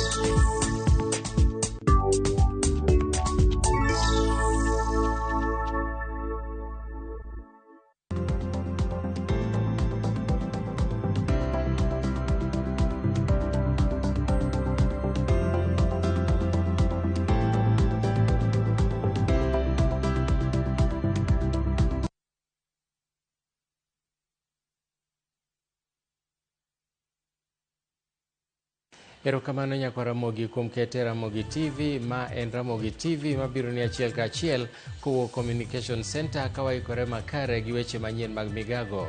Mokwongo thuond weche. Jofwambo obago ng'anyo mar kwe kaka yor dhialo odiechieng' mar Nyakalondo ka thuolo mar jofwambo timo tijegi omisir. Kijana wetu Sifuna ametimuliwa sababu eti yeye ana maono ya one term. Sasa leo tunataka tuambie ndugu yetu Sifuna, don't be political IDPs. Sisi tuko na chama chetu, tuko na nyumba yetu. Jatend duond bura mar DAPK Eugene Wamalwa okwedo okang' mar ODM mathicho oko jagoro margi Edwin Sifuna. Kaka bunge la wananchi wako ndemu wachino kendo kwa yiego kendo wakwayo ODM fraternity ni mondo disciplinary committee oluongnwa jogi with immediate effect mondo tergi disciplinary committee. Wadwa mondo ka jogi ok nyal bedo ni Migori kwe ok nyal bede to jogi duto te kik gichung 2027. Bunge la wananchi kaunti ma Migori okwedo koko manowuok e liel e kind gavana Ochila Yako kod jaod bura ma Suna West Peter Masara.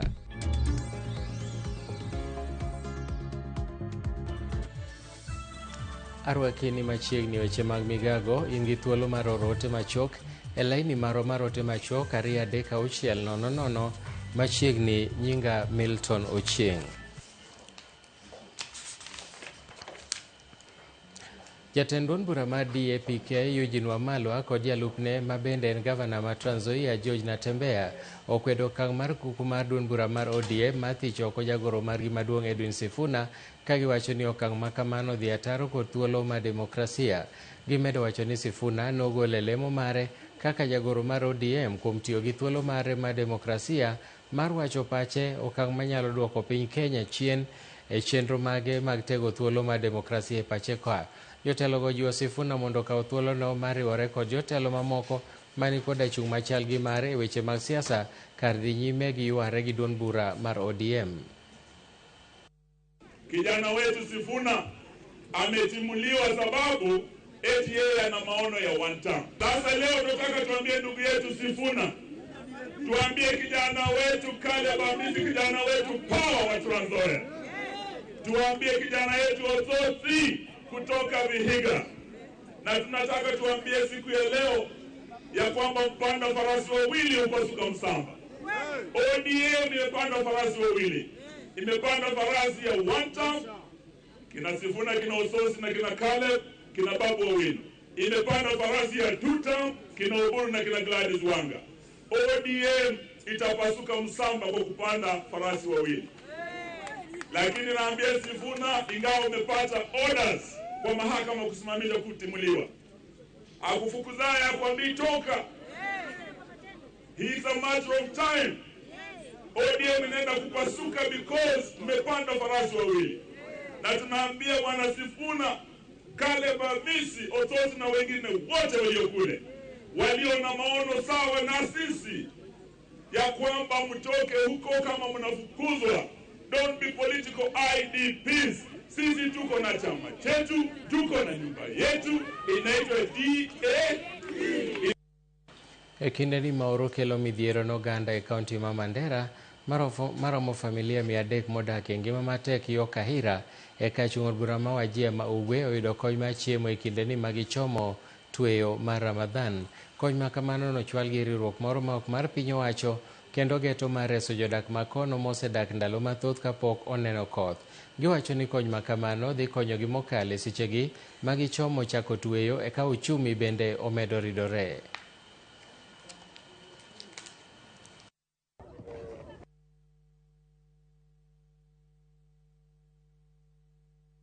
The community depends on water pans as the source of water, but currently all the water pans are dry.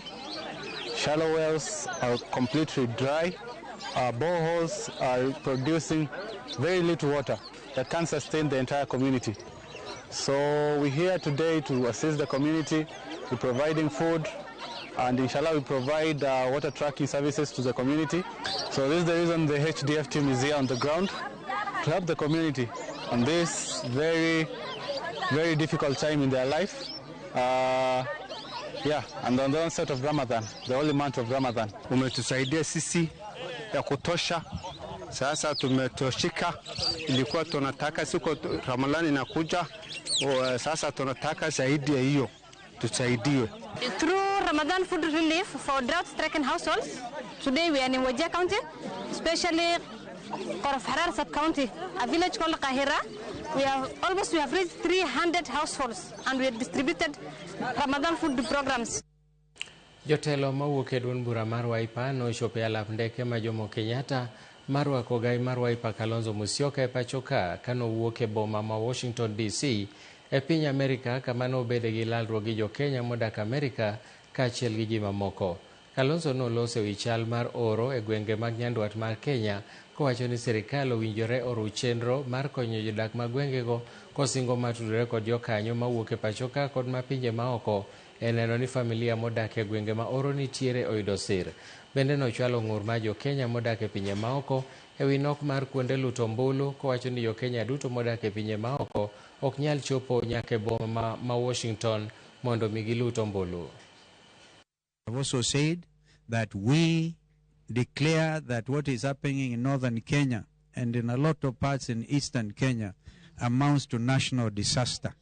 Kuna njaa, watu hawana maji, na nasikia kwamba wengine wanaenda kupatia watu chakula kuambia sema 2 term. Aibu. Hiyo ni aibu. Watu wetu wana haki kupatiwa usaidizi na serikali na sio kupatiwa with any conditions. So we're going to work with our partners tuone vile tunaweza kusaidia watu wetu huko Mandera, watu wa Garissa, watu wa Wajir, watu wa hapa Ukambani, wote wana njaa zaidi kuelekea huko upande wa Taita, Mombasa na kwingineko, na wale wa Kenya Isiolo, vile vile Isiolo na Marsabit, wale wa Kenya wenzetu ambao wanaweza kusaidia wenzao pia tuwe na yule msimamo wa kusaidiana, as happened in 1998 wakati wa bomb blast. And this is another subject I was able to deal with. I met the lawyer who has been handling Wakenya zaidi ya 3,000. Over 3,000 Kenyans are still living. They are actually in the category of victims of terrorism. And we are telling the American side also, waangalie how they can amend the law in order to have those Kenyans benefit.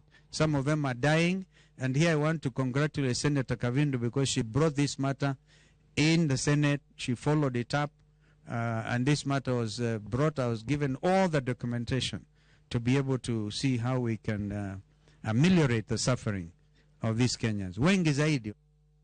Gavana Masia James Orengo onyiero weche moko mosebedo ka fuong'ore ni MCS ma County Assembly Masia chano mar pedho paro mathiche oko kaluwore gi chung' mare motegno mar kwedo winjruok mar ODM kod UDA kaachiel kod yiero ma jatend piny William Ruto e tielo mar ariyo.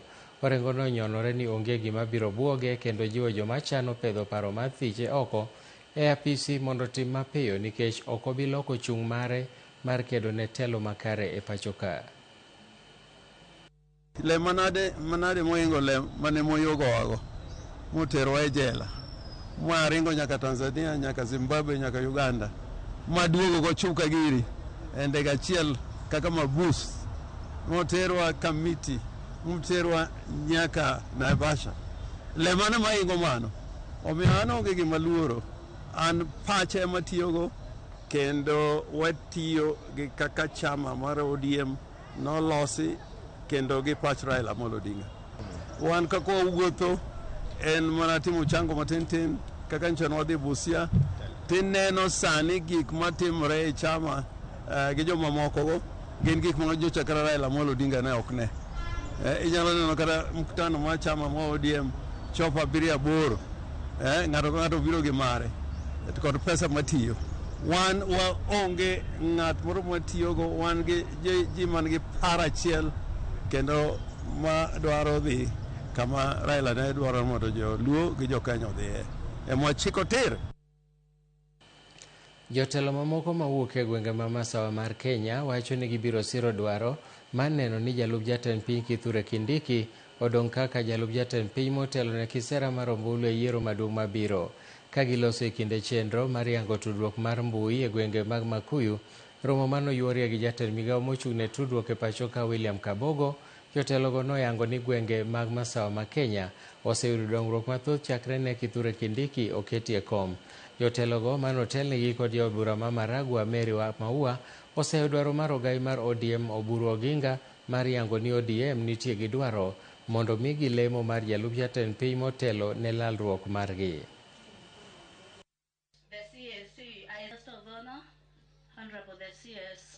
Wakati huu tuko na deputy president ambaye ni Kithure Kindiki, sawa, na deputy president yamekalia kiti na watu ya ODM wameanza kumezea mate ile kiti. Sisi tuko ndani ya serikali na vile Biblia inasema lazima uwe moto ama baridi. Kwa hivyo sisi tuko kwa serikali, tukichomekea hapo we don't mind, sawa, na wale wako opposition waendelee pande yao, lakini tunawaomba mtusikize. Wacha tuone nafasi yetu kwa kila mlengo. Sawa? Msifungulie mlengo mnaenda kuambiwa mtapewa CS na PS huko. Tuko na kila kitu saa hii. Unaweza abiliwa udaganywe. Uachilie chenye uko nayo.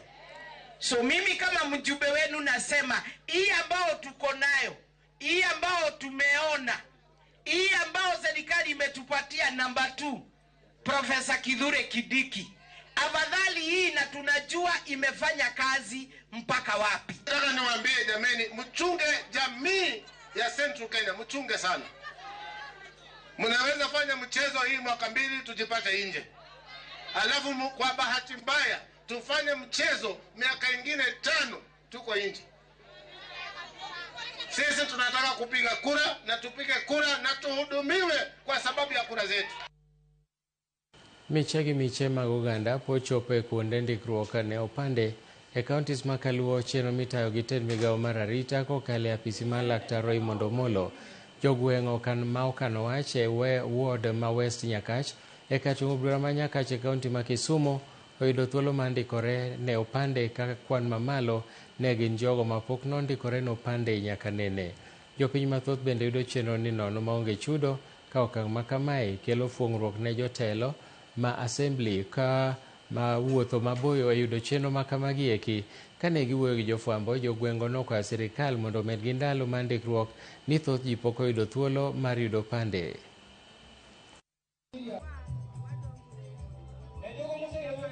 Onyo wawuotho to waonge kipande. Mheshimiwa okelonwa gima ber Raymond Muolo, wagoni erokamano maduong' kuom kelonwa kipande. Nikech koro sani an ja Kenya, kata ka wuotho tawinjo kategno, amor, anyalo olo loan nikech koro an ja Kenya. Ago erokamano mathoth, ago erokamano mang'eny, kendo amor mang'eny, asewuotho mang'eny, ne ID ok anyalo yudo. Titimona tima atho kodi, in ema atho kodi. Natho kodi nyaka kata nyaka kanya, ago erokamano. Ne wasebedo pagruok mar kipande mbeleni. Koro sani wago erokamano kuom kelonwa kipande okano wach hapa Kadianga Boro location. Kuom jaduong' Raymond. Wagone erokamano maduong', koro miyo nyithindwa yudo kipande maonge chandruok mar dhi Papunditi, dhi kata Kodingo kuom jaso form kisiki wuotho. Wano kano wach kendo dhano ng'eny kabisa mabiro kawo kipande. Jothuru wawuoguru oko. Wawuoguru oko wakawo kipande nigi chunywa achiel. Nyithindwa mosechopo higa mar 10 kata 18, 17 owuog oko kawo kipande. Jokanyo mag bunge la wananchi e kaunti ma Migori okwedo koko manowuok e liel e kind gavana ma Migori Ochila Yako kod jaod bura ma Suna West Peter Masara odiechieng' manyoro ka gidwaro mondo tend ODM okaw okang' mar chik ne jotelo ariyogo. Jokanyo mag bunge la wananchi go wacho ni gidwaro mondo mi josiasa opiemie ajenda kendo ok dhaw ka bende gikwayo rawere mondo thegre kod josiasa matiyo kodgi e kelo koko. Bende gidwaro mondo mi tend arita kwe mondo tim nonro kendo kaw okang' mar chik ne jatelo manokelo koko e liel manotimore gwenge ma Oruba e sub-county ma Suna West odiechieng' manyoro no. Kaka bunge la wananchi wako ndemu wachno kendo kwa yiego kendo wakwayo ODM fraternity ni mondo disciplinary committee oluongnwa jogi with immediate effect mondo terge disciplinary committee. Wadwa mondo ka jogi ok nyal bedo ni Migori kwe ok nyal bede to jogi duto te kik gichung 2027. Tiuru gi youths maber.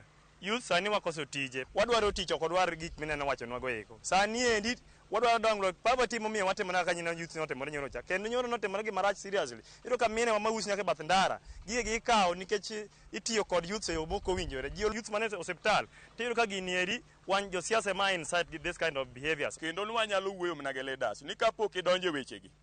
Penjirie ni donge jatelo. To penjirie ni to telo ni chope nango. Nitiere pledges mane singo ne jopiny ne dhi timo. Ok apar ni e jotelo. Nitiere pledges mane nyalo chiwo ni idhi gori e liel. Sasa osechopo kako choponi. To siemnwa mane natemo gini. Kendo gima watemo wacho ni kopono ginyalo winjore kegen to giwe involve kaka youth. Nikech wan wadenyo mok wanyal dhaw to gin gi yieng. Kendo kuom mano wawacho ni chakre sani youth mondo wuog oko mondo chung kegen kik gilu bang' ng'ato. Gima wadwaro en tije. Wadwano ndikwa. Wan goruok ok wadwa. Igori ng'ato to kiny mage josiasa makiny giromo gin gi Anyuola mar miyo moro mawuok e Shanzu Mombasa mane otho e piny Lebanon dweche 2 mokalo koro ywak ne piny owacho mondo jolgi e yor kelo ringre nyargi no pacho ka. Ywak ma kamane gichwalo kaluwore gi pek magiko ni gikale to chutho ni mar miyo no ne oriko weyo tich kuma notiye kendo nodhi yudo tich machielo ka nogo mana kibarua kaka Joja Oko leronwa. Od bura ma Kisauni Mombasa. Kae ne wayudo karumbi mar lit kod kuyo kwa kwanyuola mar miyo moro mane owito ngimane e piny Lebanon kuma ne odhi manye tij ot. Kae familia mare kotelne kod jaode Mwero Ngala koni nyaka ne otho dweche 2 mosekalo. Chenro duto magisetemo mar kelo ringre dala osebedo kagore e Luanda. Kapata habari hii Novemba tarehe 24 kama amevamiwa na wenzake, ameumizwa kichwa. Sasa nilivyomtafuta siku hiyo ndo tukazungumza, mimi na yeye alikuwa hawezi tayari kuongea. Kama siku ya pili yake nikaambiwa amefariki. Sasa hii inaelekea miezi 2. Tumejaribu kufuatilizia vile mwili utafika hapa Kenya, lakini tumegonga mwamba. Hatujapata njia. Tumefuata makansela, tumejaribu kuuliza majirani, marafiki kama tutapata msaada, lakini kila kitu kimefungika. Wasikia vibaya sana. Watoto wanalia kila siku. Baba mama yuko wapi? Kula sisi wenyewe ni shida. Saa zote utafikiria atakuja lini? Saa zote utafikiria tufanye nini? Tunachanga mchango kidogo lakini hautoshelezei. ambao hawa kubwa ndio kutusupport. Pek gikoni biro ni mar ne weyo tich e dala mane otiye kaluwore gi midhieche mane okale, kendo koro ne en mana ng'ama goyo kibarua e kinde mane masira no juke. Ywak gi maduong' koro en ni piny owacho donjre e wachno mar jologi e kelo ringre e pachoka. Wanasema hakuna embassy ya huko, sasa wanatumia embassy ya Kuwait. Sasa kila siku tunaambiwa tusubiri mpaka leo. Kwa hivyo tungeomba serikali ingilie kati haya maneno, tuwe tutapata msaada, tuwe tutasaidika, angalau huu mwili uje nyumbani, uje uzikwe, kwa sababu watoto kila siku sasa wanauliza mama atakuja lini. Mara mwisho tuliongea alisema mimi karibuni naja nyumbani, lakini safari ya kuja nyumbani ndio hivyo haijafika mpaka saa hii. Alifariki ikiwa yani tulikuwa tumeongea akisema nakuja nyumbani, na ndio hivyo sasa nyumbani hajafika, na ndio ni kifo mpaka saa hii bado hatujapata njia ya kumleta nyumbani. Komachielo ne bende gikwayo piny owacho mondo mi otim nonro matut ewi tho mare bang' yango ne ywaruok mane obedogo gi jowetene ema chal ni ne okelo tho mare. Hatuna msaada wowote, tunataka mama aje Kenya, na yule alofanya vile apate adhabu kama vile alivyofanya. Serikali ichukue mkondo wake, ichukue sheria yake, tujue amechukuliwa sheria. Manaka nasipochukuliwa sheria, kesho tena atafanya jambo kama lile. Ningetaka sheria ifatilie kulingana na huyo mtu pia ambaye amefanya hichi kitendo, kwa sababu pia ni Mkenya na yuko huko Lebanon. Justice ifanyike kwa huyu marehemu, tupate haki yake pia, hata kama yuko huko, hata kama atakuja Kenya tupate haki yake hivyo hivyo. George Aoko, Ramogi TV, Mombasa. Erokamano Nyakwar Ramogi kuom medo kete Ramogi TV wakaw yueyo mokwongo ka waduogo wabiro gi mathoth.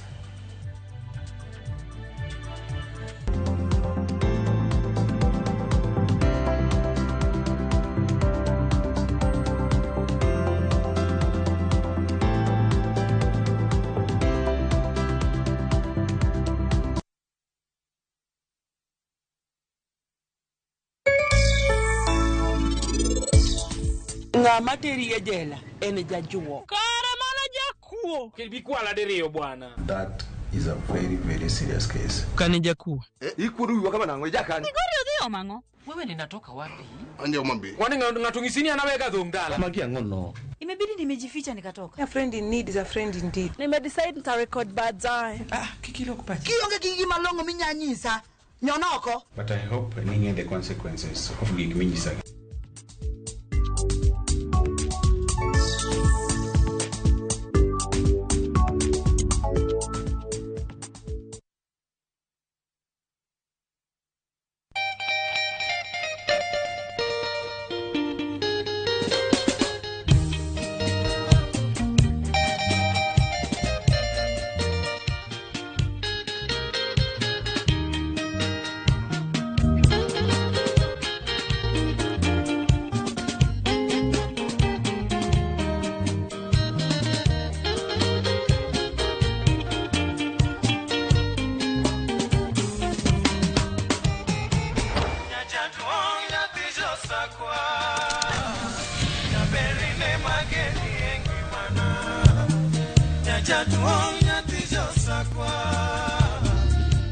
Radio Ramogi, Cartoon Jaluo. Radio Ramogi.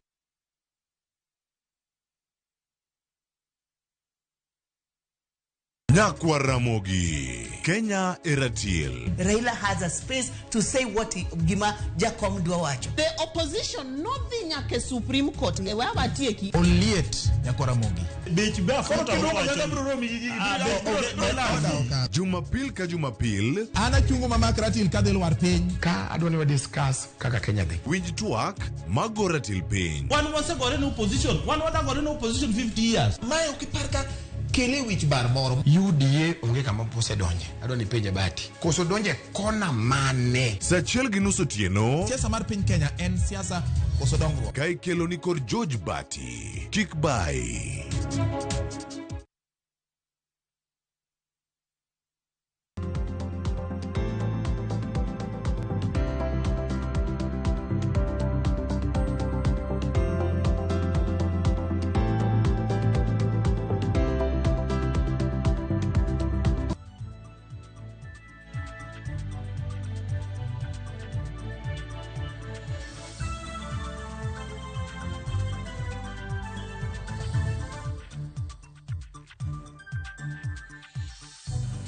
Machiegni kendo, moko kuom jopuonj e riwruok mar jopuonj mar Kuppet e kaunti ma Nyamira oseo kampen mag pogruok mitayo gi moko kuom jochung' e riwruogino ero e kauntino. Ka giloso gi jofwamb weche, jopuonjgo eko ogolo pachgi e wi moko kuom jopuonj madongo mosebedo ka sundogi e wi go kura e kuonde ma giwuokie. Jopuonjgo mondo chiwo siem ne joma chano mar ketho yiero ni ka gikwayo jopuonj mondo mi owuog oko kar romgi mondo ogo kura chieng' Jumapil. Organizing secretary twabangire obochori ntori tayari wote twarolenga kamurangara akae. Hapa Nyamira tuko na walimu, kuna Wakalenjin, tuko na Waluya, kuna Wajaluo na kuna wale wanatoka katika kaunti jirani ya Kisii County. Mwalimu huyu amejituma zaidi kugawanya hawa walimu kwa misingi ya kusema mimi natoka Kisii County na wewe unatoka Nyamira. Na hivyo vile vile anawaandaa walimu kutoka Kisii County kuambia ya kwamba kama wewe unatoka Kisii County haufai kupigia mwalimu ambaye anatoka Nyamira. Na hapa sisi tumeishi kama walimu ambao wapenda amani, tunapenda sisi wote. Tumekuja kukemea hao walimu na kuambia sisi tumeishi kwa amani, tumependana hapa, tunafunza watoto wa Kenya sisi wote na tungependa kuendelea na kazi hivyo hivyo. Uchaguzi ni siku ya Jumapili. Kuna kiti inaitwa executive secretary ambayo imeleta mambo mingi ambayo imekuwa target ya walimu ambao wanaleta mwawanyiko. Sisi kama walimu wa Nyamira hatutaki kujua mahali unatoka. Bora unafunza watoto wetu na watoto wetu ni wa Kenya na tungependa kuishi kwa amani. We don't want to elect leaders who are endorsing division, sababu hao watu hawatatusaidia kwenye Kuppet. They will be dividing us and we want to be people who are working together. We are here to sound a warning to them. We are requesting that if they want to come and vote, let them come and vote and go away.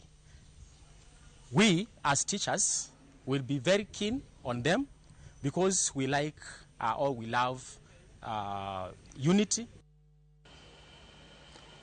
Obila e sub-county ma Mwingi East dhi nyime ga pedha kod nonro mag nek jaduong' moro ma jahigni 70 manonegi e wi wach laro kar kunyo kuoyo. Wachore ni jodak ma kono gi welo osebedo ka laro aora moro mikunye kuoyo ka gino manokelo tulo mokelo tho ma jaduong'no. Seneta ma Kitui Enock Wambua manolimo par jaduong'no manowito ngimane okwayo sirikal mondo tim mapiyo mar neno ni familia no oyudo ratiro.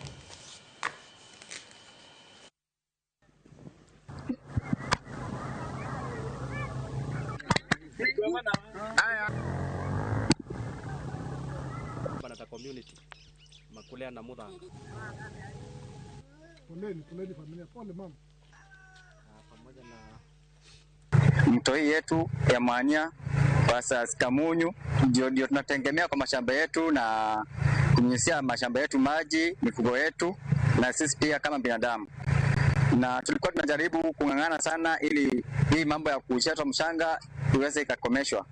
Na kwa hali hiyo ndiposa babangu na wengineo walipata ajali kukatakatwa na mapanga na watu ambao walikuwa wamejamu sana. alikuwa yeye anapigania hii mchanga isichotwe na hakuwa anachota mchanga, lakini wale wamemkata na panga akatuacha. Na mimi nasema huyo mzee kabisa ni shujaa wangu. Yule mzee amekufa akitetea mali ya kaunti ya Kitui. Yule ni shujaa. Yaani kama mtu unaweza haribika at this level na kuna mtu wa ofisi ya NEMA hapa Kitui, I want to call upon the Director General of NEMA and the Minister for Environment. Huyo mtu hata kama mimi sijui ni nani, mwanzo atoke aende. Sababu huyo mtu atusaidii, atoke aende. Enough is. Na vile mimi nimesema maneno ya malori kuja huku kubeba mchanga, mahali wanatoka huko kuna mito na kuna mchanga. Waende huko kama watu wa huko wako sawa na kuharibu mito yao, waende huko wakafanye huko. Hapa sisi tumekataa. Jopuonj moheo 100 e kaunti ma Busia oyudo tiegruok mar kaka ginyalo tiyo gi lony ma nyasani mar AI e kilese kinde ma gipuonjo kaka yo mating'o malo lony margi e puonj kod chano chenro mag puonjo kaluwore kod dwaro mar jopuonj ahinya to e bwo lai mar somo mar CBE. Kata obedo ni jopuonjgo koro nigi kihondko ni lony manyasani mar AI nyalo kawo kargi kaka jopuonj, thothgi neno ni AI en ngas mar medo ndhadhu ne puonjo jopuonjre. Tiegruok ma kamano michiwo kod Raspberry Pi kotudore kod Google Deep geto mar konyo kata chano chenro mag somo, loso penj kod duoko piny tich ma jopuonj timo, kendo miyo jopuonj bedo gi thuolo malach mar bedo gi tudruok malach kod jopuonjre. Kata kamano, nok mar sitima e kinde ma ipuonjo osekelo midhiero. The teachers are being trained on the emerging trends in education, and especially now that we have received the grade 10 learners of the new curriculum, the CBE curriculum, whereby ICT is compulsory. So there is need for teachers at least to be in front of the learners. Experience AI is not introducing a new AI tool, but rather explaining how AI is formed and how AI can be manipulated in order to appeal to whatever the user is trying to do. So it's not a specific tool. Experience AI is a curriculum that has been developed for teachers to then teach to their students. I was among the teachers that were afraid that AI could replace us, but I've learned that AI is just mimicking human intelligence, and therefore it depends on me. And therefore I feel like because of this session, I've been convinced that it will not replace me. It will actually depend on my data for it to give correct information. Experiencing AI has really opened our minds and our view of AI. That this is not something that we are trying to imagine, but it's something that you can conceptualize and put into actions. Most schools do not have adequate connectivity to internet. Apart from the internet, you also realize that most schools do not have the digital devices, especially computers. So I'll urge the concerned personnel or organizations to come in handy and support schools. Riwruok mar Nakada koro wacho ni ging'iyo okenge mag konyo jogo matiyo gi yedhe mamero ji, ka giwacho ni nitiere medruok e kwan jok matiyo gi yedhego e piny Kenya, ahinya to kind rowere. Kane giwuoyo e kind ayanga juma mar kedo kod yedhe mamero ji, riwruogno wacho ni gitemo matek mar kedo gi yedhe mamero ji, ka giwacho ni gibiro keto kony ne jogo matiyo kod yedhego e kauntis duto 47. Gimedo seyo jogo ma uso yedhego ka gikwayogi ni mondo mi giwere gohalano kendo gimany tije mamoko ma opuodhi.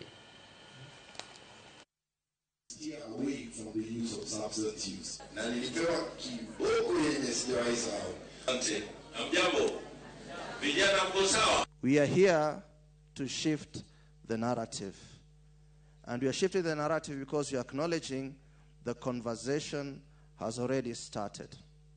So we are shifting the narrative from reacting to crisis to proactively building solution. From focusing solely on the problem to intentionally promoting protective factors and the resilience in those protective strategies. And for those who are supplying drugs and this bad alcohol to our children, I want to tell you your days are numbered. As a country, we can't allow this to continue. There are other businesses that people can do so that they make money. Governor Narok Patrick Ole Ntutu okwayo jodak ma Narok mondo okwed jotelo mochako kampen momondo motelo ne yiero maduong' mabiro.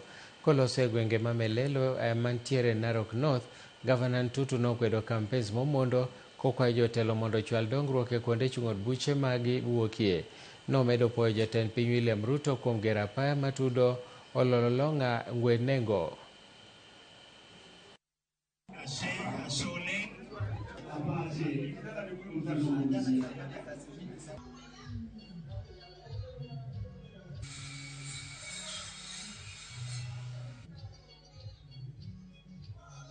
Nashukuru wakaaji wa Narok wameweza kunipea nafasi hii mzuri niwafanyie kazi. Mambo ya siasa ni baadaye. Naomba wale ambao wanatafuta viti mbalimbali, sio mbaya kutafuta viti, lakini nyinyi wananchi muhakikisha ya kwamba ule ambaye mmechagua wacha kwanza afanye kazi. Akishafanya, siku ile itafika wakati ya siasa, kuna wakati ya kila kitu. Hii wakati ni wakati ambayo tunafanyia wananchi kazi. Nia na lengo na madhumuni ya kuchaguliwa kwa kiongozi chochote yule ni kuhakikisha ya kwamba development inafika kwa wananchi. So mkiniona mimi nikienda kwa kila kijiji ni kuhakikisha ya kwamba ikifika 2027 hakuna project yote ambayo imestall, kwa sababu nataka kumaliza ili wananchi waweze kutumia. Mambo mengine ya one term, two term, hao wananchi sio wajinga. Wajinga wameisha kwa Kenya. Wanajua kiongozi ule anafanya kazi, kwa sababu wanajua pale wanatoka, kama kuna barabara, kama kuna ECDs, kama kuna hospitali.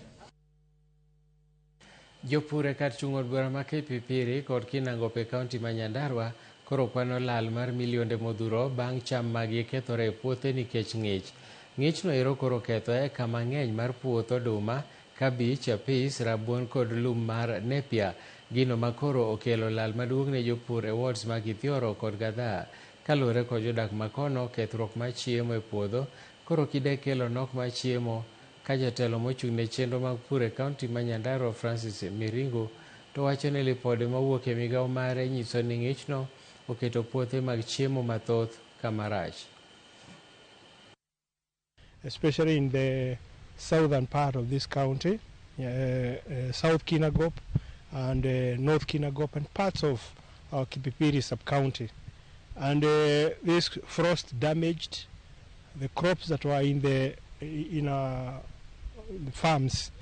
Kwa hii msimu wa jua Januari, barafu ilianguka ikashoma kila kitu, ikashoma cabbage, mahindi, kama hii chakula ya ng'ombe dhara imeshomeka, kila kitu, hakuna chakula kwa shamba, yote imeshomeka na barafu ikafuatana na jua. Hivyo sasa kwa hii area hatuna chakula hata ya kukula. Sio kwa mara mingi inakujanga tu, sio kuna mwaka inarukanga inakosa na kuna mwaka inakunja, lakini mwaka imekuwa zaidi. Ukame iko juu, ile mvua ilikuwa imenyesha hapo mbele ikaharibu mimea yote. Bila kitu unachachukua kwa sababu kwa hii muda kila kitu ni kwa duka saa hii. Riwruok ma jodong dhood jo-Akamba okwayo jo-Akamba mondo riwre kanyakla kendo giwuog oko mandikore kaka jolut ombulu motelo ne yiero maduong' mabiro. Riwruok ma jodong Akamba oyango ni oganda mantiere dhoodno odak e gwenge mopogore opogore e pacho ka giloso Machakos bang' romo kod jodongo mamoko mawuok e kaunti ma Nairobi. Jakom mar riwruogno Boniface Kilonzo owacho ni chenro ma kamano geto mar riwo jo-dhood Akamba duto e yor dongruok.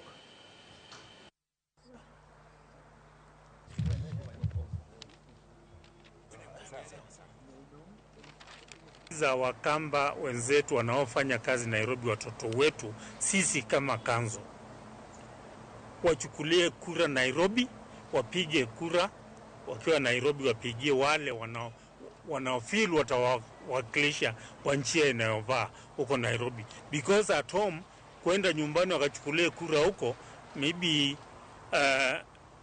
na mtu aanze kumangamanga huko, na huko kuna wenye kupiga kura.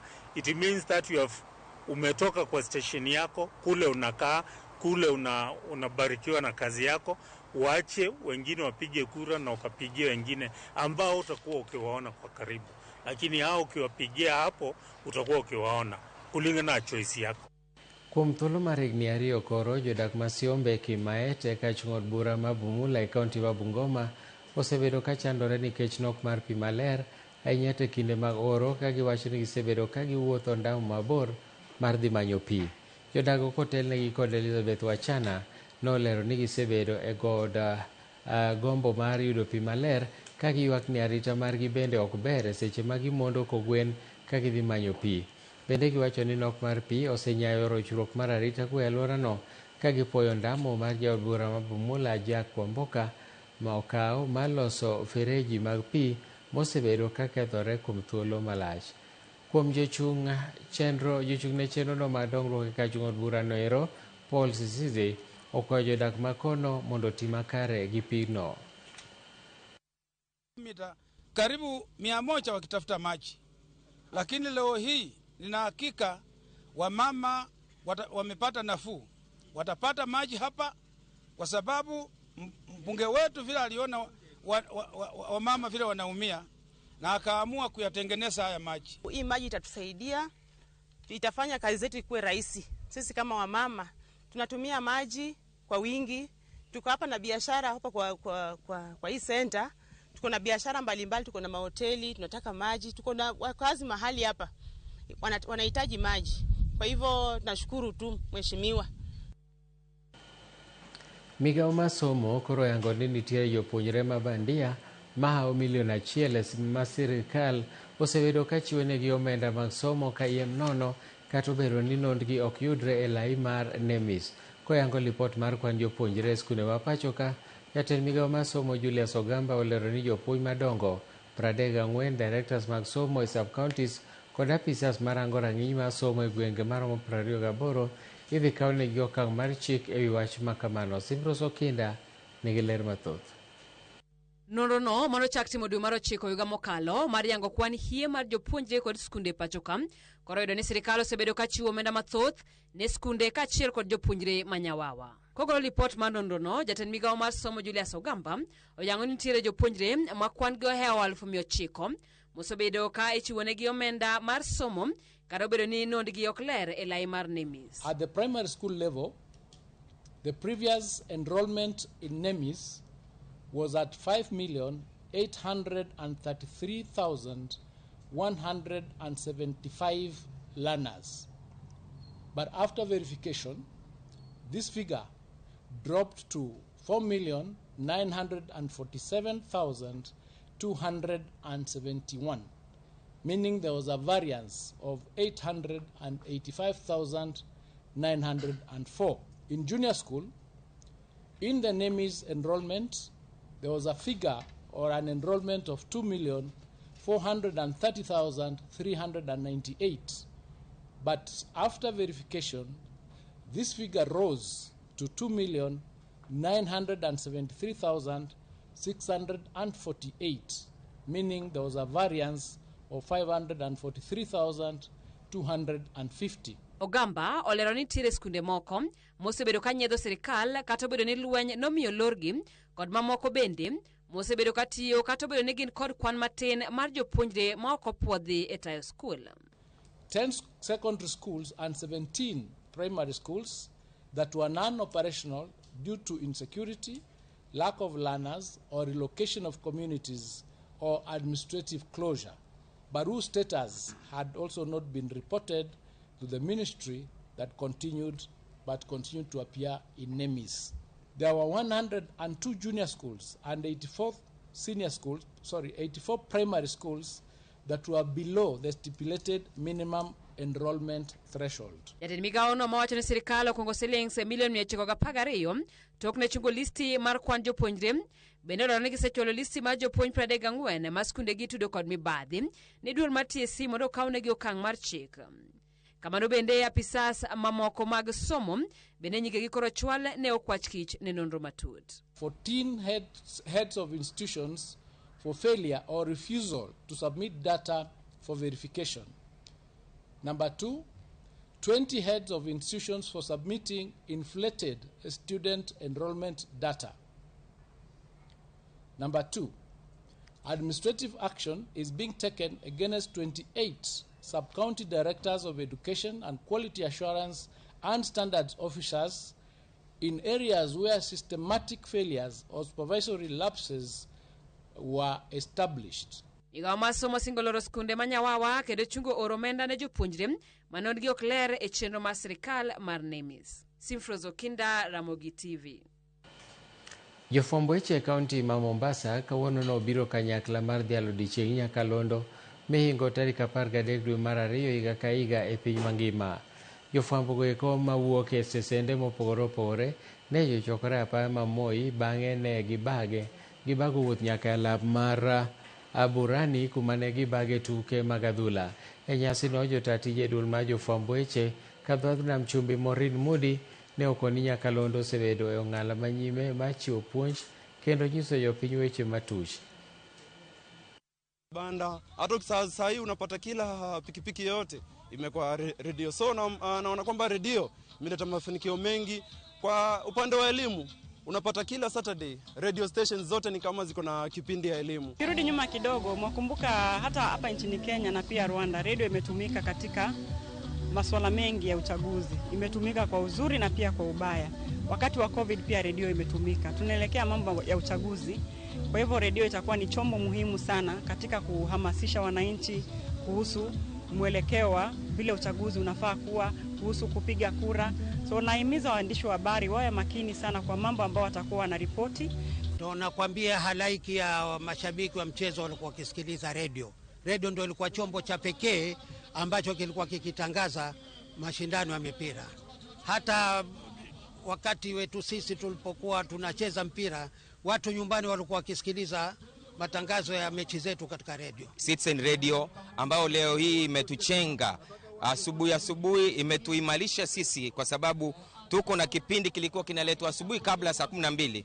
Unaanza na maombi, baadaye unapewa je huu ni ungwana. Tunavyojua kwamba sasa tuko katika mtaala wa CBE, kuna wanafunzi wa grade 10 ambao wengine katika pathway yao wana hiyo taaluma ya utangazaji. Ndipo sasa tumeamua kujiunga na wenzetu katika siku hili wakapate kuona na kushuhudia kwamba watangazaji pia walipitia shule na wanaendeleza katika taaluma ya utangazaji. Hii naamini kuwa hii ni kimoja kitengo ambacho hakiwezi kufa katika hii dunia.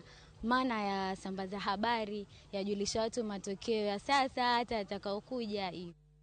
Moko kuom kinde ma pachoka kod jopuonjre mag weche mag chike obago ng'anyo ka giywago rocho ratichgi e kuondegi mag tije.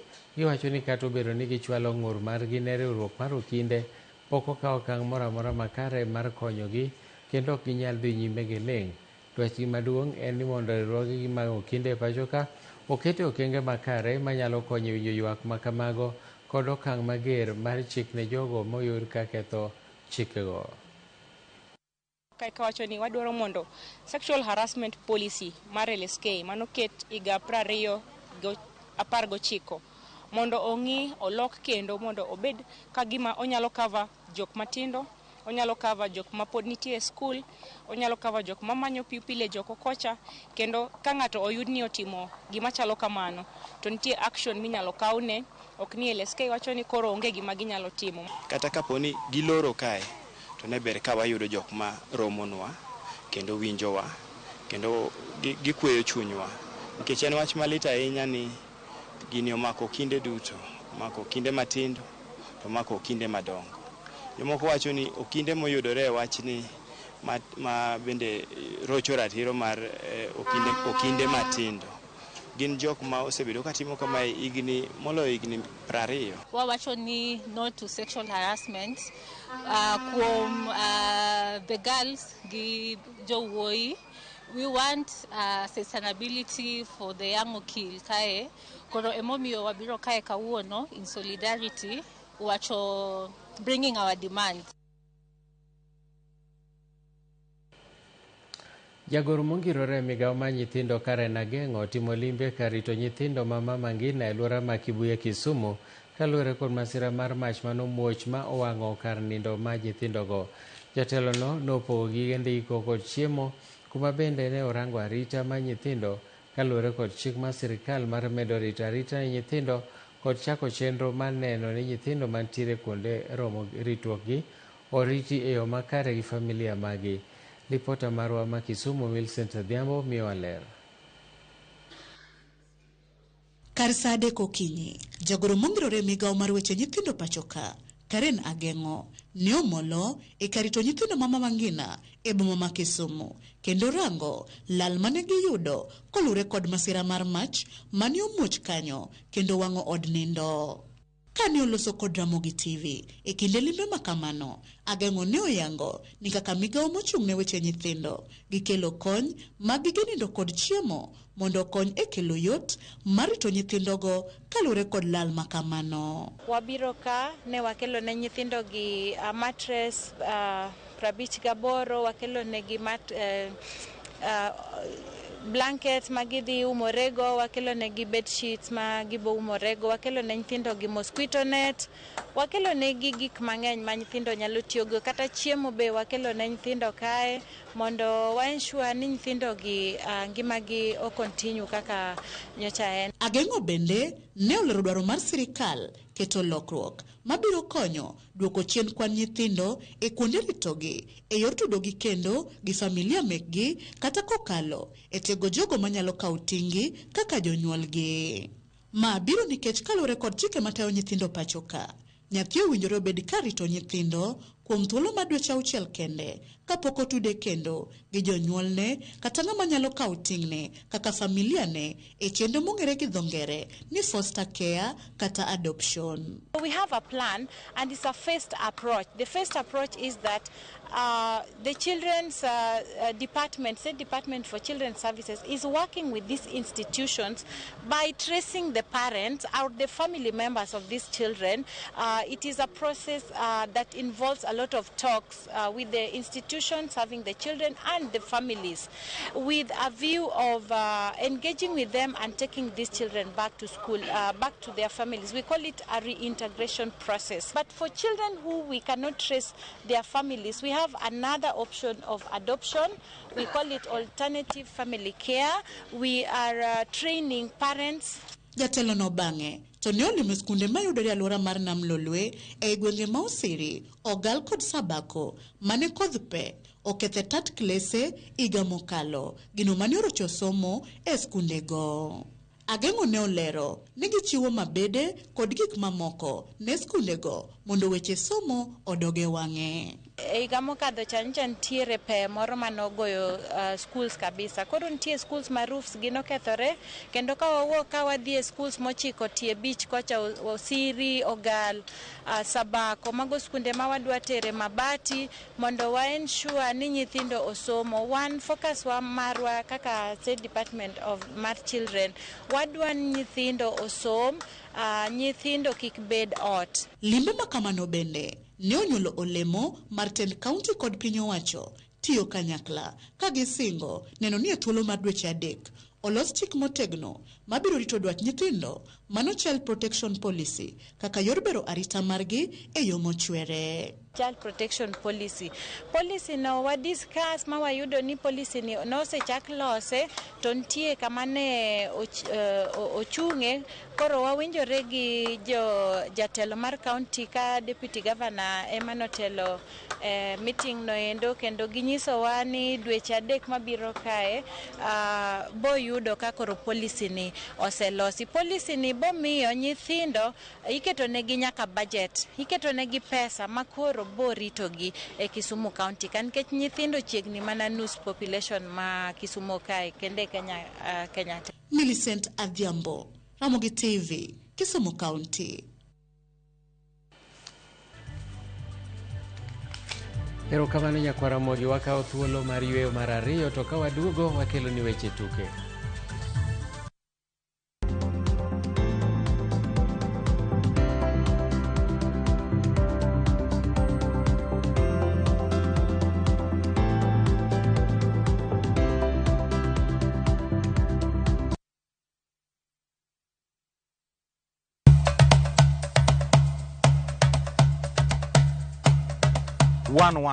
Chenro malero kitwa gi timbewa kod puonjo dholuo. Sani upuza ni uluongwa na mabuda. Koro mwan mabuda ni girieko mwan koro mathin man kuro mar ng'eng'no. Ema osokelo nu seda. Wasewuotho mar kelo ni juok oganda wa kod ber magisekelo e ngima onagi. Dayo ne puonjo nyathi manyako kosechope ode, puonje kaka onego oriti family mare. Rikoda an James Rabala Kwase Rajabu Owarga Chieng. 111 Ngeso ka ngeso, saa 1:45 otieno.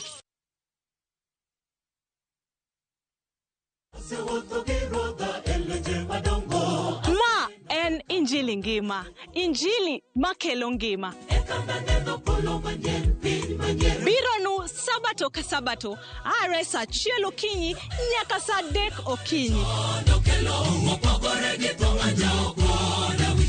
Wadhi kelo nu chenro mamit ahinya. Jok manokosomo lesson, wadhi bet gi lesson mar juma. to Nyasaye dwaro ni seche duto kata piny obedo matek machal nade to challenges ma waromo godo kik golwa kuom Kristo. Wadhi bet gi children's sermon ma wadendo ni Lulu mag Yesu. To noting'o ligangla mondo hikre ne kedo. Be iikori ne winjo wach Nyasaye. Ne thuon wach mwadwa wuoye en ni mwandu kik teri mabor gi Nyasaye.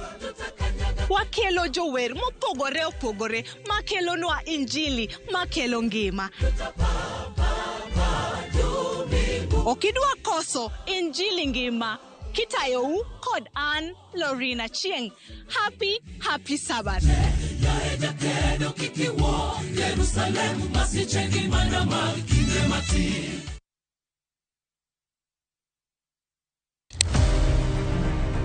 Any woman can be Mrs. Ombaka, but not any woman can be Dr. Ombaka.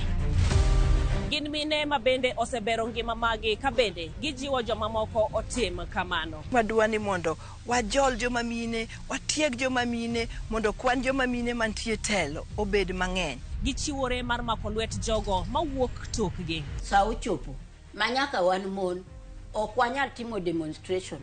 Wanyalo timo sit in. Watemo wacho ne nyithindo manyiri ni kaber to konego bene oringaringa kende ka wiye bare ni to tina chom kanye ka nitie gima thage to yudo ng'ama miyo mosewuotho yor nieri to penjo wach mantiere. E chenro ni mar mine wacho wakelo mine mantiere gi lony mopogore opogore. Tudi koda juma ka juma tich ang'wen e chenro ni sa 3 mar otieno.